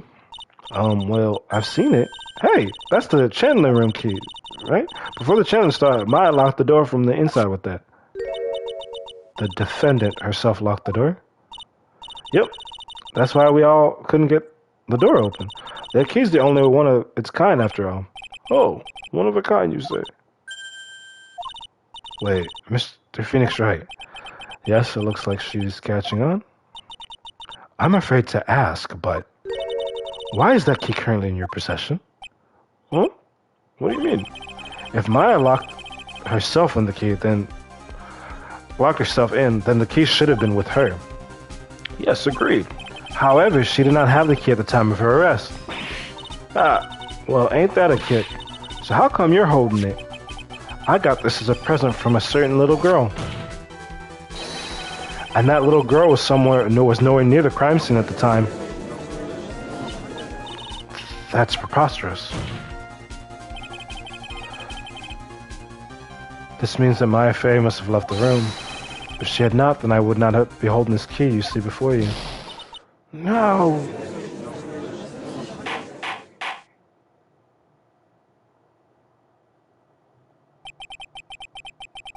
It seems we've come to an impasse. This picture has clearly captured the face of the murderer. However, is this person the defendant or not?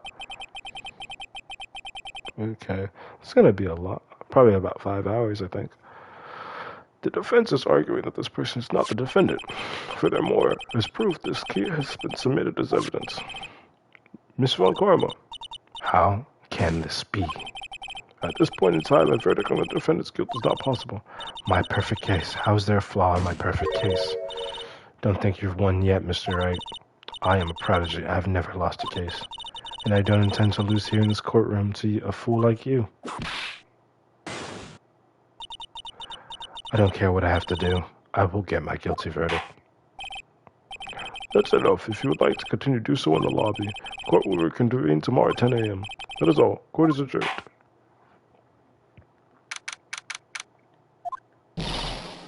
Wow, that was you, Pearl? You summoned my sis?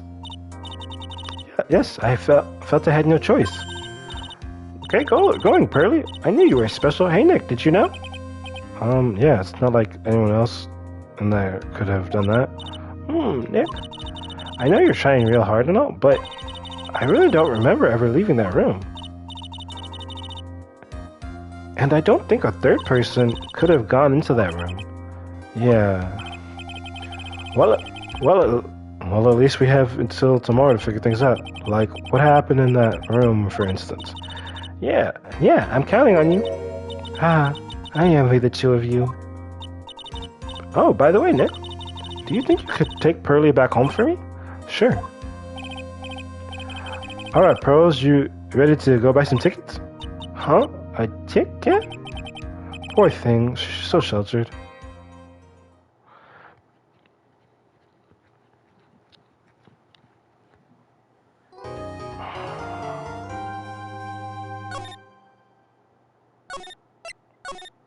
I think it's this investigation then part 3. Yeesh.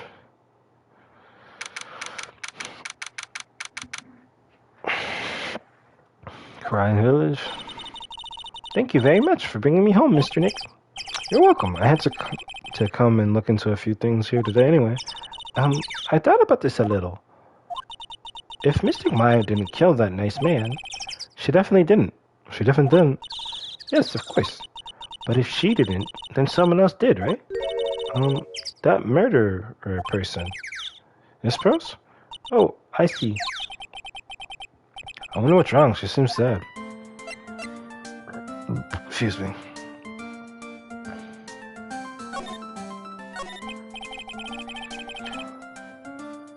So what did you think of seeing your first day? I was really surprised. I had never seen so many people before. Oh. And Mystic Maya looks so small and helpless. Well, Maya's already naturally short, sir. And then that snobby woman with the ruffly clothes. Ruffly, oh, she means Francesca. She had such a bad attitude. She acted like she had already decided that Mystic Maya did it. I'm going to tell her what I think of her tomorrow. I wouldn't miss tomorrow's trial for the world. Why was that woman bullying Mystic Maya? Well, she's the opposite of a lawyer prosecutor, so her job is to prove people guilty. They don't care if someone's innocent. All they care about is if they win. That's terrible. But she's really a good prosecutor. She's really a good prosecutor with her heart on the inside, right? What? There's no one like that. All prosecutors are the same. Well, he might have become a good guy eventually. Who are you talking about? Mr. Nick? Is that person Mystic Maya was talking about? Mr. Edgeworth?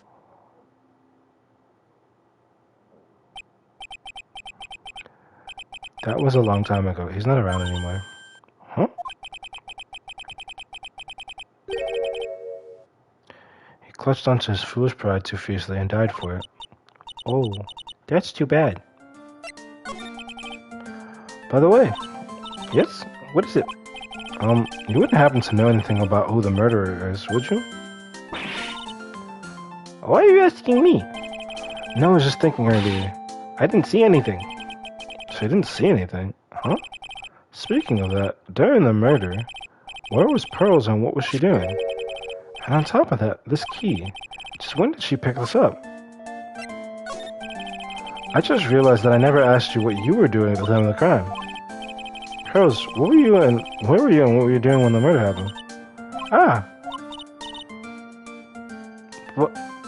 What was I doing? I wasn't doing anything at all.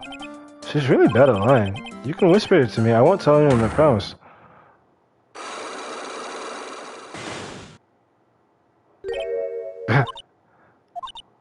I guess you can see through my lie, huh?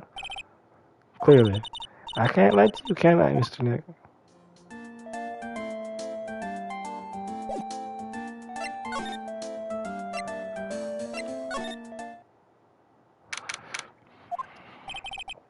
It's really empty. Training was supposed to be held today, but I guess it's already over.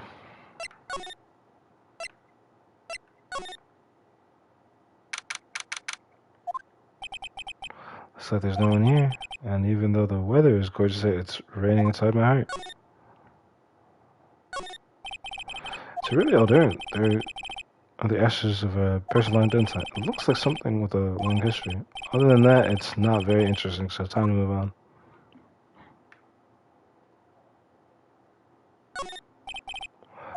Alright.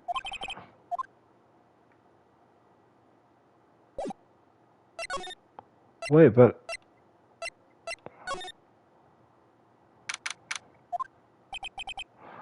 it's all laid out today. I guess I'll leave them alone for now. I keep wondering about this box. I'm sure this wasn't here before the murder took place. It looks like a box for storing clothes, but it's pretty big for just clothes. It's mostly empty, but a few folded pieces of channeling costumes sit at the bottom.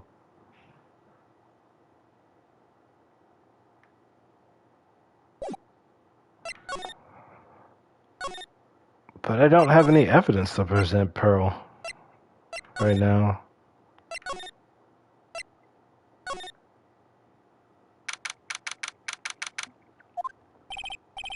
Looks like Morgan's here too, but she hasn't noticed me yet. What is she doing? It looks like she's talking to a picture.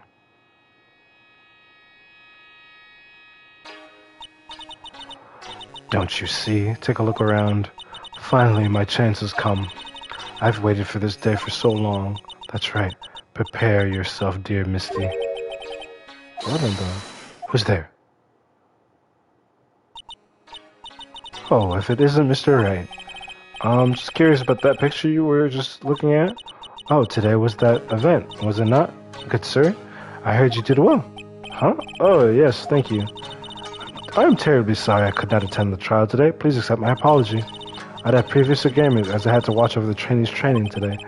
I get the sense she really doesn't want to talk about the picture. All because the master can't be here with us, you understand? And that is why a lowly branch family member such as myself must do this.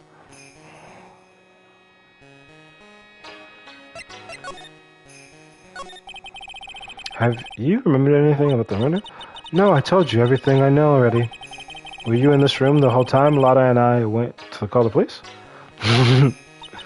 Yes, of course. I was by Mystic Maya's side the entire time. I performed the spirit severing technique and held her in my arms afterward. You said that yesterday as well. Did anything else happen? I would like to say more did. However, that is all that occurred.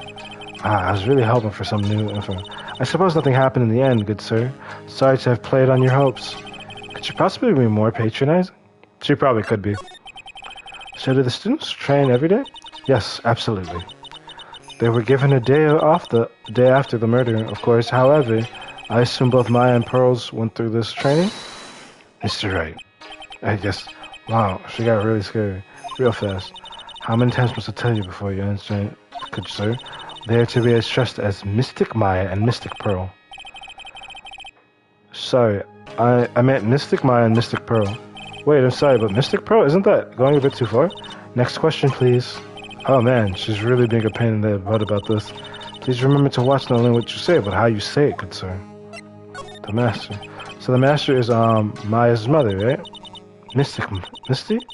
She got away with not calling her Mystic Maya in that instance. Mystic Misty. She's a brilliant medium. And where is she now? We are not sure. Not sure? About 16 or 17 years ago, Mystic Misty failed at channeling a certain spirit. And she didn't fail, she succeeded. He just, he went to a conclusion like the only person who could have shot me is Edward. And after that, she simply disappeared. I don't believe she will return to this village. Any case, and in 4 years' time, her name will be forever erased from this village. Erased? A person who's been away from the village for over 20 years is considered dead. Oh, I see. And that is 4 years from now for her. When that happens, a new master will be appointed to Crine Village. And Mystic Maya was supposed to become the next master. However, with this murder, I'm afraid I must be imagining things. I thought she was laughing to herself for a second there.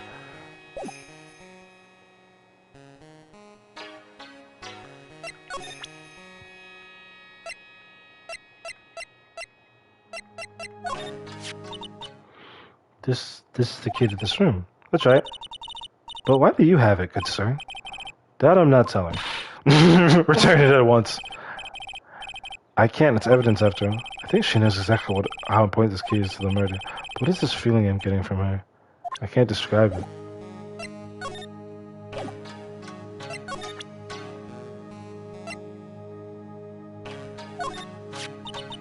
That is Mystic Maya before I apply this spirit severing technique. This picture, it was taken without my express permission. I knew allowing a person like her from the Heartland into our country was a... I thought she was just going to say into the village, but I knew allowing a person like her from the Heartland into our country was a bad idea. You do realize that the Heartland is a part of this country, right? I actually thought she was from somewhere else, Lada, but no, you meant. But yeah, that's just Jesus.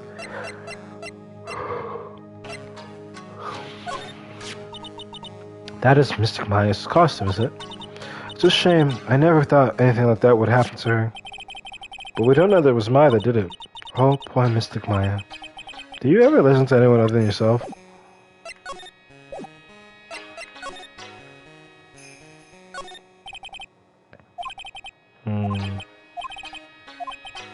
I knew I should have taken a look. I can always count on water to make things hard.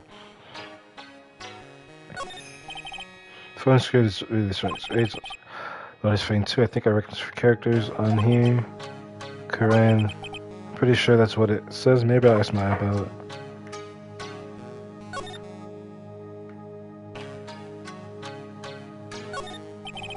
The meditation room is on the other side of this very heavy looking door. The lock on it is broken because, well, I broke it.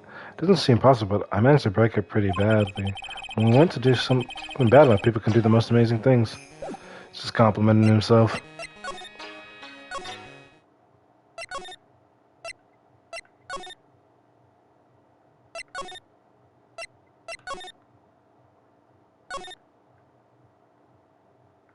The only thing I can do now is just talk to Pearl, I guess. But it's one of those things that I had to present evidence. Unless it's like you need to attempt the interaction to then not have evidence, or to then have evidence of it.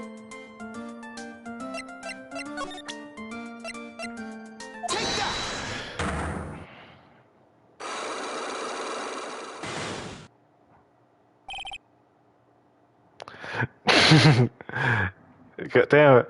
I mean, he actually did say when he broke it that's to send the builder, Wright and Co. to the office. What? We start...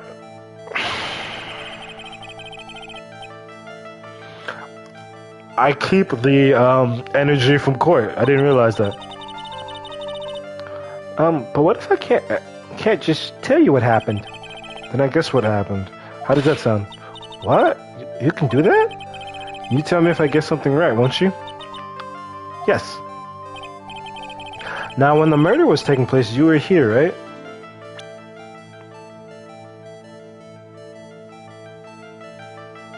I don't really want to guess because I only have like 1 or 2 guesses. I mean, no, I figured, but it's like I got like 2 guesses, and then I'm like, I don't know what happens. He passes out from the pain. You were here, weren't you, Pearls, in the winding way? Wow, you got it. So, do you think you can tell me now? I'm sorry, not yet. Oh man. Alright, what next? Okay, I think I know what you were doing there. Do you really know that much? Well, I'm a lawyer, you know. Now, what was it Pearls was doing in the winding way? I don't have any evidence of that.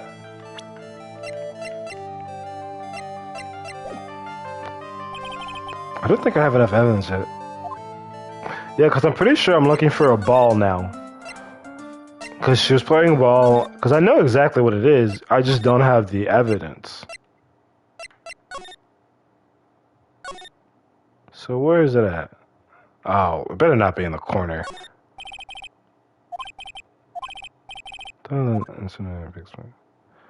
Okay. Because he doesn't Wait, what was... There we go. Just that's the side room? Oh, okay. So the side room.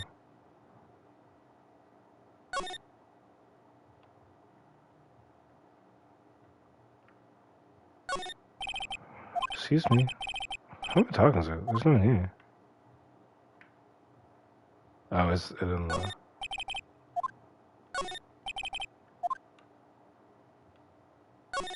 I was already did that. I really believe I checked this. Yeah, because if anything... Because I could be misremembering. I wanted to say it should still be in the courtyard, right? Or the winding room area.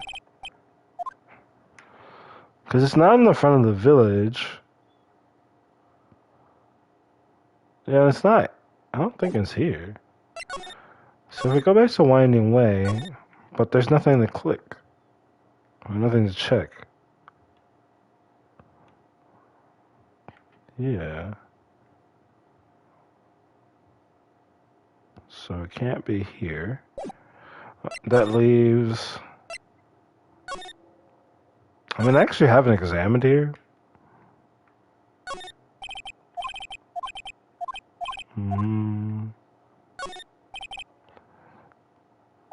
Okay. Someone with a lot of skill wrote these for you. No, it won't go to evidence for some reason. Someone with a lot of skills wrote these for Chinese characters with a brush.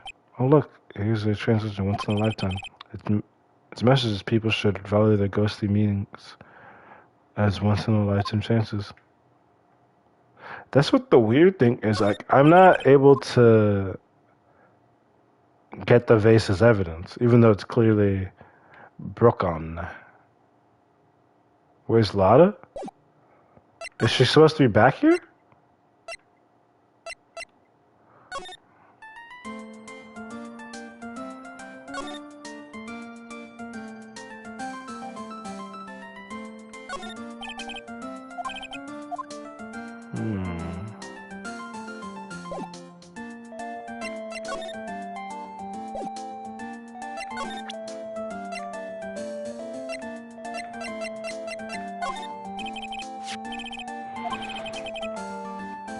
You found it on the day of the murder, right? Yes. Now, where you found this key is very important. So please tell me, Pearls, where did you find this? I found it. Oh, okay, there we go. I found it in the incinerator. The incinerator? But also, why were you looking inside the incinerator? Is she talking about the one in the garden? The door in it was a little open, so I took a peek. When was that? It was after the channeling when everybody was in a panic. Mr. Nick? Yes? Are you going to tell my mother? Huh? You mean tell Morgan what you did? Yes. When she finds out that I was playing in the leftover trash, I'll get a spanking. Ah, gotcha. Well, let's keep it a secret from her then. Alright?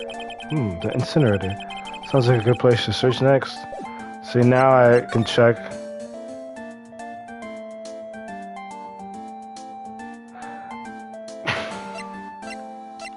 Yeah, that's what I mean. A child, like, it being open is super dangerous for a child to be in that, like, messing around in there. Especially when, hey, look, stuff that wasn't there. Huh, there's something about the incinerator. Oh, look. Looks like they noticed me. And now running at top speed. Oh, hey. Like, you're that dentist guy.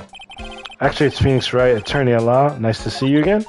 Oh, like really suave. So it's like my turn? It's nice to see you too.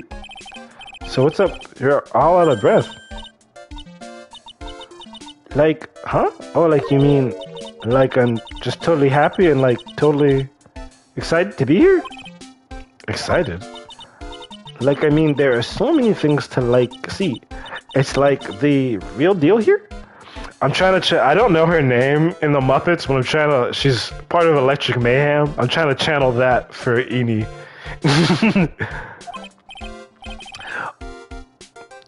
Oh, really? For example? For example, like that urn over there. Do you like know about it? All I see is an old cracked piece of pottery. Sacred urn. Is there some sort of legend connected with an urn? Like, yeah, it's like this village's treasure? Huh? Didn't know that. Yes, you did. And like, it's sealed inside that urn. It's... What are you talking about? Like, you know, Ami Faye spirit. Ami Faye? Who's that? Like, geez, Mr. Smith, get with the program. Everybody knows the lady that founded the crime channeling technique was Mystic Ami. Oh, you don't have to get upset with me.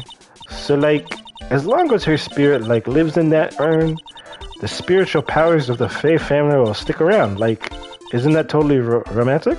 It's kind of sad. They have to keep her sealed? Romantic, huh? If that urn is really as important as she says, it could be a vital clue. Okay, now I can finally... Eni, I wanted to ask you about the murder. Murder. Dr. Gray's, remember? As if there's another one. Oh, that one. Like, you should have said so in the first place. So, like, I totally don't know anything because I was, like, sleeping in the side room? Well, that's not much help. Did you notice anything at all? Like, come on, what a total boy. I, like, totally have nothing to do with this, like, murder thing? Oh, yeah.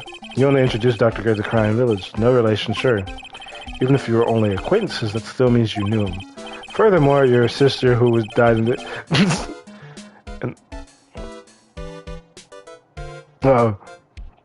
who died in that accident was a nurse at this clinic. Alright then, why don't you tell me about your sister's fatal car accident? You can't just say that, like, hey, tell me about that horrible time where your sister died and you witnessed it. Like, why? You think, like, it's got something to like, do with the murder? I don't know yet, but I'm trying to chase down every lead I can.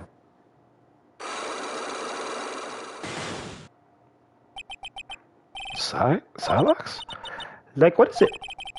Looks like I'm gonna need something to pry her mouth open on this. Anyways, let me get... That's right. The Pearl says she found this key inside the incinerator. I guess I should take a look inside for myself. This is from Maya's costume. There's blood on it, a tiny bit, but still. Okay. And then acquire. So there's a spirit in this urn, huh? All I see are a bunch of cracks, but I guess maybe the spirit could live in the space between the cracks? Looks like something's written on it. I am? Huh, weird.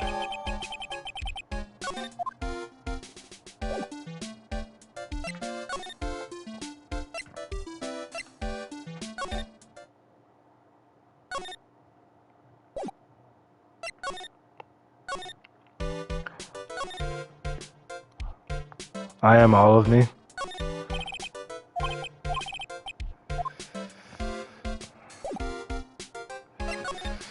Let's go talk to Pearl, I guess.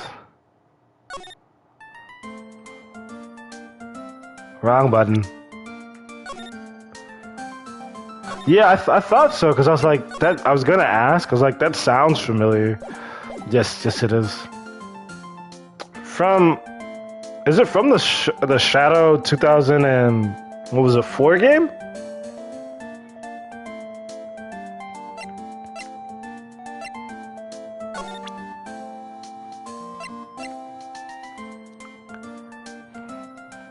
Okay, 2005. Oh, so just before Sonic 2006. Sonic games used to come out a bit more frequently, didn't they?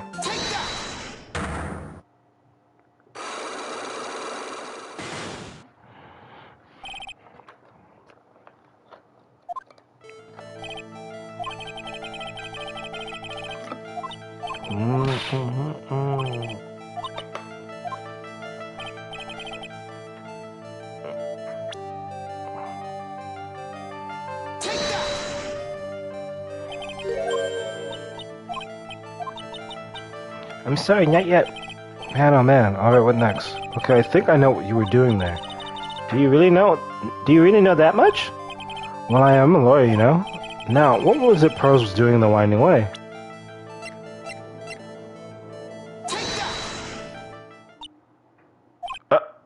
So, I feel just a little better. Huh? You are a lawyer, but you're also just a person after all.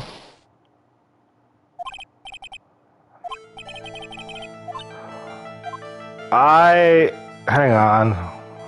I'm gonna reload so I have the second attempt. Where is the ball? Yeah, because I obviously have to prove that she's playing with the ball, but the heck, where is this thing?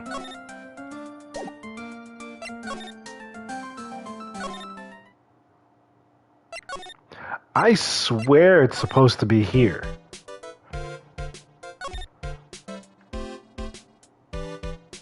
But I don't see it.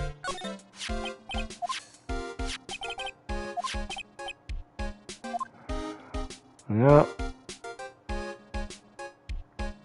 Because you need evidence to prove that Pearl broke it. I also don't... Huh, I guess... Maybe... Maybe, but... I'm seeing the traffic accident. Okay. Please tell me about the traffic accident. Huh, like, whose accident? Your sister's accident, naturally. Oh, yeah. So, like, that Dr. Gray guy made my sister fall asleep. And, like, that's all I have to say about that.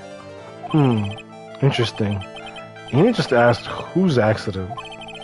Which means she must know something about another person's accident. Alright, let's change the topic then. How about you tell me about a certain other person's accident? Huh? Another person's accident? Like you got someone in mind?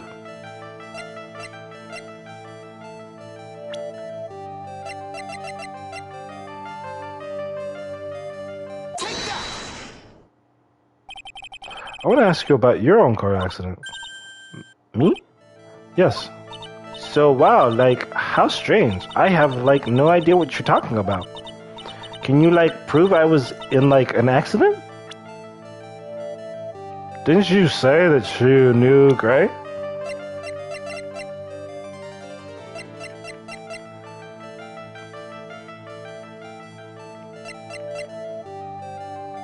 Oh, how do I prove...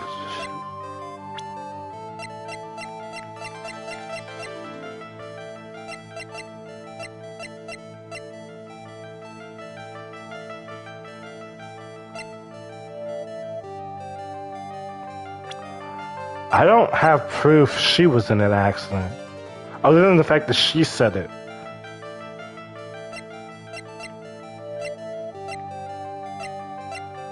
Okay.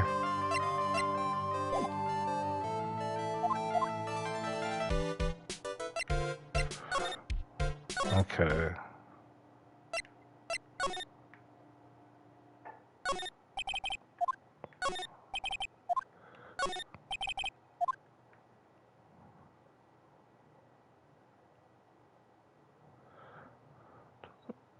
Where is this goddamn ball?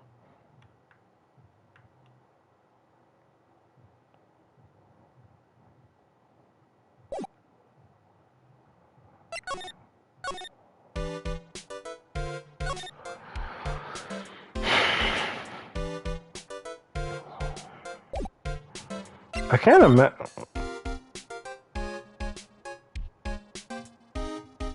I can't imagine it would need me to move to a different scene yet.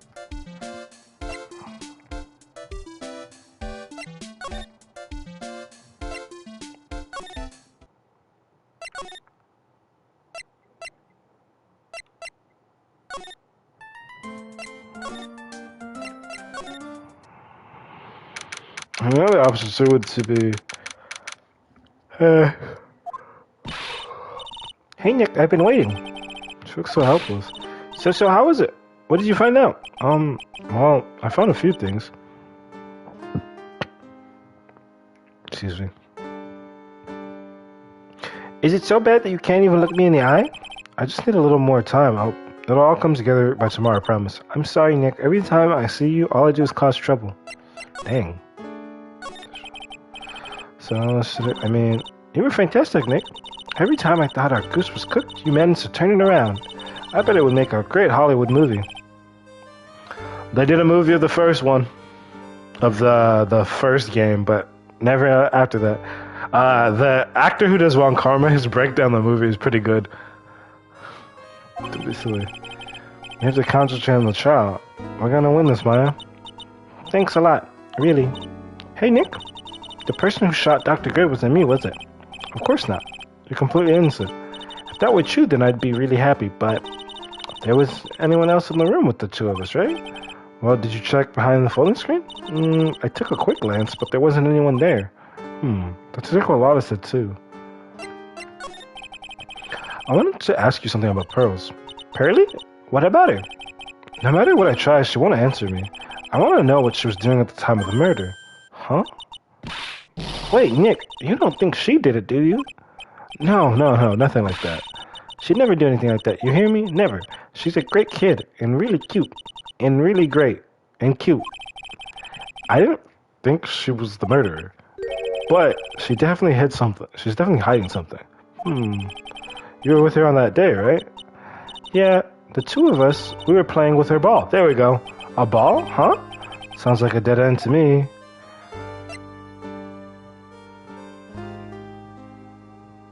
Why are we adding to her name? Phoenix said it's because she's too cute to just call her Pearl, so he calls her Pearls, and she calls her Pearly, but it's weird because it's like, Pearls are perfectly fine. Like, it's fine on its own. So about this ball, it's nothing really special, just a plain old ball. I think she was still playing with it when I started the channeling drop that day. Pearly really loves to play with that ball. She loves to play with that ball, huh? When she wants to get it, she always climbs right into the... There we go. So now it's one of those where it doesn't exist until you get that information. When she wants to get it, she always climbs right into the clothing box. The clothing box, yeah. Pearly's always hiding in there. You know the side room? There's a clothing box in there. It's really big, so once you see it, I'm sure you'll know what I'm talking about. The clothing box in the side room, huh? And that's all I need. See, now...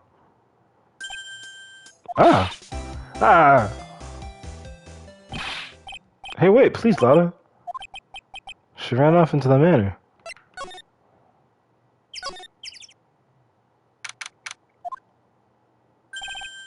Lotta. Hey, I'm telling you, quit following me, you hear? I'm a worthless piece of trash. You lay eyes on me and they'll turn to dust. We have to go this way anyway, so this is gonna be funny. Okay. I'm pretty sure I saw a lot of windows. Don't you go hide in that box. But it doesn't look like she's here either. Hey, look what's now here.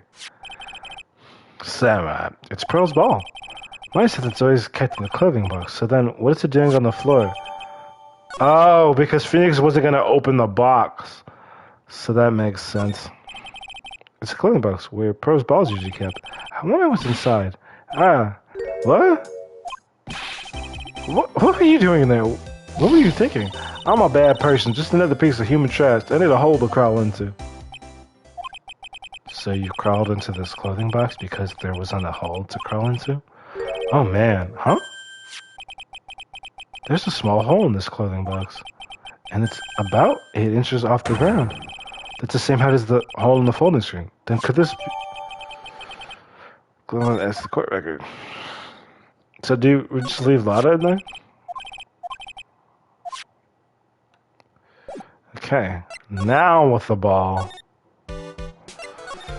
Okay. What? Something here too? Is it... Oh, Mr. Nick, the person ran by here just now. What person? You know, that person with the fluffy cotton candy hair? Oh, she means Lada. She said, don't look at me with them eyes, but I'm not that scary, am I? I don't think that's quite what she meant. Oh, that's right. She also wanted me to tell you. Going on a trip to find myself. So don't you bother finding me. Oh, well thanks. You're welcome. Okay, let's try this for what, the third time? Okay. First, Magatama. Let's do it. Find out your secret. The secret of the pretzel hair.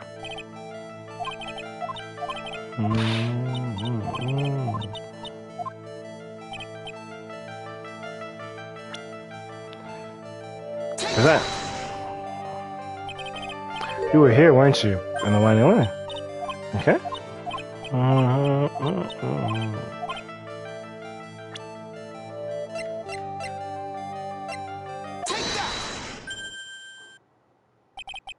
You were playing with this ball, right? That's right. How did you know?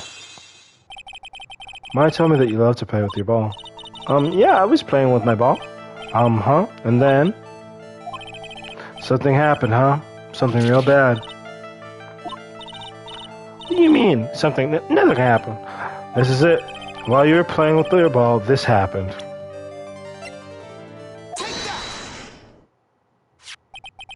This urn. It's a village treasure, right? The spirit of the founder of the crying technique is sealed in here, isn't it? Yes? What's this? It's cracked all over, isn't it? There's even a few gaps here and there. Please don't tease me. Pearl, you broke the sacred urn, didn't you? The ball smacked into it and knocked it over, right? And if Morgan found out, she'd get real mad, huh? She doesn't seem to be fighting back. I think I hit the bullseye this time. But it's strange that the lock hasn't broken. It's a really old urn, isn't it? I guess. It's so old, so it's not that weird to have a few cracks. Her voice is shaking. How can you tell the urn has been broken?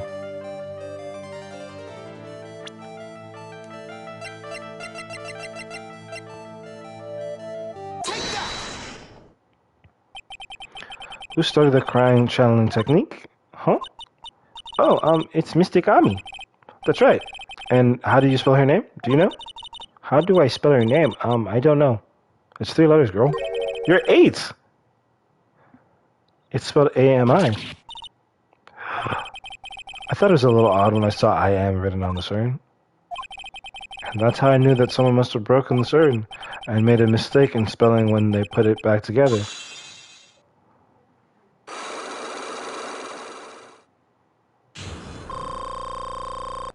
Oh, cool.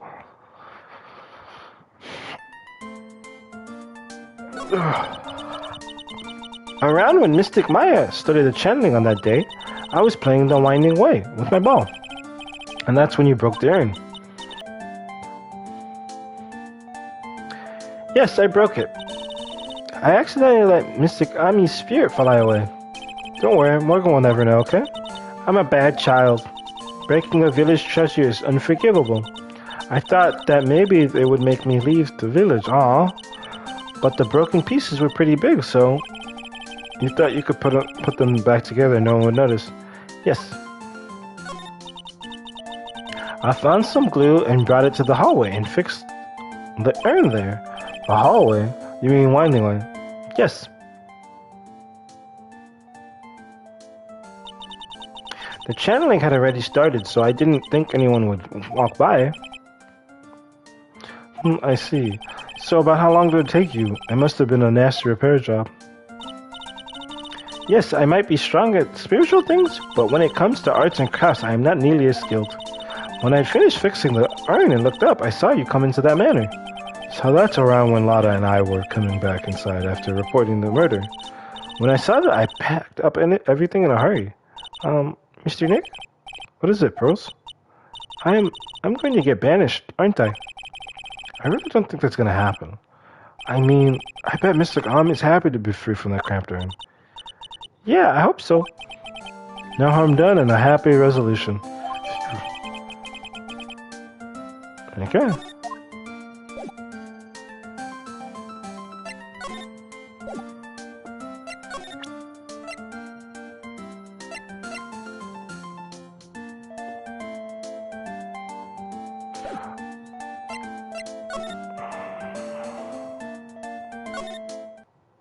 Oh. I think I found out everything I can, but I can't see how it all adds up. And is any meaning being here just a coincidence? Hey, mister. How's it that the spirit girl, Dr. Gerwin's called, just happens to be that nurse? And that nurse turns out to be Amy's sister. It's too convenient. Hey, Phoenix, I'm talking to you. I wish I knew a little more about Amy, but where am I going to find info like that? Oh, I get it. You can't be bothered to look at over at trash like me, is that it? Mr. High and Mighty? Ah, Lotta? Oh, so you finally noticed. I thought I heard a mosquito buzzing in my ear, although I couldn't understand a word. Well, I gotta hand it to you. You sure know how to chase down garbage. I mean, I'm grateful to you for chasing this large lump of one around like this. Thanks? But you know, you're just wasting your time. I'll be fine on my own. What are you going on about? As for following or chasing or whatever, isn't that what you're doing? Well, you see, you're not exactly a real gentleman with a lady's heart, are you? You're not exactly the world's #1 charmer either, sister. Look, I'm really dang sorry about today's trial. When I got all fired up about something, it's impossible to stop me. You hurt mine really bad, Lotta. I don't suppose you could forgive a guy like me. Well, I guess I can. You did help Maya out too, after all. For real? Yeah, for real. Oh, thank goodness. I'm still... What? No, nothing at all. Just talking to myself, you know? Gibberish. Now then, Lotta High at your service. I'll share with you all the dirt I dug up. Thanks. Hey, don't be all surprised. Tell you what, I'll even give you all this info for free. Lotta not taking money, and now I know this one's an alien clone. If mine's not the real murderer, then who do you think it is, Lotta? Well, heck, ain't it obvious? It's that occult freak. You mean Eeny Meeny? Well, there ain't anybody else it could be, right? That granny, you and me, we were all together the whole time. So Lotta suspects Eeny, which means she might have already found some info about mysterious Eeny. Do I...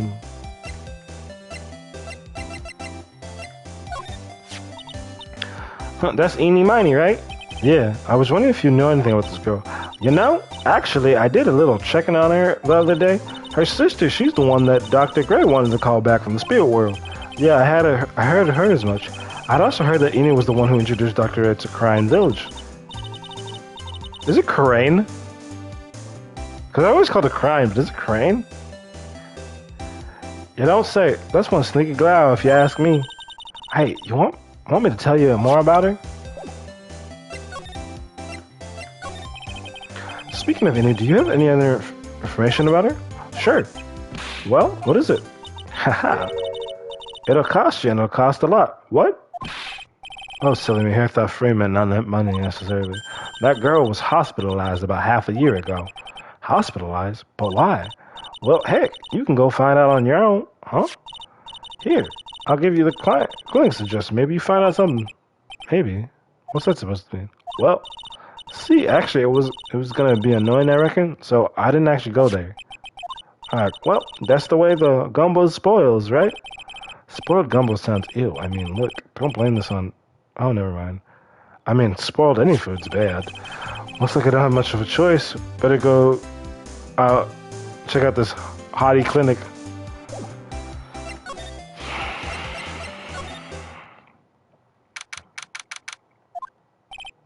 So this is where Ine was hospitalized. Yes, are you here to visit a patient? Yes, are you a doctor here? Yes, I'm Dr. Hottie. Ho ho. Look, I didn't think I'd be speaking with the director himself. Oh, he said director, not doctor? Yes, so what can I help you with? I'd like to ask you a few questions about Miss Ine Miney. Miss Miney, Miss Ine. Yes. Oh, her. It's too bad. I'll tell you something. That girl left here a long time ago. Here you are, sir. You know you shouldn't be up and about. Come on, let's get you back. Come on, it's back to your room with you. Sweetums, calm down. Don't be so harsh to an old man like me. Don't you dare start with Sweetums thing with me. If you don't behave, you'll get yourself tossed out of this hospital. Wow, I didn't think nurses could be this director forceful toward their boss. Come now, be a good boy and give me the director's white lab coat. Okay, I got it. Yes. Yes, Don't, yes, who in the world are you? I'm Director Hottie. Ho ho. The nurse went off somewhere. Oh, the inhumanity. The only person I can talk to is... Yep, yes. Is this guy. Hottie Clinic. So what exactly do you treat at this clinic? Yes, we treat all sorts of doctory clinic stuff. Yes. Doctory clinic stuff? Clinical stuff? Well, I don't actually know or particularly care about the details. Ho ho. Yes. What does that look for? Yes. There's really a big general hospital around the corner. Yes. When they can't accommodate everything, they move some of the patients here. You do surgeries here, right? Yes. We do some plastic surgery here, it seems. Yes. It seems. Yes. It seems that way. What do you know about Miss Ine Mining? Now you're talking. Yes, that girl, she was transferred from the general hospital. From the general hospital? To here? What kind of surgery did she need? Yes, well, she needed surgery. It was really bad, really bad. So what kind of what was it? Yes, well, no. You see, that is something, no, I can't tell you. So you're saying with a happy smile on your face, Mr. Director. See, there's this thing about how doctors aren't allowed to talk about patients. It's all in those TV shows too, right? You've seen them, right? Yes. I'm never going to get him to unzip those broken zipper teeth of his at this rate. There's got to be something I can show to this old coot.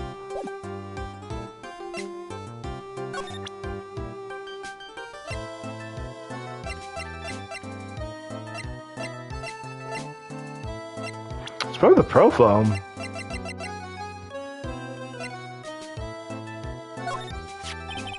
About this person. I feel like I've seen somewhere. I've seen her before, I think. Well, when she comes tomorrow for a consultation, I'm sure we can get reacquainted. I don't believe this. Miss Ina is really cute in this picture. You'd agree? Right? Yeah, sure. I wish I could see her again. Maybe the next time she has a big accident. Yes? I'll tell her for you. Yes, please. I'll be waiting for her. Yes, waiting. What can I present him?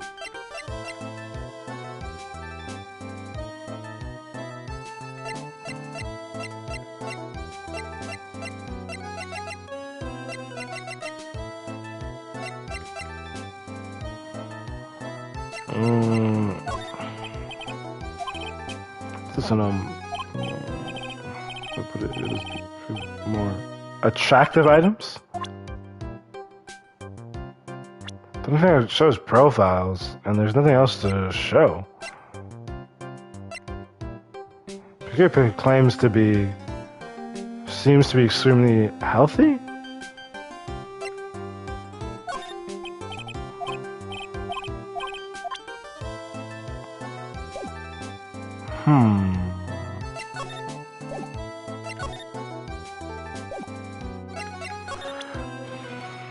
I don't really have anything other than this and this. And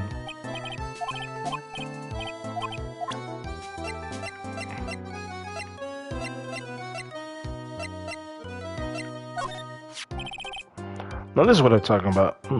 Yes, nice. This is nice and exciting. What do you think? Does anything grab your attention? There's no mistaking this. Yes, I'd like this picture. Yes. Mind if I borrow this for a while for private research purposes? Oh my god. That's okay. I don't think I should support this as research.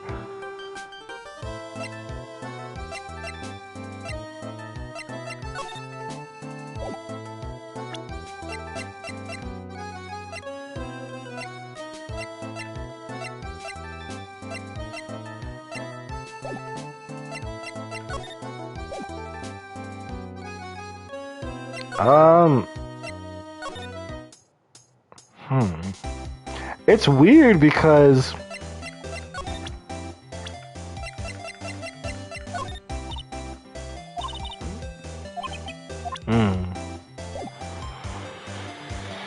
it just told me to go there, but I don't have anything to present to him. Well, that's how I probably get the information to unlock Eni's secret. But what?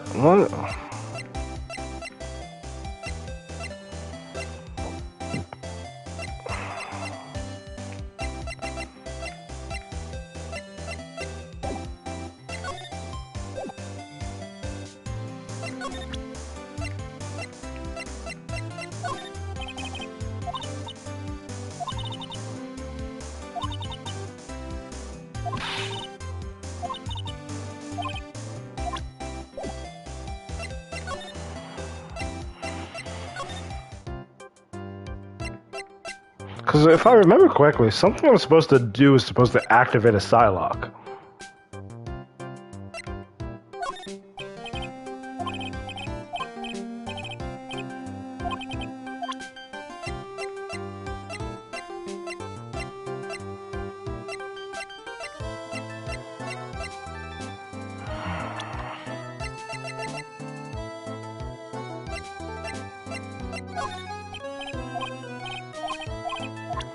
Yeah, hey, there's no one else to show him.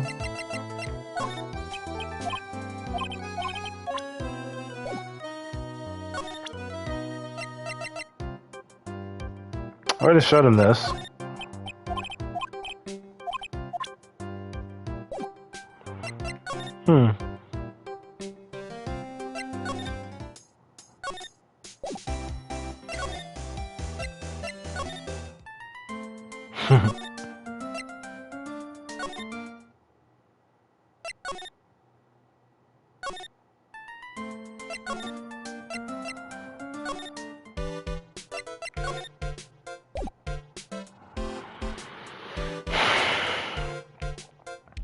I don't currently have evidence of her traffic accident, which I would get from the clinic, but I need to show that guy something.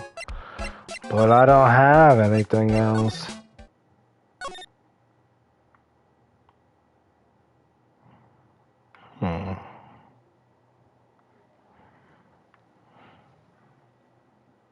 Oh. I mean, I doubt it.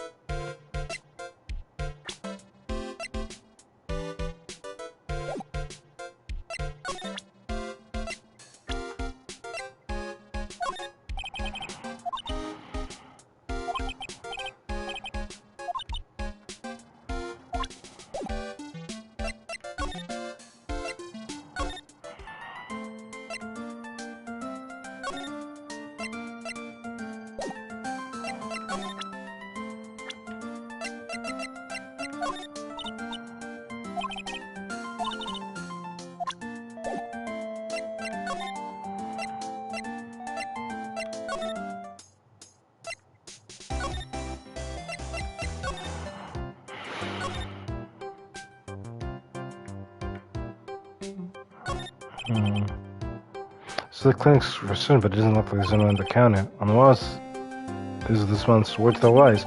Do something in vain, and only your reward is tiredness. That looks like the best thing to be telling your patients. Person is undergoing rehabilitation. Looking at the strange face, twisting all those waves and that oily sweat. His body swaying back and forth, wobbling like he's about to fall. Yes. Hey, don't just cut into my monologue like that. I'm explaining things here. Sorry, yes. Most, yes. Oh, yeah, I was thinking, like, why is it sounding like that guy? Especially the waiting area, it's got the feeling of one of... I got the feeling of one, and they are soldiers lined up, but I don't see all that many patients. Yes, well, it's the quality, not the quantity that counts, huh? What in the world did that have to do with anything?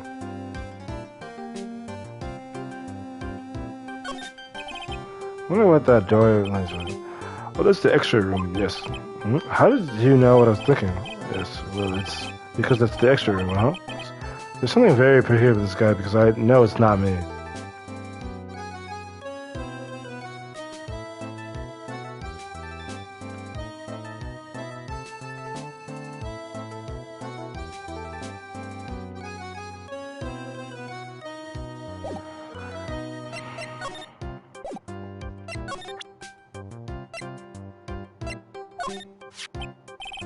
What's this?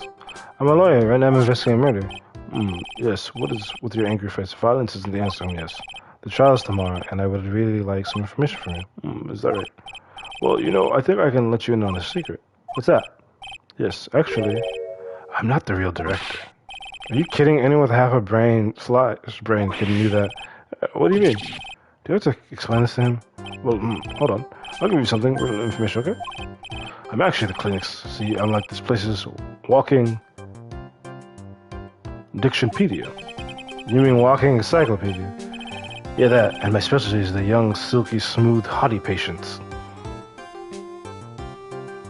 Okay. There's nothing I don't know about them, but I get embarrassed talking about it. Yeah. How about you keep that kind of information to yourself? Oh, anyway, you wanted to know about little Miss Eenie Miney, right? Little Miss Eenie Miney. That girl, I remember her especially well, really especially well.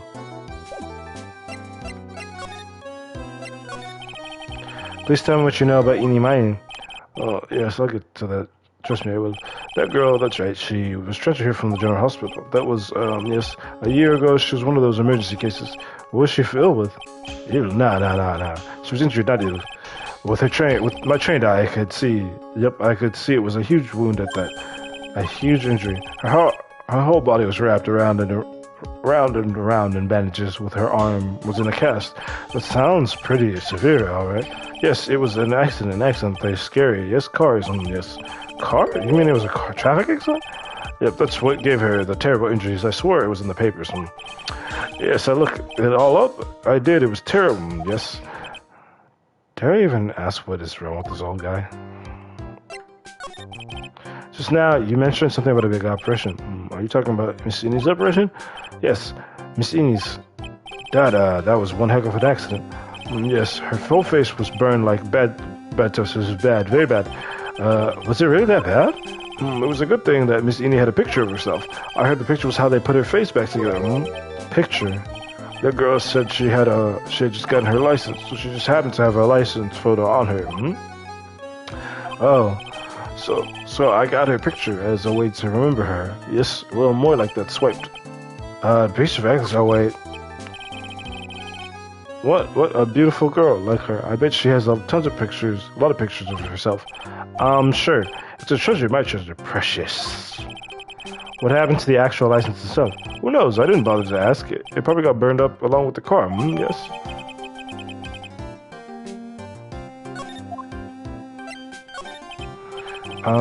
So you looked up information on Enie's accident, correct? Yep, so you did.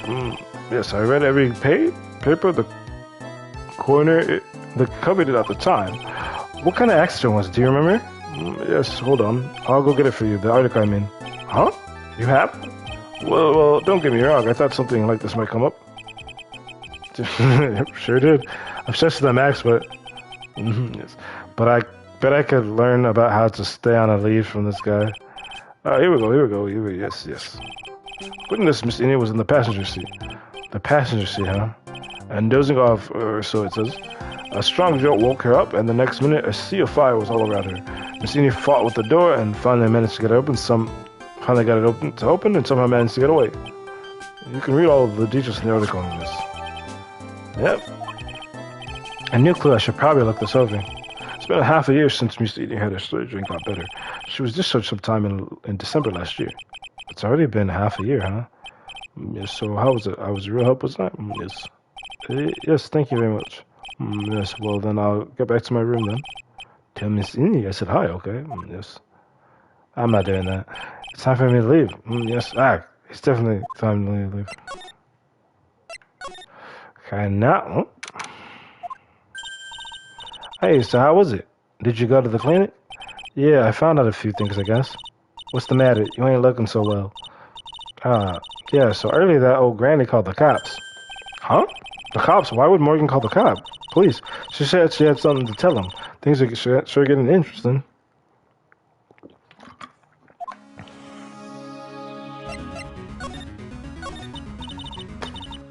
But honestly, I tell you that granny sure got her bloomers in or not.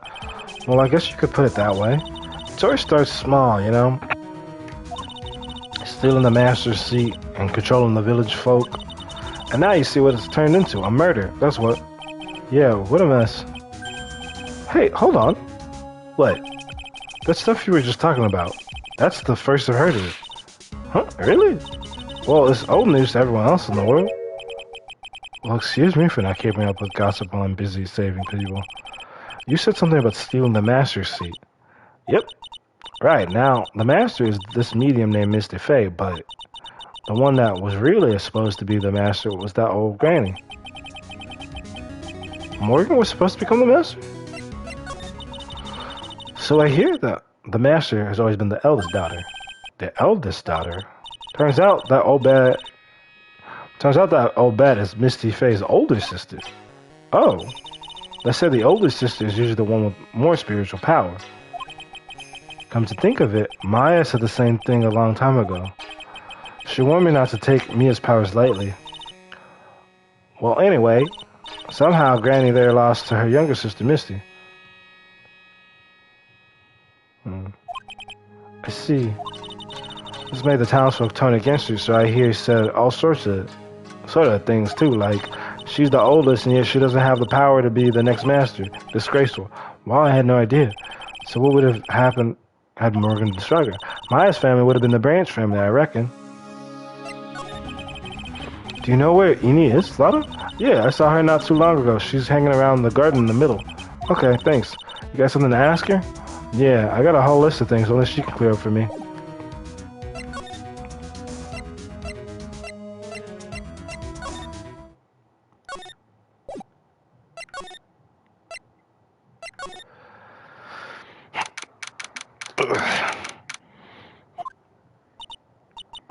Hey, I haven't seen you in a while.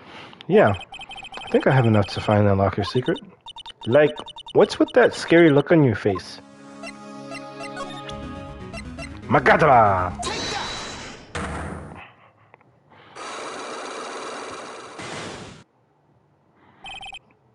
Traffic accident. Please tell me about the traffic accident. Huh? Whose accident? Your sister's accident, naturally. Oh, yeah. So, that Dr. Grey guy made my sister fall asleep. And, that's all I have to say about that. About that. Interesting. And just whose accident? Which means she must have done something about another person's accident. Alright, let's change the topic then. How about you tell me about a certain other person's accident? Huh? Another person's accident? You got someone in mind? I do. This way?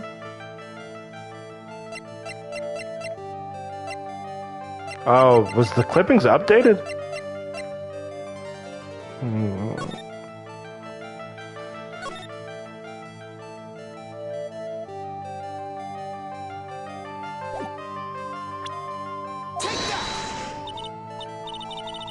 Oh, wow, the person had a car accident too. You can't tell me you don't know. How would I know if that person, had an accident? Oh. Besides, I'm an occult fan, not an ambulance chaser like you. What? Wasn't that about her? Oh, that was just her. Then let's see if you know about this person's accident. Huh?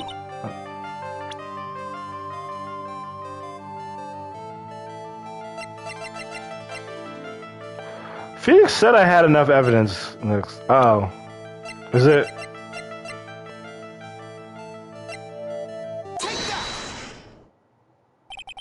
I want to ask you about your own car accident. Me? Yes. So wow, like, how strange. I have, like, no idea what you're talking about. Can you, like, prove I was in, like, an accident? Oh yeah, I did that step correctly the first time, but now I can present. No!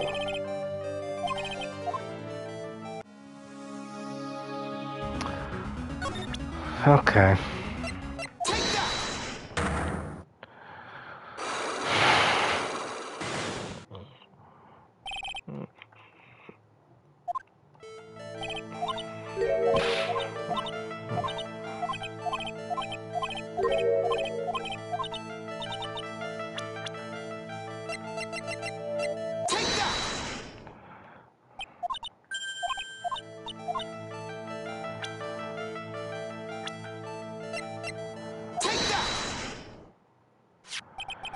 Would you take a look at this? It's a newspaper article from a year ago. It says Miss Eenie Manny holds interview about a crash.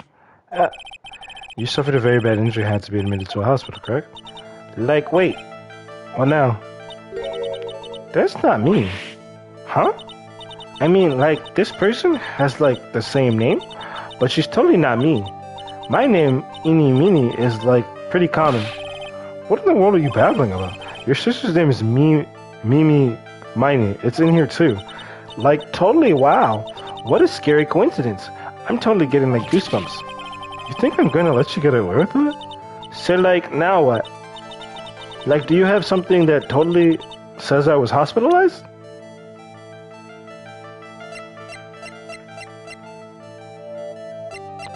Wait. Do I? This is just a license picture. That doesn't prove...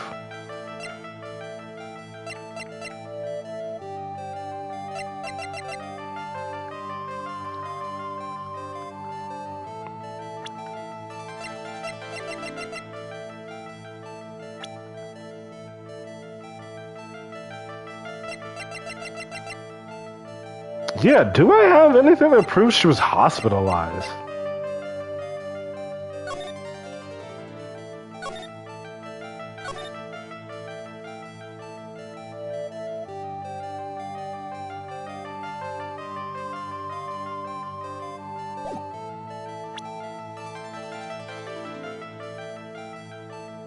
Because it's not the license, I don't think. Oh, it is. This is your proof. Like, what's that picture supposed to mean? I got this from the hospital where you were hospitalized at. Huh? So, there was a certain patient there. He's quite a fan. As a memento of your stay, he stole this. I have to say that this photo looks like you. Oh, and you know who? That creepy fake director? Now you ready to tell him? It's funny because she's rubbing her temples, but it actually looks like she's also doing this. Now you ready to tell me about the accident? Like, wait a second. Okay, so, like, I was in an accident, sure. But that's, like, totally not related to this murder. Actually, it is. Look at this article. It says that one of the women died, correct? And that woman who died, do you suppose that mean? Do you suppose the woman who died in that accident could be...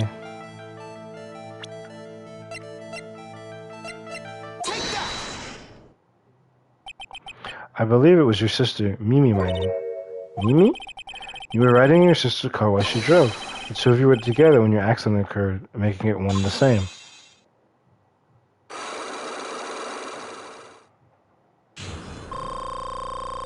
Oh, at full.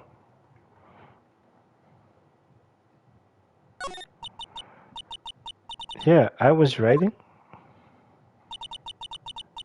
in that car with my sister. We were, like, on our way home. I was riding in the passenger seat when I fell asleep.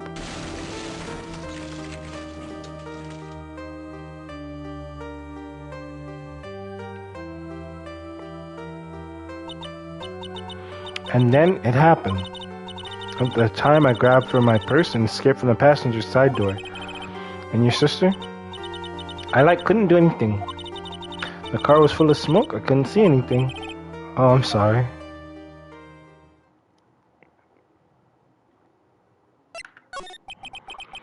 Did Dr. Gray really cause that accident by drugging your sister with sleeping pills?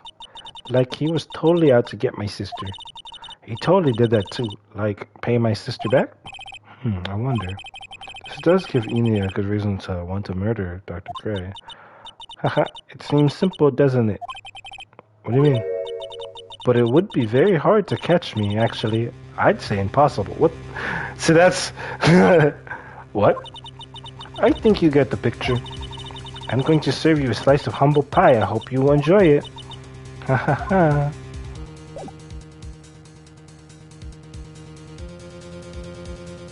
I mean, there's nothing else to present her. Unless...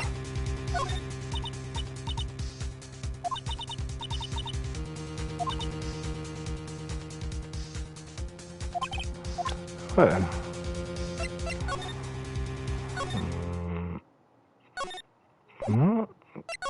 Because that way, it seemed like that would have been more to that conversation, but...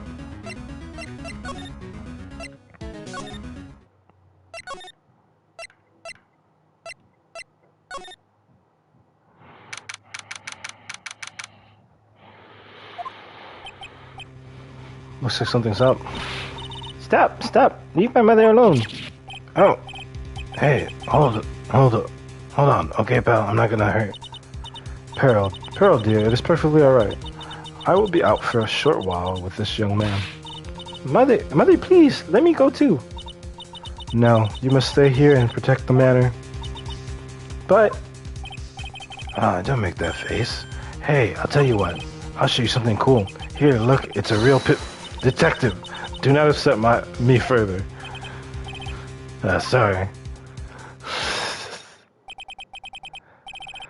Poor Gumshoe being dragged off by the ear like that by Morgan. I mean, it was appropriate though, because why does he keep trying to show people his pistol? My dear.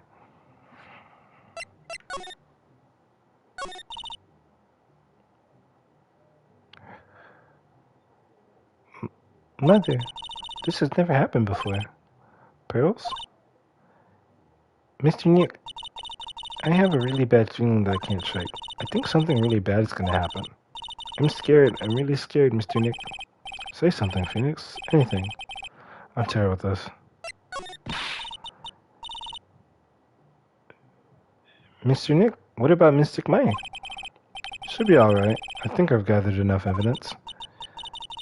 Mystic Maya, she must feel alone. Please, Mr. Nick, go visit her. Yeah, but I can't just leave you here all alone either. I'll be fine. Please, Mr. Maya needs you by her side. Her stare is really piercing, shiver. Okay.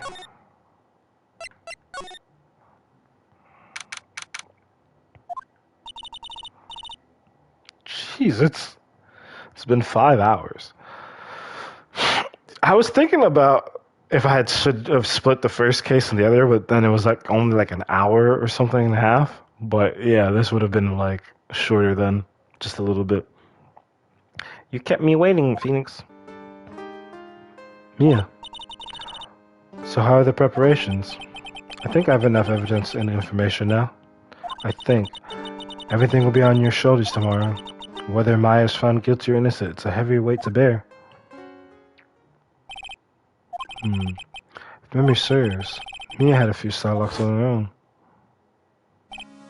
Mia, I'm ready to unlock the last piece of information I need now. Sure, I welcome you to try. Come on, Phoenix. We don't have time to be looking at things like that. We need to find everything we can for each other. Oh, do I have to talk to her first? Because... Mia, yes? Mia, you know something, don't you? About the real murderer, I mean.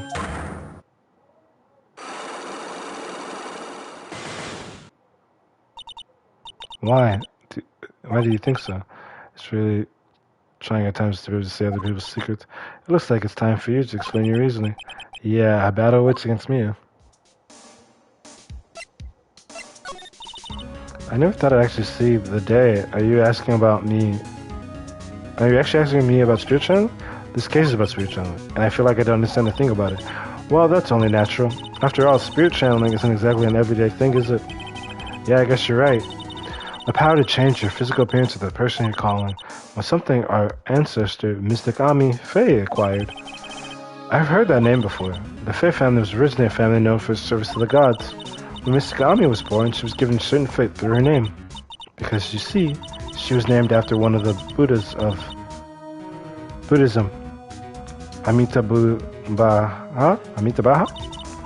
To this day, her soul is still sealed in the crying sacred urn. It usually sits in a winding way and has her name written on it. Yeah. Oh, come on, Phoenix. It's just a fairy tale. Are you saying that me being able to see you is just a fairy tale too? There's still a whole slew of questions for you to answer before the trial tomorrow. You mean like how did the real murderer get into the room and kill Dr. Gray? Yes. Also, when did the murderer enter the channeling chamber? You guys were all standing around in front of the room after the channeling started, which means that the murderer must have gone into that room before the channeling. That's what I think in any case. But Maya's already said there wasn't anyone else in there. That's true. But if we can't figure out the murderer's movements, we're stuck like a beached whale.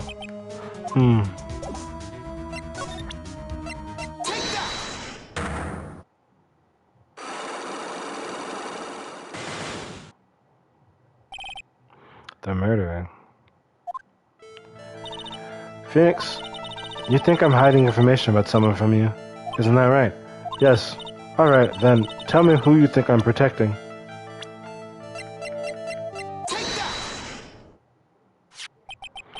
Morgan Fay, of course. There's no one else you would protect like this, Mia. Well done. But while the murder was being committed, my aunt was outside of everyone else, which means she already has an alibi. That's true. Show me some evidence that would cast suspicion onto my aunt. Maybe I should. Oh, wait. I keep telling you, don't take the slide somewhere. No. This means she already saw it. That's true. Show me some evidence that would cast suspicion on my aunt. Is it the key?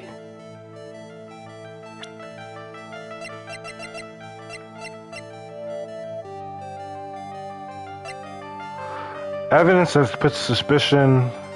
Oh. Evidence that puts. Show me some evidence that would cast suspicion on my aunt.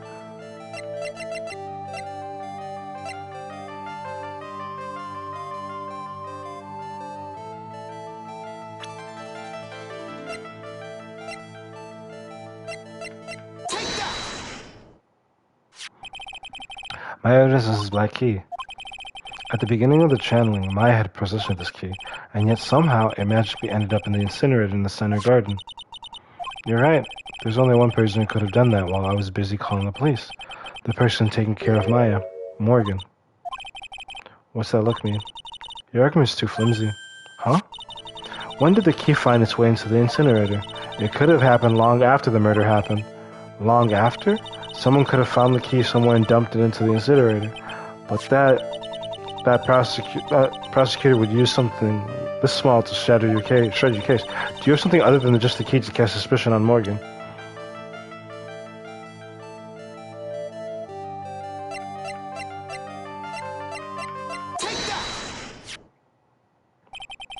This is the other piece of evidence that points to Morgan as the culprit. I also found this in the garden incinerator. It's the same material as Maya's costume, except for the splotch of blood. But this piece may not even be from Maya's costume. But this is what Maya told me. While I was channeling, the key was sitting inside my sleeve. And both the key and this piece of cloth were found inside the incinerator. Which means that this piece of cloth was part of Maya's costume. But when Maya was arrested, she was wearing her costume. That just means someone changed her clothes. But why? I don't know why. But there is one person who could have done that. The one person who was taking care of my aunt. You did well, Phoenix. Thank you. As long as you have those two pieces of evidence, you can cast suspicion on my aunt. However, like I said in the beginning, my aunt has an alibi. Yeah, she was with us the whole time. Here's my final question. You don't have to present solid proof of this for me, But I want to know, if my aunt is the culprit, then how did she commit the murder? How did she commit the murder? I want to hear your thoughts. In order for my aunt to murder Doctor, who or what did she need? Who or what?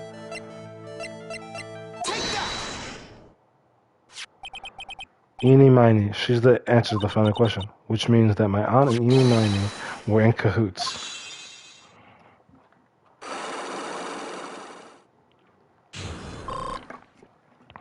Unlock success. Something's been bothering me all this time. This crime is something no normal person could carry out. The person would have to know a lot about Fey Manor and the village itself to do this, but Morgan really has an alibi. This, which is why I can't figure out how it was done. We can assume that Eeny Miny is involved somehow. But we have one big problem on our hands. A problem? With what? We don't have a motive. Why would Morgan want to kill Dr. Gray? Why would she have to? Also, we don't really know for sure that she was cooperating with Eeny. Mia doesn't have a clue either, huh? And there's only one possibility. Huh? Think about it, Phoenix. Why would my aunt do something like that?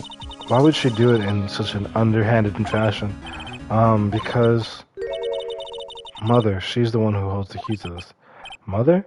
Who's, mine? Don't be silly. Mine, of course. Misty Faye. That's mother. Why was she hurrying her up now? Now then, let's see if we've gathered up everything we could. All we have to do is win tomorrow. Everything will become apparent then.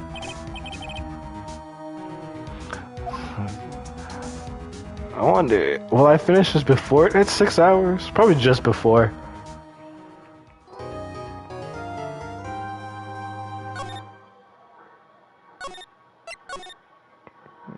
Still had a few. Part 4.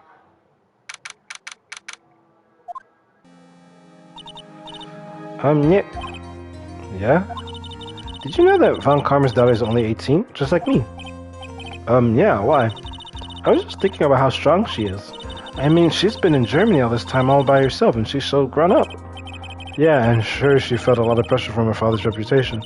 And then you look at me, and then, well, I'm the daughter of the master, but I'm still just a little girl. And on top of that, I'm the suspect in a murder trial. But I think you're really strong too, Maya, for all you've gone through. Yeah, I know. Oh, there's not like I don't have like a 4-hour limit. I was just saying that it's past 5 hours. So I was like, I think I'll probably hit 6 or something. Good morning. The two of you look like you're doing well today. I'm happy for you. Hey, morning, Pearly. You'll be safe today, Mystic Maya. Huh? What do you mean? My mother's coming today to show her support. Yeah, right. That's right, Pearly. Hey, Pearls. Yes, Mr. Nick. Do you think you could do me a big favor? Could you channel me out today too? Huh? I was sort of hoping to sit in the audience today and watch. Please, it's very important to me. I don't feel confident enough without her. Mr. Nick, that's enough. You can't show weakness in front of the person you love. Pearly, not this again. Please, can you do this for us, Pearls? Alright, I'll do it. I'll do it for Mystic Maya's sake. See you later then. I'll leave you to your alone time. Phew, thank goodness. Nick, this way. Pearls won't be able to see today's trial. What do you mean? What's going on? He already knows. Well, because he suspects her being the accomplice. Court is now in session for the trial of Maya Fey. The defense is ready, Your Honor. Let's start already. Mr. Phoenix Wright, I look forward to tonight's news with great joy. The image of your defeated face will be transmitted all over the world. All over the world, huh? Sounds like you've made quite a name for yourself, Phoenix. Don't be foolish, you foolish fools wearing the foolish clothes.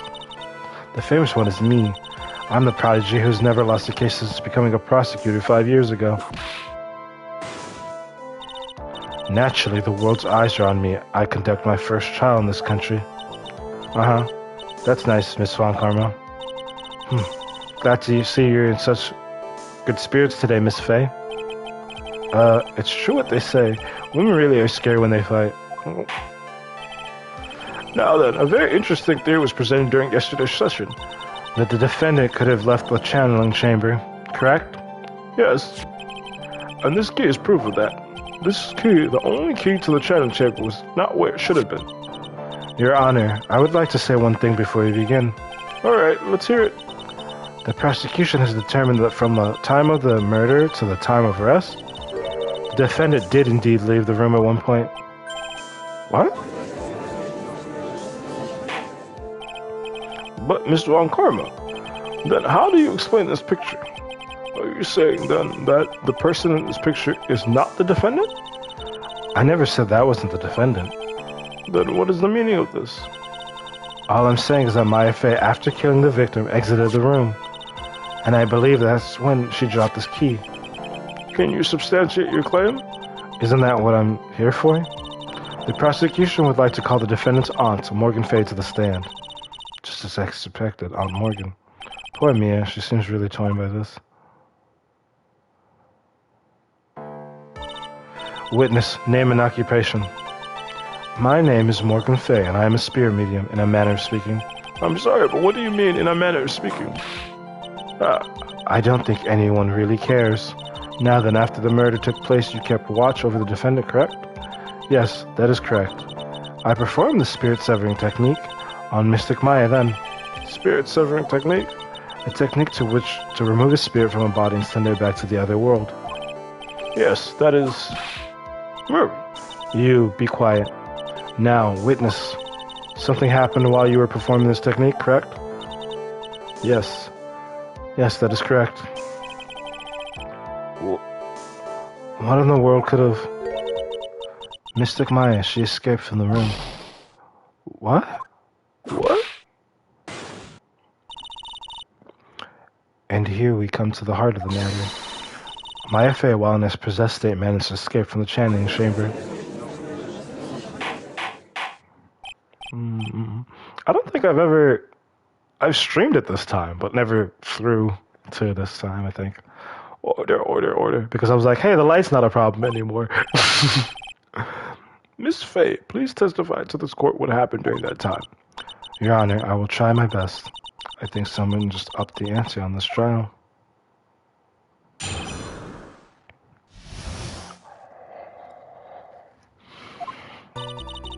After we heard the gunshots, those two broke the door open and entered the chamber. I requested that Mr. Wright and the other lady please contact the police.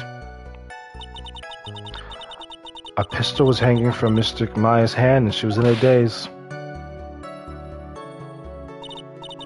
Then quite suddenly she thrust me away from herself and escaped from the room. With great strength she hit the base of my neck and I fainted for a short while. I'm afraid I have no knowledge of where she went after that.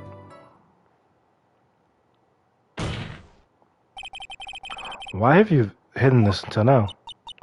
I did not wish to cause more trouble for Mystic Maya. However, I must correct falsities when they arise.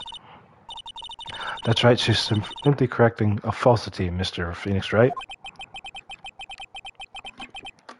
Why is she making it a point to take a stab at me? Never mind. Mr. Wright, your cross-examination, please. My aunt is a very smart and sly person. It's going to be hard for us to find a crack in her testimony.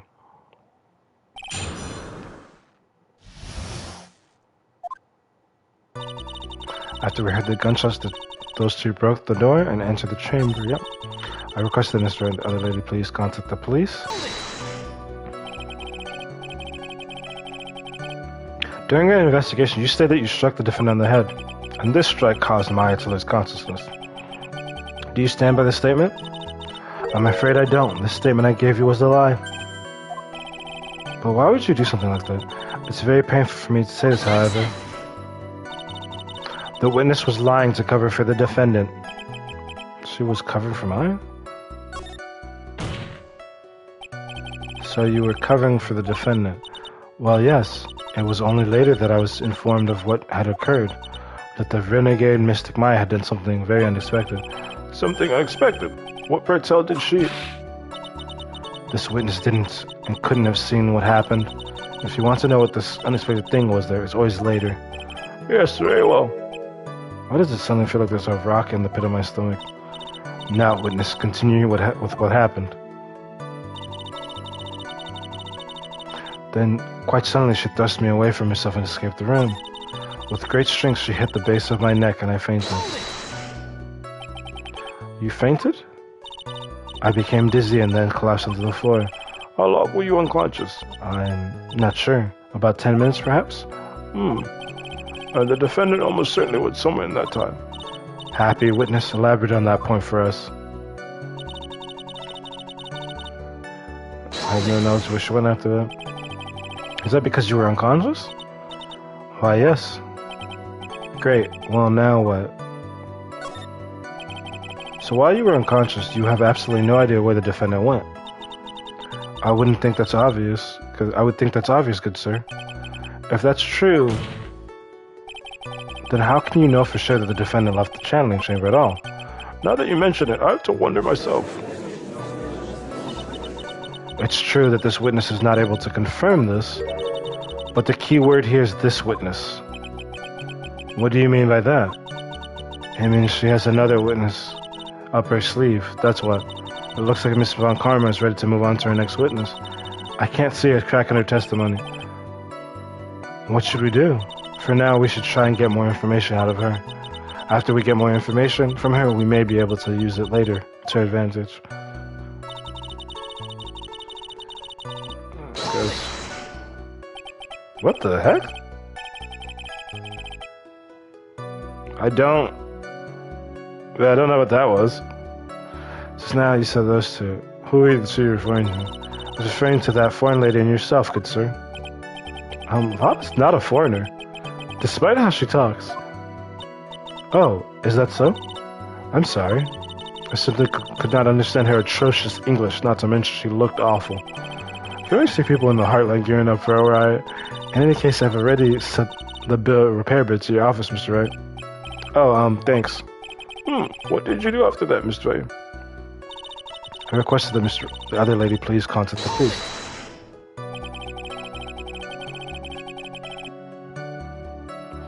I think it's the camera. Was it really necessary to have two people do something so simple as to call the police? If there was a possibility to escape, then one of us should have stayed behind. Yes, that is a very good point.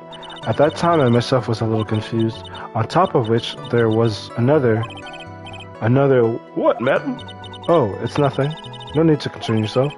I want to hear the end of that sentence. There was another reason you wanted both of us out of the room, was there? You must testify. Why did you chase us out of the room? I simply did not wish for there to be more victims. The lives of both the good sir and the camera woman may be in danger, is what I thought to myself.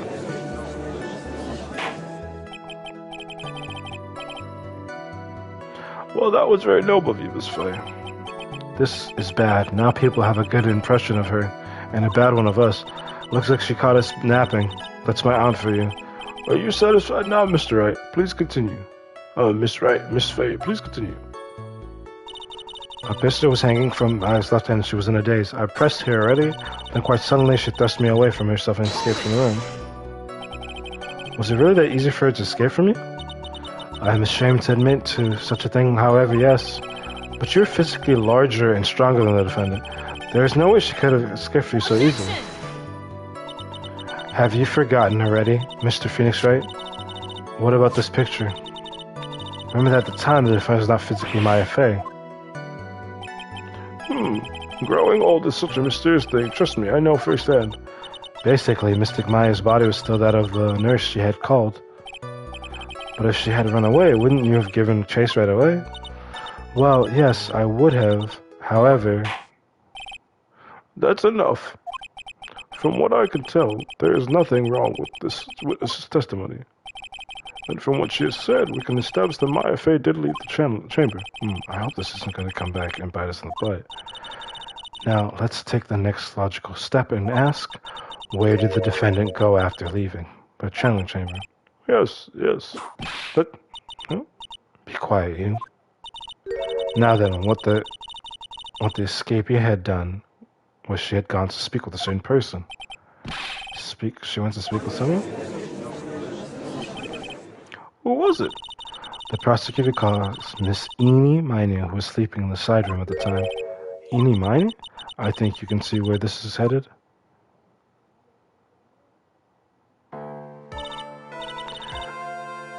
Witness, name and occupation?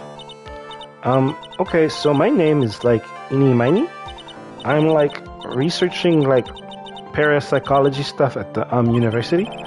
What is this parapsychology? Let's see. It's like, I guess most people call it occult stuff? Even if that's what most people call it, I can't say I understand what that means. Then I suggest you go home and research it yourself. Yes, sir. Now then, Miss Miney. After the murder took place, you spoke with the defendant, Maya Fey. Is that correct? Is this correct? Well, like, I guess? If that's the case, then let's hear your testimony. That is all right, isn't it, Your Honor? Yes, sir. For the love of all things good, Your Honor, have some spine for my sake.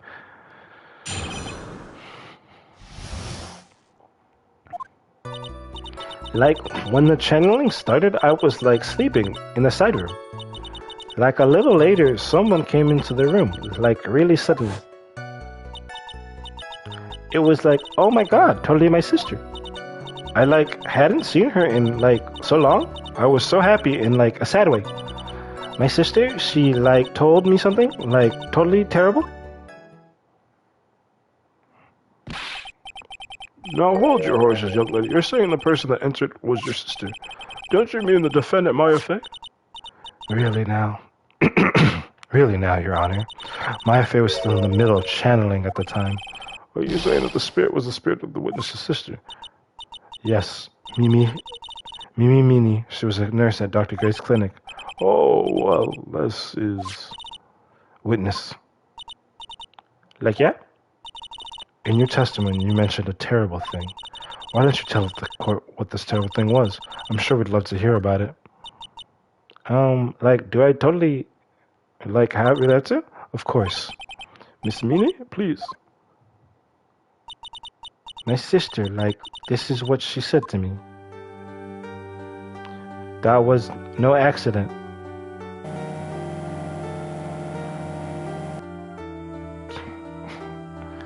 I was drugged with sleeping pills.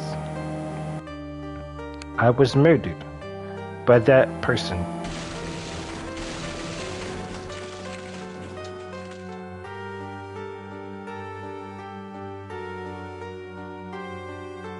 That's why I took my revenge.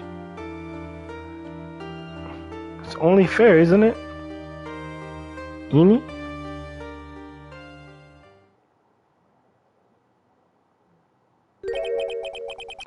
She took her revenge. She took her revenge.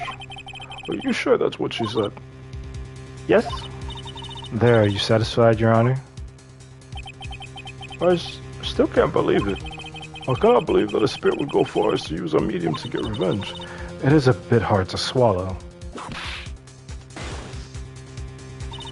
However, all the evidence and testimony point to this as the truth. The end. What do you think, Mr. Wright? It certainly seems like all these loose ends are accounted for. This testimony just now, was it all made up? Was it just one huge lie? Of course it was, Phoenix. Yeah, what do you mean? It's well constructed, but that's all it is. But even the most well-spun lies can be undone. We can do it, Phoenix. Let's find that one loose thread and unwind this tapestry of lies. Your Honor, there's room for doubt, so the defense will cross-examine this witness. We believe that our cross-examination will reveal the real truth behind this murder. Yet again, the foolish fool spouts out more foolish drabble. I wonder if you'll make this one more entertaining than the last.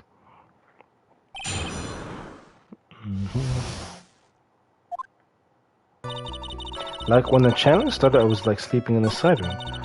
Like, a little later, someone came into the room, like, really suddenly. It was like, oh my god, totally my sister. Are you absolutely sure? I guess. You guess? Was it or was it not your sister who answered? Like, I don't know. I mean, like, I totally don't know your sister at all? Mr. Smith? First off, my name is not Mr. Smith. Second, I'm an only child. But more than that, she's managed to mess up the question with her answer. Well, Mr. Wright. The defense rests. Well, that was a colossal waste of her time. Now then, witness, how did you feel when you saw Mimi Miney?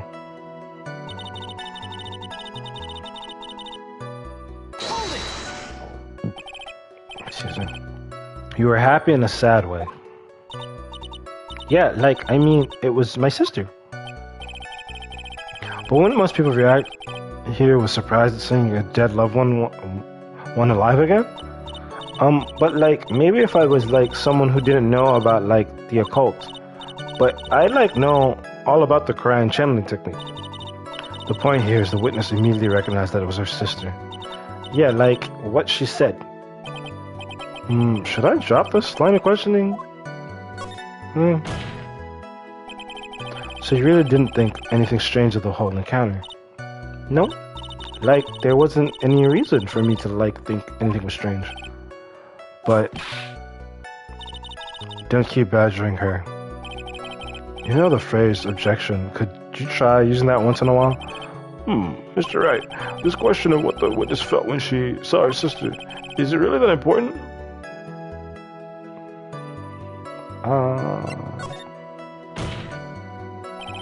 It's very important. Although I haven't quite figured out what it is, but I've got to bluff for now and make it seem like I know what I'm talking about.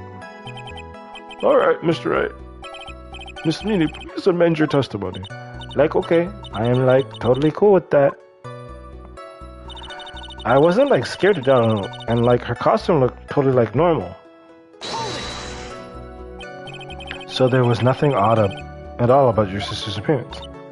Like, yeah, nothing was like weird. She's talking to herself like she found something wrong. That's impossible. Huh? Like, is everything okay? Can I like go on?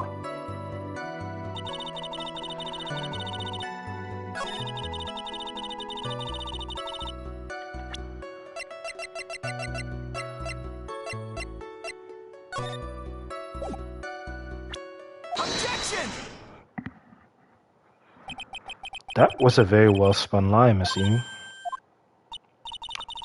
What are you babbling about this time, Mr. Phoenix, right? It's well constructed, but that's all it is. Stealing my lines now, are you? Are we, Phoenix? Jeez. Miss Miney, may I remind you of what you said? You said that there was nothing strange about your sister's appearance. Like, yeah, Aunt. But I don't think that's what you were thinking at all. Take a look at this photo, this picture. This is a picture of the sister you met. I would think that even you would be surprised if someone appeared before you like this. The blood spray. Miss Miney, why did you not include the blood in your testimony?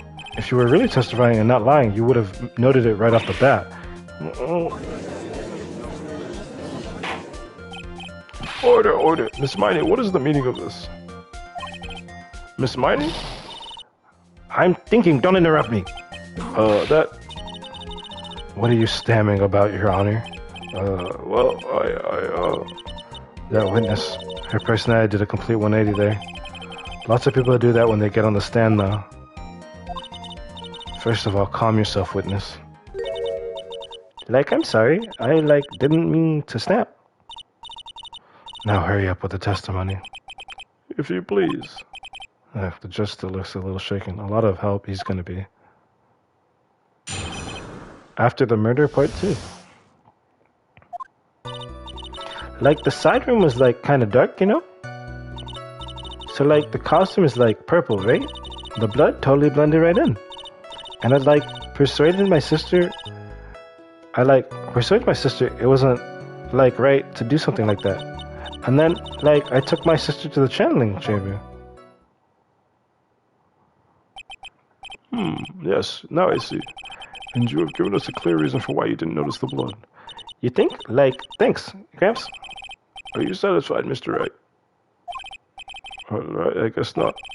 Very well. You may question the witness.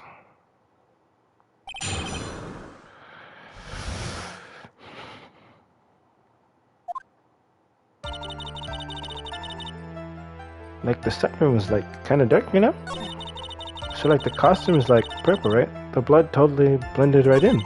And I, like, persuaded my sister it wasn't, like, right to do something like that. And what was your sister, Miss Mimi Miney, like at the time? Well, she was, like, totally flipped out because she just shot Dr. Gray.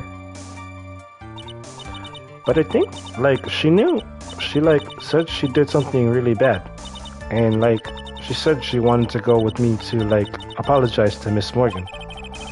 Did Mimi's spirit really say all that to you? Like, yeah. And then, like, I took my sister to the channeling chamber. Was your sister calm by the time? Like, I guess so. I guess maybe, like, taking her revenge on Dr. Gray, like, made her feel a lot better? I'd like to feel a lot better too, Mr. Wright. The sooner the better. So you're saying with her whip at the ready? Oh, like, Mr. Morgan was the only one in the channeling chamber, you know? May I ask you one more thing, Miss Miney? Like, sure. Was there anything you found strange, unusual, or just out of place? Something out of place? Huh, like, when do you mean? When? When you...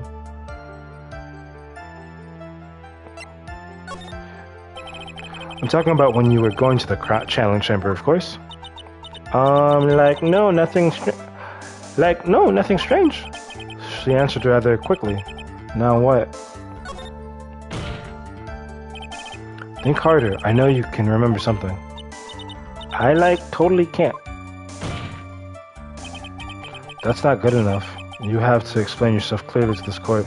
Do you think, Mr. Wright, that whether or not there was something odd on the way to the channeling chamber is all that important? It's very important. I ask because it's very important. Not that I know where I'm going with this. Very well. Miss Mina, if you will please include a statement about this in your testimony. Like, I don't get why, but okay. I, like, didn't see anything on the way to the channeling chamber. So is it because this is... Try to remember that time. Oh, like, I remember. Like, I totally didn't see anyone on the way. I guess this really is a dead end. Something you finally pull out of a witness is never a dead end. No, good, I can't find anything. Phoenix, the judge believes this testimony. If you don't find some hitch in her statement, he'll end the trial. We have to give it another shot. It doesn't matter how many times we listen, we can't give up.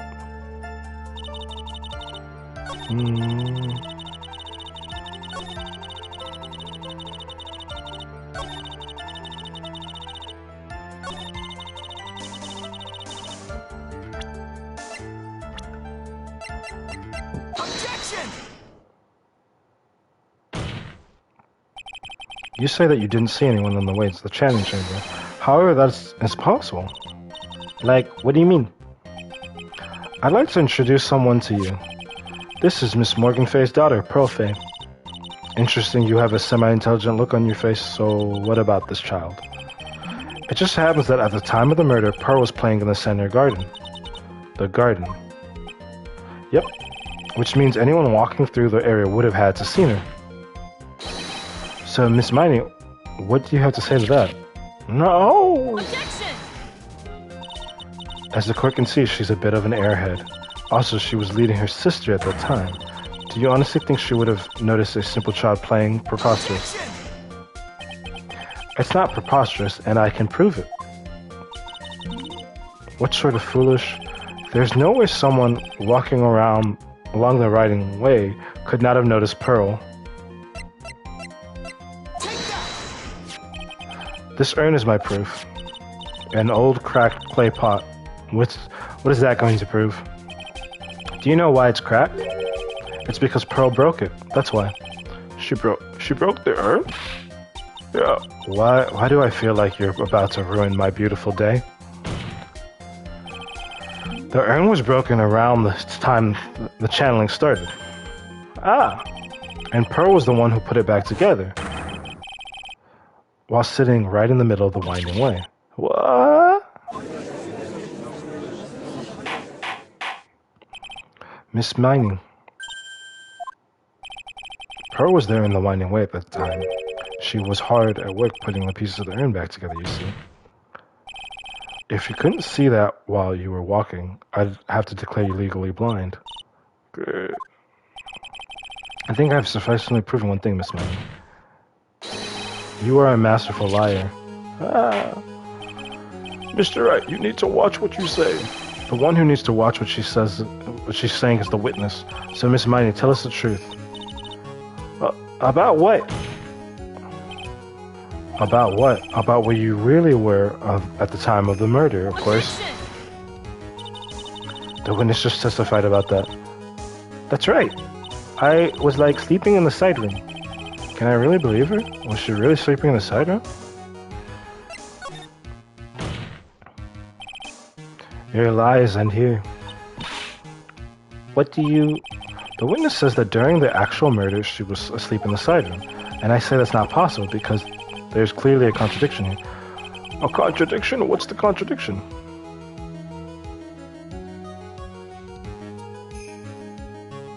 It's in the testimony? Because what? Yeah, why did she say she...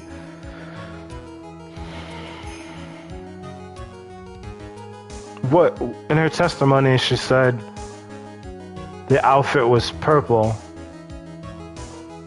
But she would have already known what the outfit was. And then what evidence shows that she wasn't asleep? I'm not actually sure.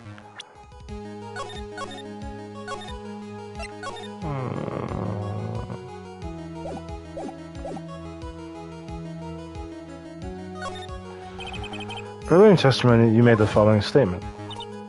And like Miss Morgan was the only one in the... It's true that at the time, but both myself were not there. We had gone to call the police. So, like, what does that have to do with anything? It's very simple.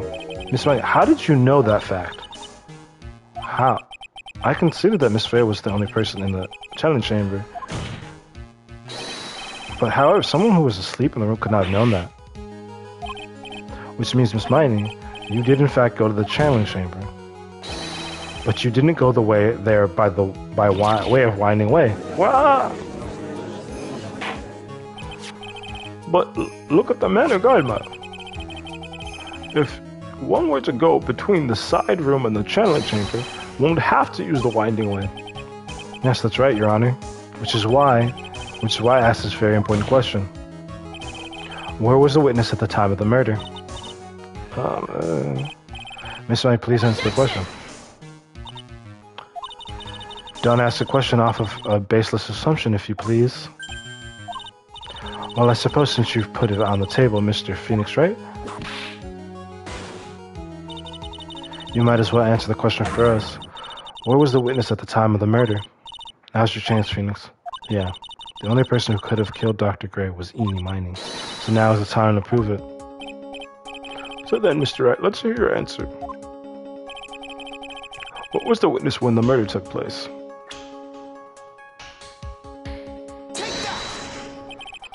Miss Mining was here, of course. What? But that's the channeling chamber. Isn't that the crime scene? That's right. Miss Mining was at the scene of the crime. Order.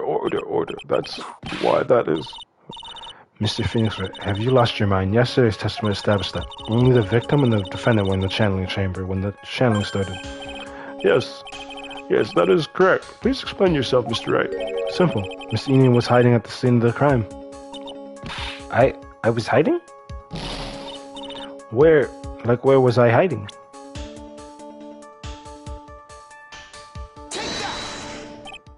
Here, of course. Behind the folding screen? Don't make me say this again. Recall yesterday's testimony. There ain't no way anybody was hiding out behind that folding screen. See, you stupid jerk. Quit being so quick to pin it on me, slimeball. Now, Miss Miney. One so young as you shouldn't be saying. Shut it, Gramps, as you know exactly how old I am. I'm sorry. Looks like the pipe's about to burst. Guess I should help it along. The winch was hiding behind the swelling screen with the help of this. Miss Miney, how you were able to hide yourself at the scene of the crime is very simple. You were hiding inside this box. That tiny little box? No person could fit in there.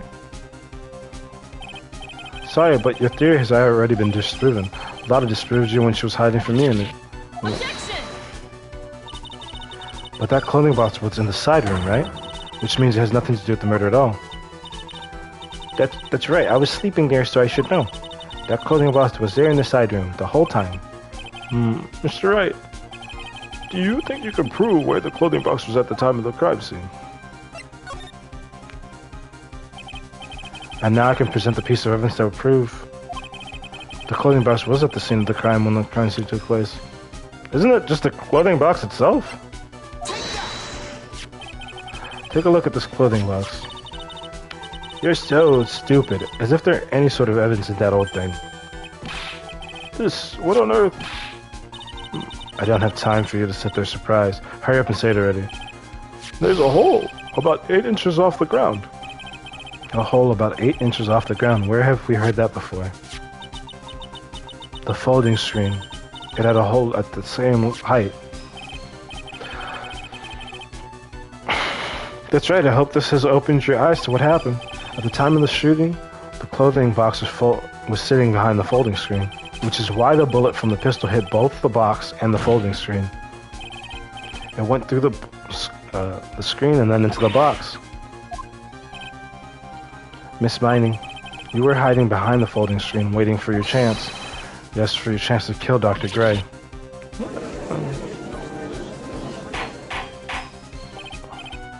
Order. So what? You were saying? And then, Mr. Wright, finished right? What about this picture? Are you saying that person in this photo is Miss Eenie Miney? That is exactly what I'm saying. Miss Eenie Miney, you were hiding inside this clothing box all along. And she wore a medium's costume to masquerade as Maya Fey. To masquerade as Maya Fey? She had a plan from the very beginning. She would kill Dr. Gray and place the blame on my client. No, stop. I can't stand listening to any of this foolishness. If that's the case, Mr. Phoenix, right, then I have a proposition. This whole idea that the witness moved the clothing box to the crime scene, pretending to be the defendant, killed the victim, and then fled the scene of the crime, it's not possible for one person to do all of itself. Of course it's not. It really is impossible. For one person to do all the preparation, that is. Need I remind you, the foolish receive no mercy. Wait, Miss Von Karma, you said it was not possible for one person, correct? Huh? You can't be serious. Miss Mining, you had an accomplice.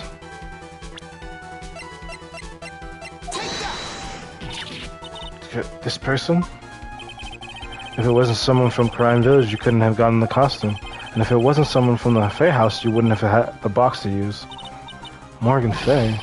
Isn't that the wonderful lady witness we had earlier? What do you have to say to this, Miss Manny? You shot Gray with your own 2 hands. Dr. Gray, do you deny it?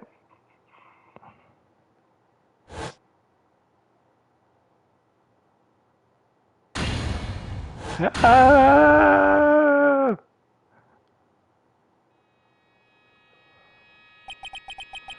think this is what really happened.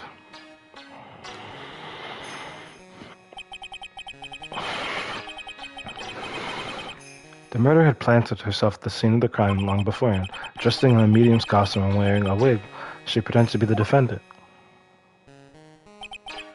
And then the channeling started.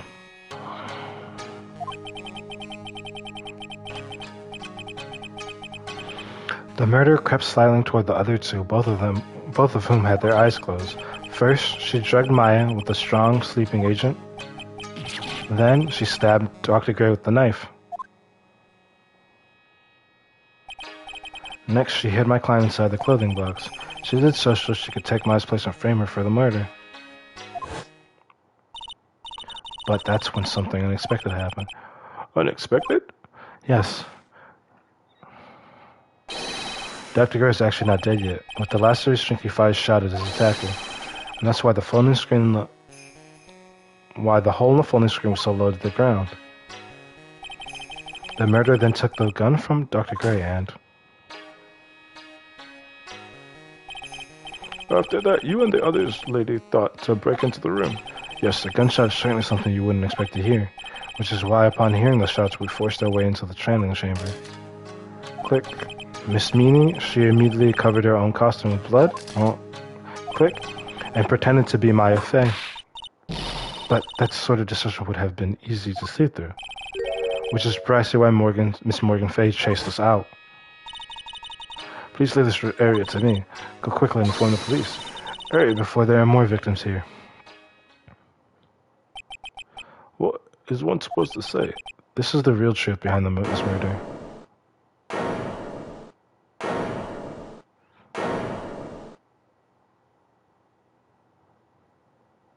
Ha. Who is that laughing at a time like this?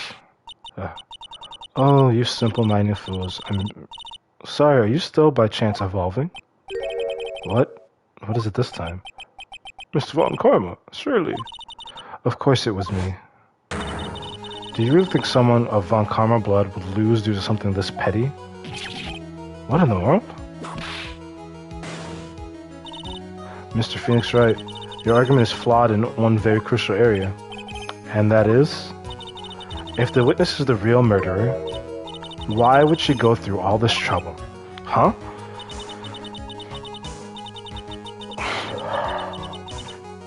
Working together with a medium pretending to be the one putting on this whole act. One reason would she have to do such foolish thing? Well, that's, yeah, that's right. That's exactly what I was gonna say. Oh, and one other thing. Why would Miss Eni want to kill Dr. Gray? Where's her motive? Yeah, that's exactly what I want to say, too. Yeah, a motive. I don't have a motive. A motive? I can't say she has no motive. I have to think of a motive now. What is her reason for wanting Dr. Gray dead? The reason you wanted Dr. Gray dead is this.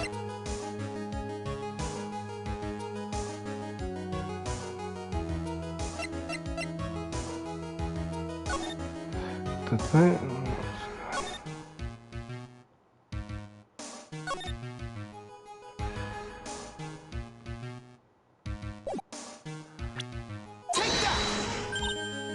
Huh? This is the... Wait, huh? For my sister's death?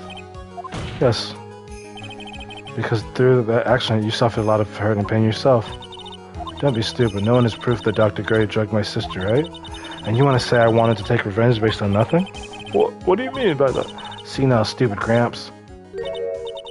I'm going to explain, so please listen, okay? It's been over half a year since I was discharged from the hospital. If I wanted revenge, then I wouldn't have waited this long.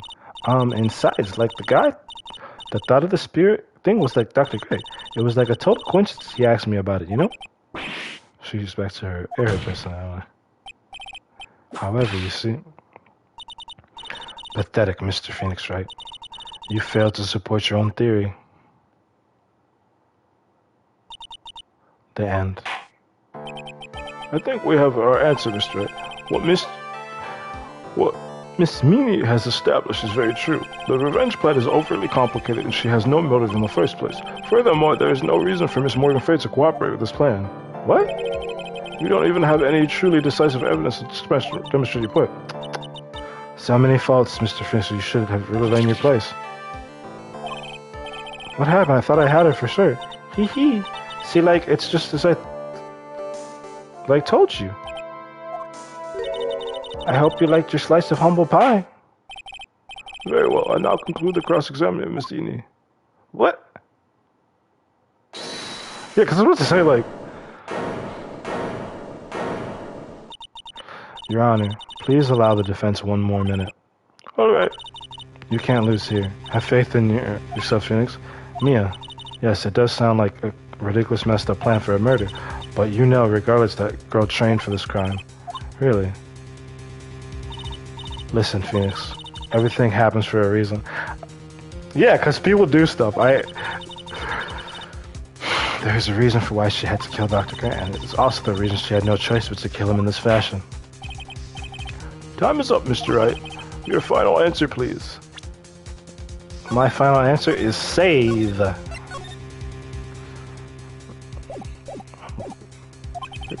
If you want to say that you can prove Miss Meany had a motive, then why did she kill the victim in this way? Can you provide the reason?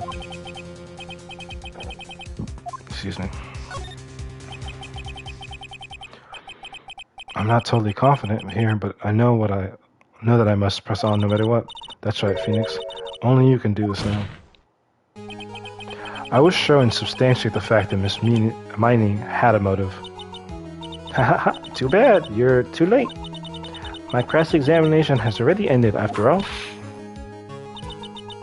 Interesting. I'll let you have your chance, Mr. Phoenix Wright. What? You're supposed to be on my side. Avant Karma only cares about the perfect winner.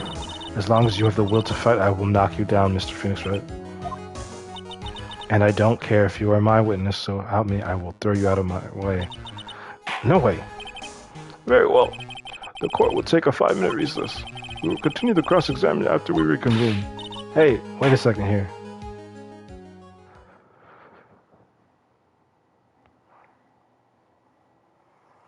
Jeez.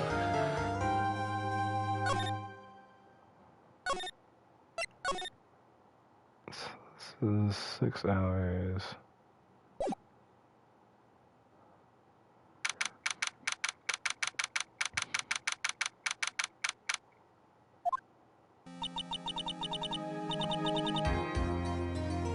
Is it really true about my aunt? I'm afraid so, Maya. There's no way Enid could kill Dr. Gray by herself. And under the circumstances, no one else other than your aunt, Morgan. That's terrible. Why wouldn't my aunt... Everything is going just as I predicted, Mr. Phoenix, right? Ah, Mrs. Von Karma. What are you doing? Why are you doing this? Why are you trying to take revenge on Nick? Nick had nothing to do with what happened to your dad. Don't you have something better to worry about? Say your own situation? Looking down on me even though we're the same age. Are you done yet? You caused me enough pain and suffering. Not yet. My goal is to defeat you and let the whole world know of your defeat. But even if you do that, it won't bring your father back. Whatever. In the meantime, let's bring this match to its conclusion, and then we'll know who the real winner is.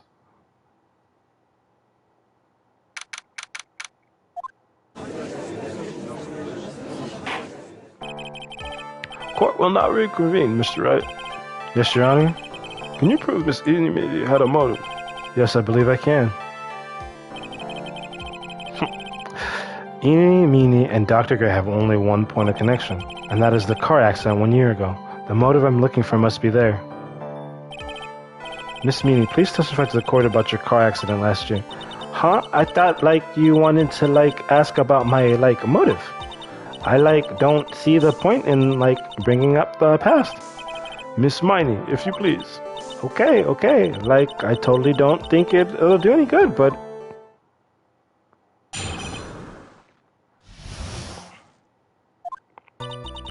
That was, last year, in May. Something really bad had happened at, my sister's clinic around then. And, the night of the accident, my sister was totally tired while she was driving. I was, totally pooped, too, so I, fell asleep in the passenger seat. I, woke up because of a jolt, and, it was a sea of flames around me. I, opened the door and, got away. I think I've heard of this incident. It was all the talk on the tabloids. It was day after day last year. Yes, and there was talk about Dr. Gray drugging your sister. Those were merely rumors, totally baseless gossip. Yes. Mr. Wright, you may question the witness. Right now, it's impossible to prove that Dr. Gray did in fact drug Miss Miney's sister. Yeah, which means I'll have to work this from another angle.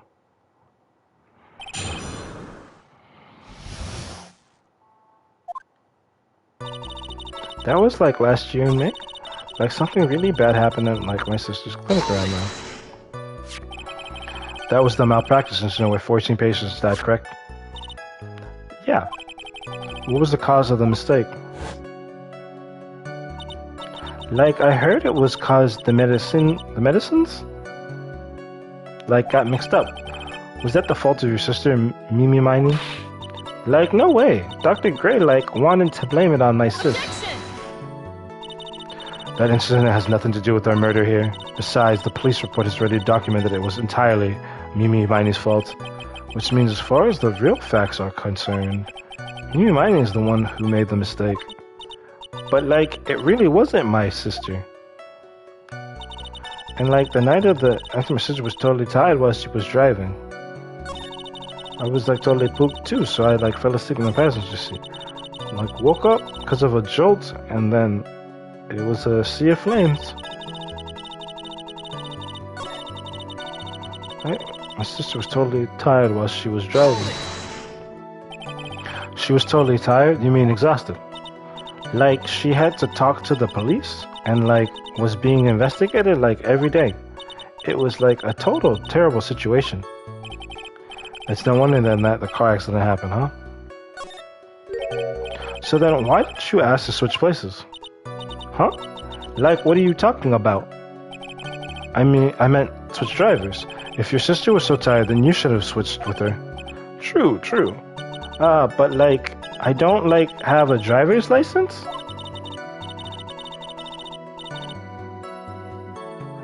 This is news to me. I was not aware you didn't have your license, Miss Miney. Miss Miney, please amend your testimony. Like, okay. Anyway. I was like totally pooped, so I like fell asleep.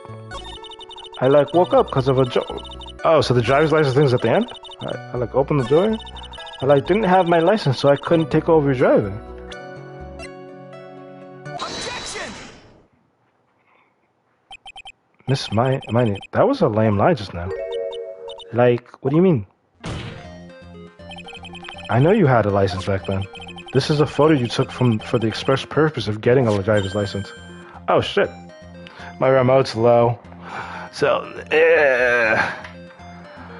sorry. Okay. What is the meaning of this, Miss Miney? That's right. Yeah, I had like a license, but I didn't get until after the accident.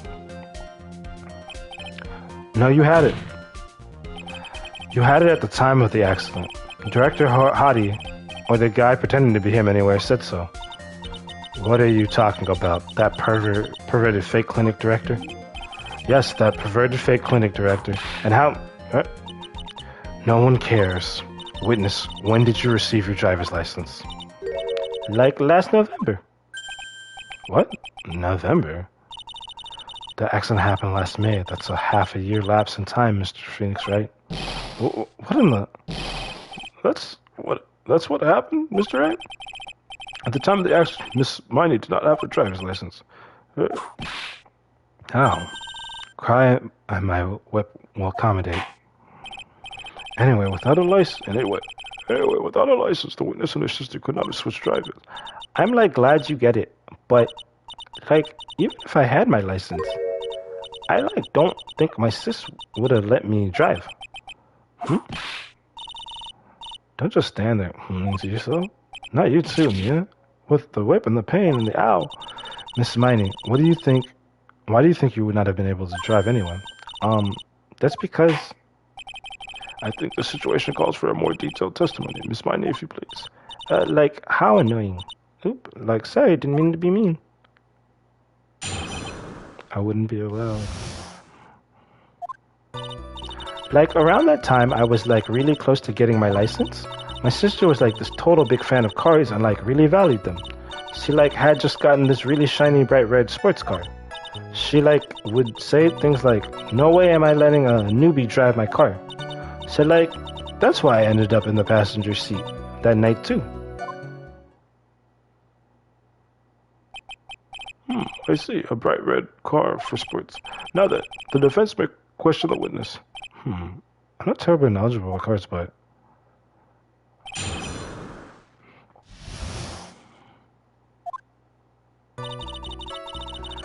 Sec.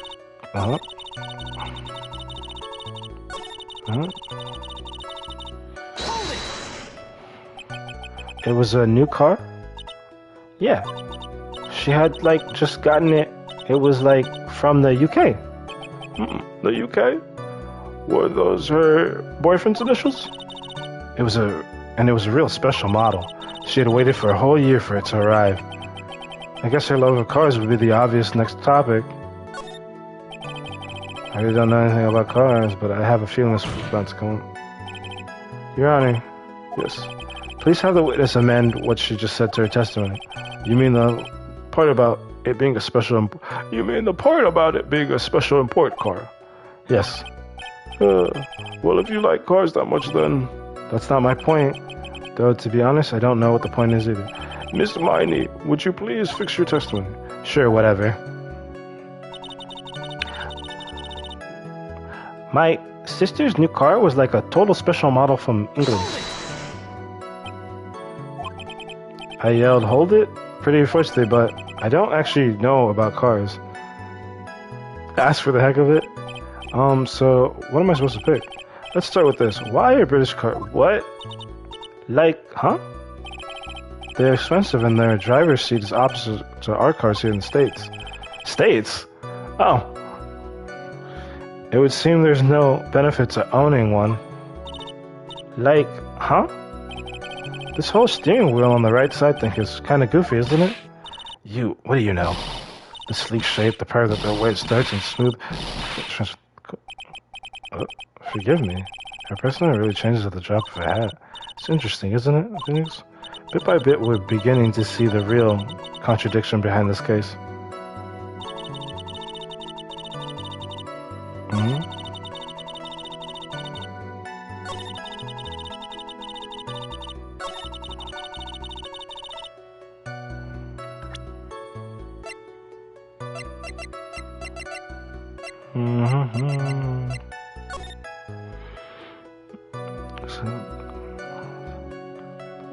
Fall asleep with the wheel. Open the right door.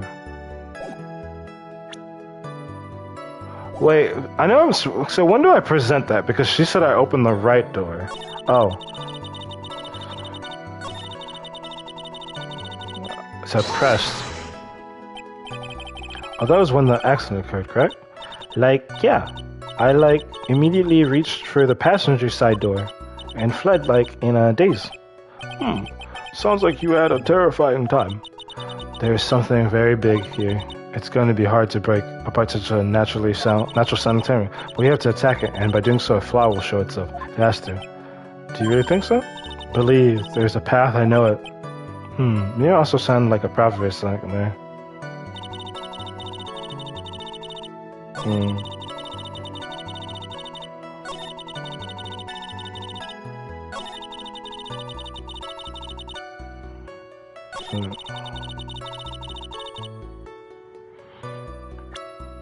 Is this when I point out the testimony that says she was on the right side? Because it said, late night, 2 women's car crashed into the highway. One of the women was not able to escape. The flaming wreckage died. Ongoing revealed the driver fell asleep at the wheel. I was totally tired and I dropped off to sleep. Then there was this crash and I woke up. I was still happy to open the right door. Oh. Oh. Miss Miney, do you remember this article? It's an article about the accident you had said in it. But I opened the right door and I got out. That's correct, isn't it? Why are you suddenly asking me about that? Your Honor, which side is the passenger seat, the left or the right? Well, it's on the right side. Of course, because the driver's on the left side. That would be if it were an American car, but it would be the opposite in a British car. Opposite? There are 2 of them were riding in a British car. In that case, the passenger seat would be the left side. What do you mean by this? Miss Miney, you said that you had escaped using the right side of the door. But if you were sitting there, then that means you were in the driver's seat.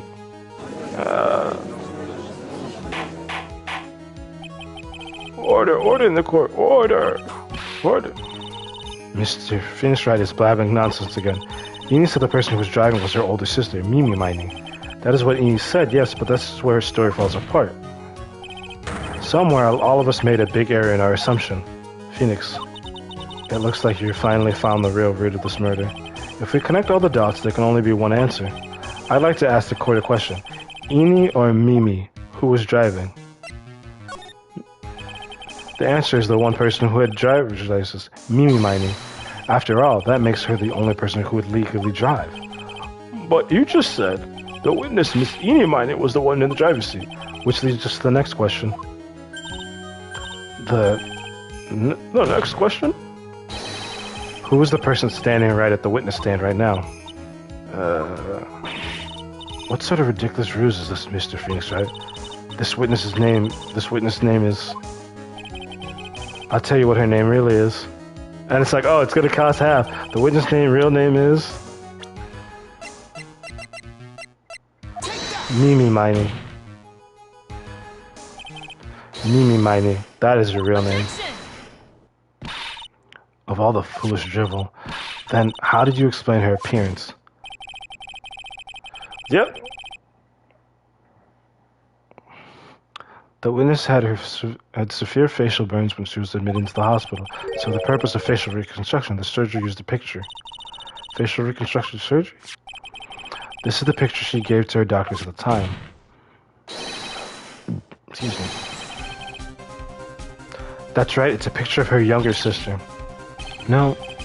But Mimi Miney, she died in the car accident. That's what everybody thought. However, that was not the case. Then, the body they found at the crash site, that was the body of the real Eni Miney. Isn't that right, Miss Mimi Miney?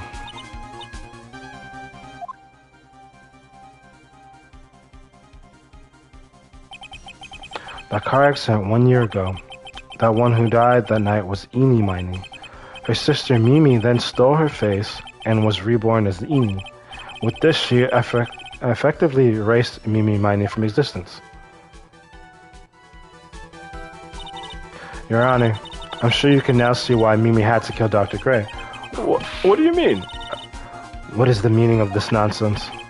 Dr. Gray wanted to call back the spirit of a dead person.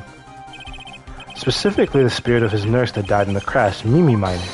However, that would not have been possible because Mimi Miney was still in fact alive.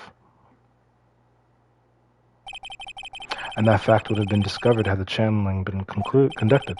So this witness had to stop that from happening at all costs. And that's why she had to kill Dr. Turner Gray. Is that what you're saying? Yes. Before the channeling, Dr. Gray had the misfortune of consulting this witness about communicating with the dead. And in that moment, his fate was sealed. Well, Miss Von Karma. Why did you say my name just now? Looks like I've been unmasked. Witness?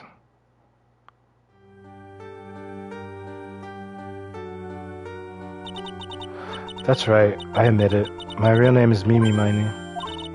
That quack doctor, he got what he deserved in the end. And I was so close to finally ditching Mimi too. So close. But why? Why would you go so far as to throw away yourself, to become your own sister?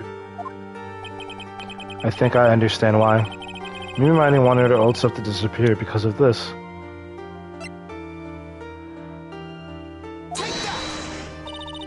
That's about the malpractice incident. Dr. Gray was right. The mistake was caused by the nurse. A nurse by the name of Mimi Miney. That's right, the person standing before us today. And a few weeks after this mishap, Mimi Miney had a car accident in which she lost her younger sister. The timing couldn't have been worse. 14 patients dying in that instant and her own sister's life extinguished. It was all too much to bear. I found a way for myself to escape it all. The only way. She lost everything in the flames of the accident, her sister. And even her own face, that was her last chance. Her chance to throw away her past and start a new life as her sister.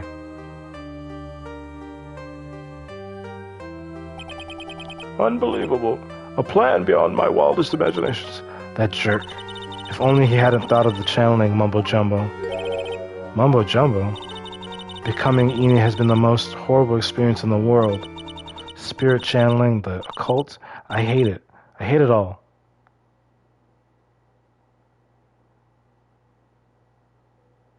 I believe there are still a few unsolved riddles here, such as why did Miss Meany choose to go with such a complicated plan? And why did Miss Morgan Frey agree to help her execute it? Regardless, I believe one thing has been made crystal clear. The innocence of the defendant, Miss Maya Fey. This is preposterous. I'm perfect. Me, Francesca. I say Francesca Franziska? Von Karma. I'm going to enjoy the news tonight. Mrs. Von Karma, how about you? It's going to be broadcast all over the world, right? Your defeat, that is.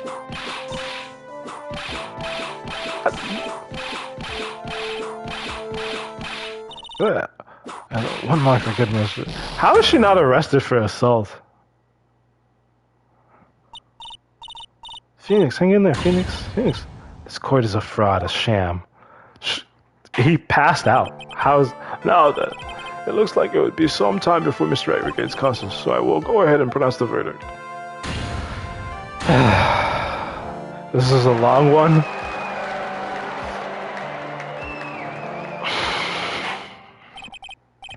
That is all. The court is adjourned.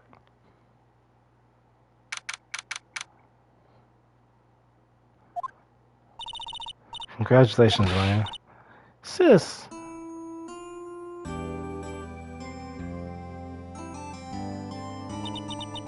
It's good to see you, Maya. How are you doing? Sis. I didn't kill anyone, did I? No, you didn't. It was all just a dream. A really bad dream. You know, sis? In my dream, I smelled a really familiar scent. A familiar scent?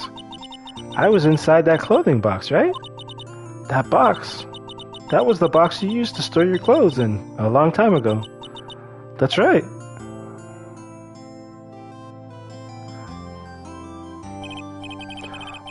There's still one thing I don't quite get yet. What's that? What would happen if Mimi hadn't shot Dr. Gray? I mean, we broke in because we heard a gunshot. I think Mimi might have had plans to open the door to the chamber herself. And then you and Lotta would have witnessed quite a scene.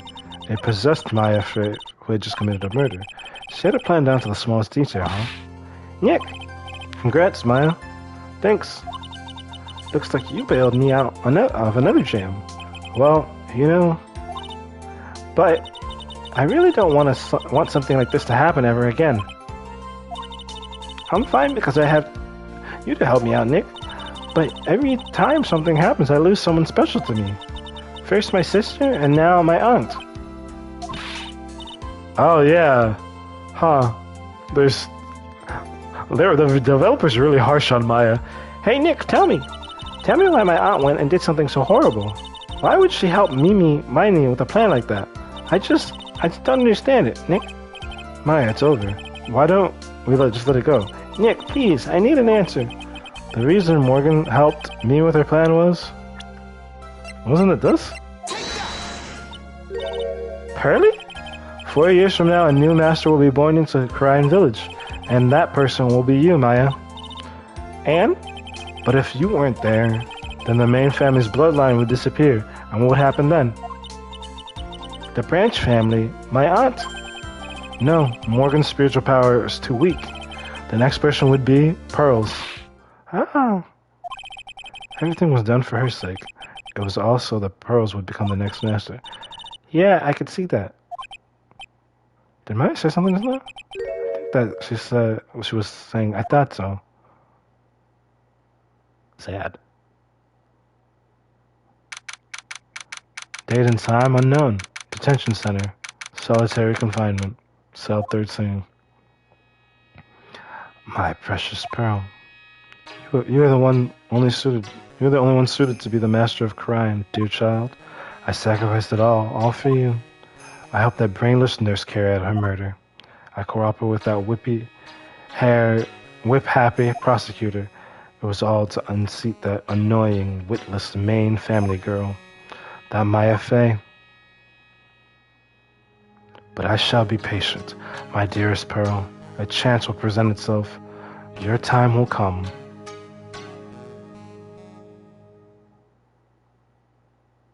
We'll probably never see her again. Anyway.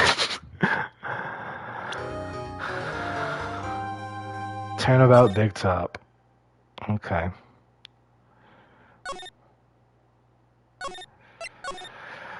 Okay. So that I started a bit later, and that also took longer. But yeah, I will. I definitely won't be back tomorrow because. So tomorrow is Tuesday, and then what is it? The 8th is Wednesday. Yeah, I'll probably be back for the Turnabout Big Top on Wednesday, same time, 2 p.m.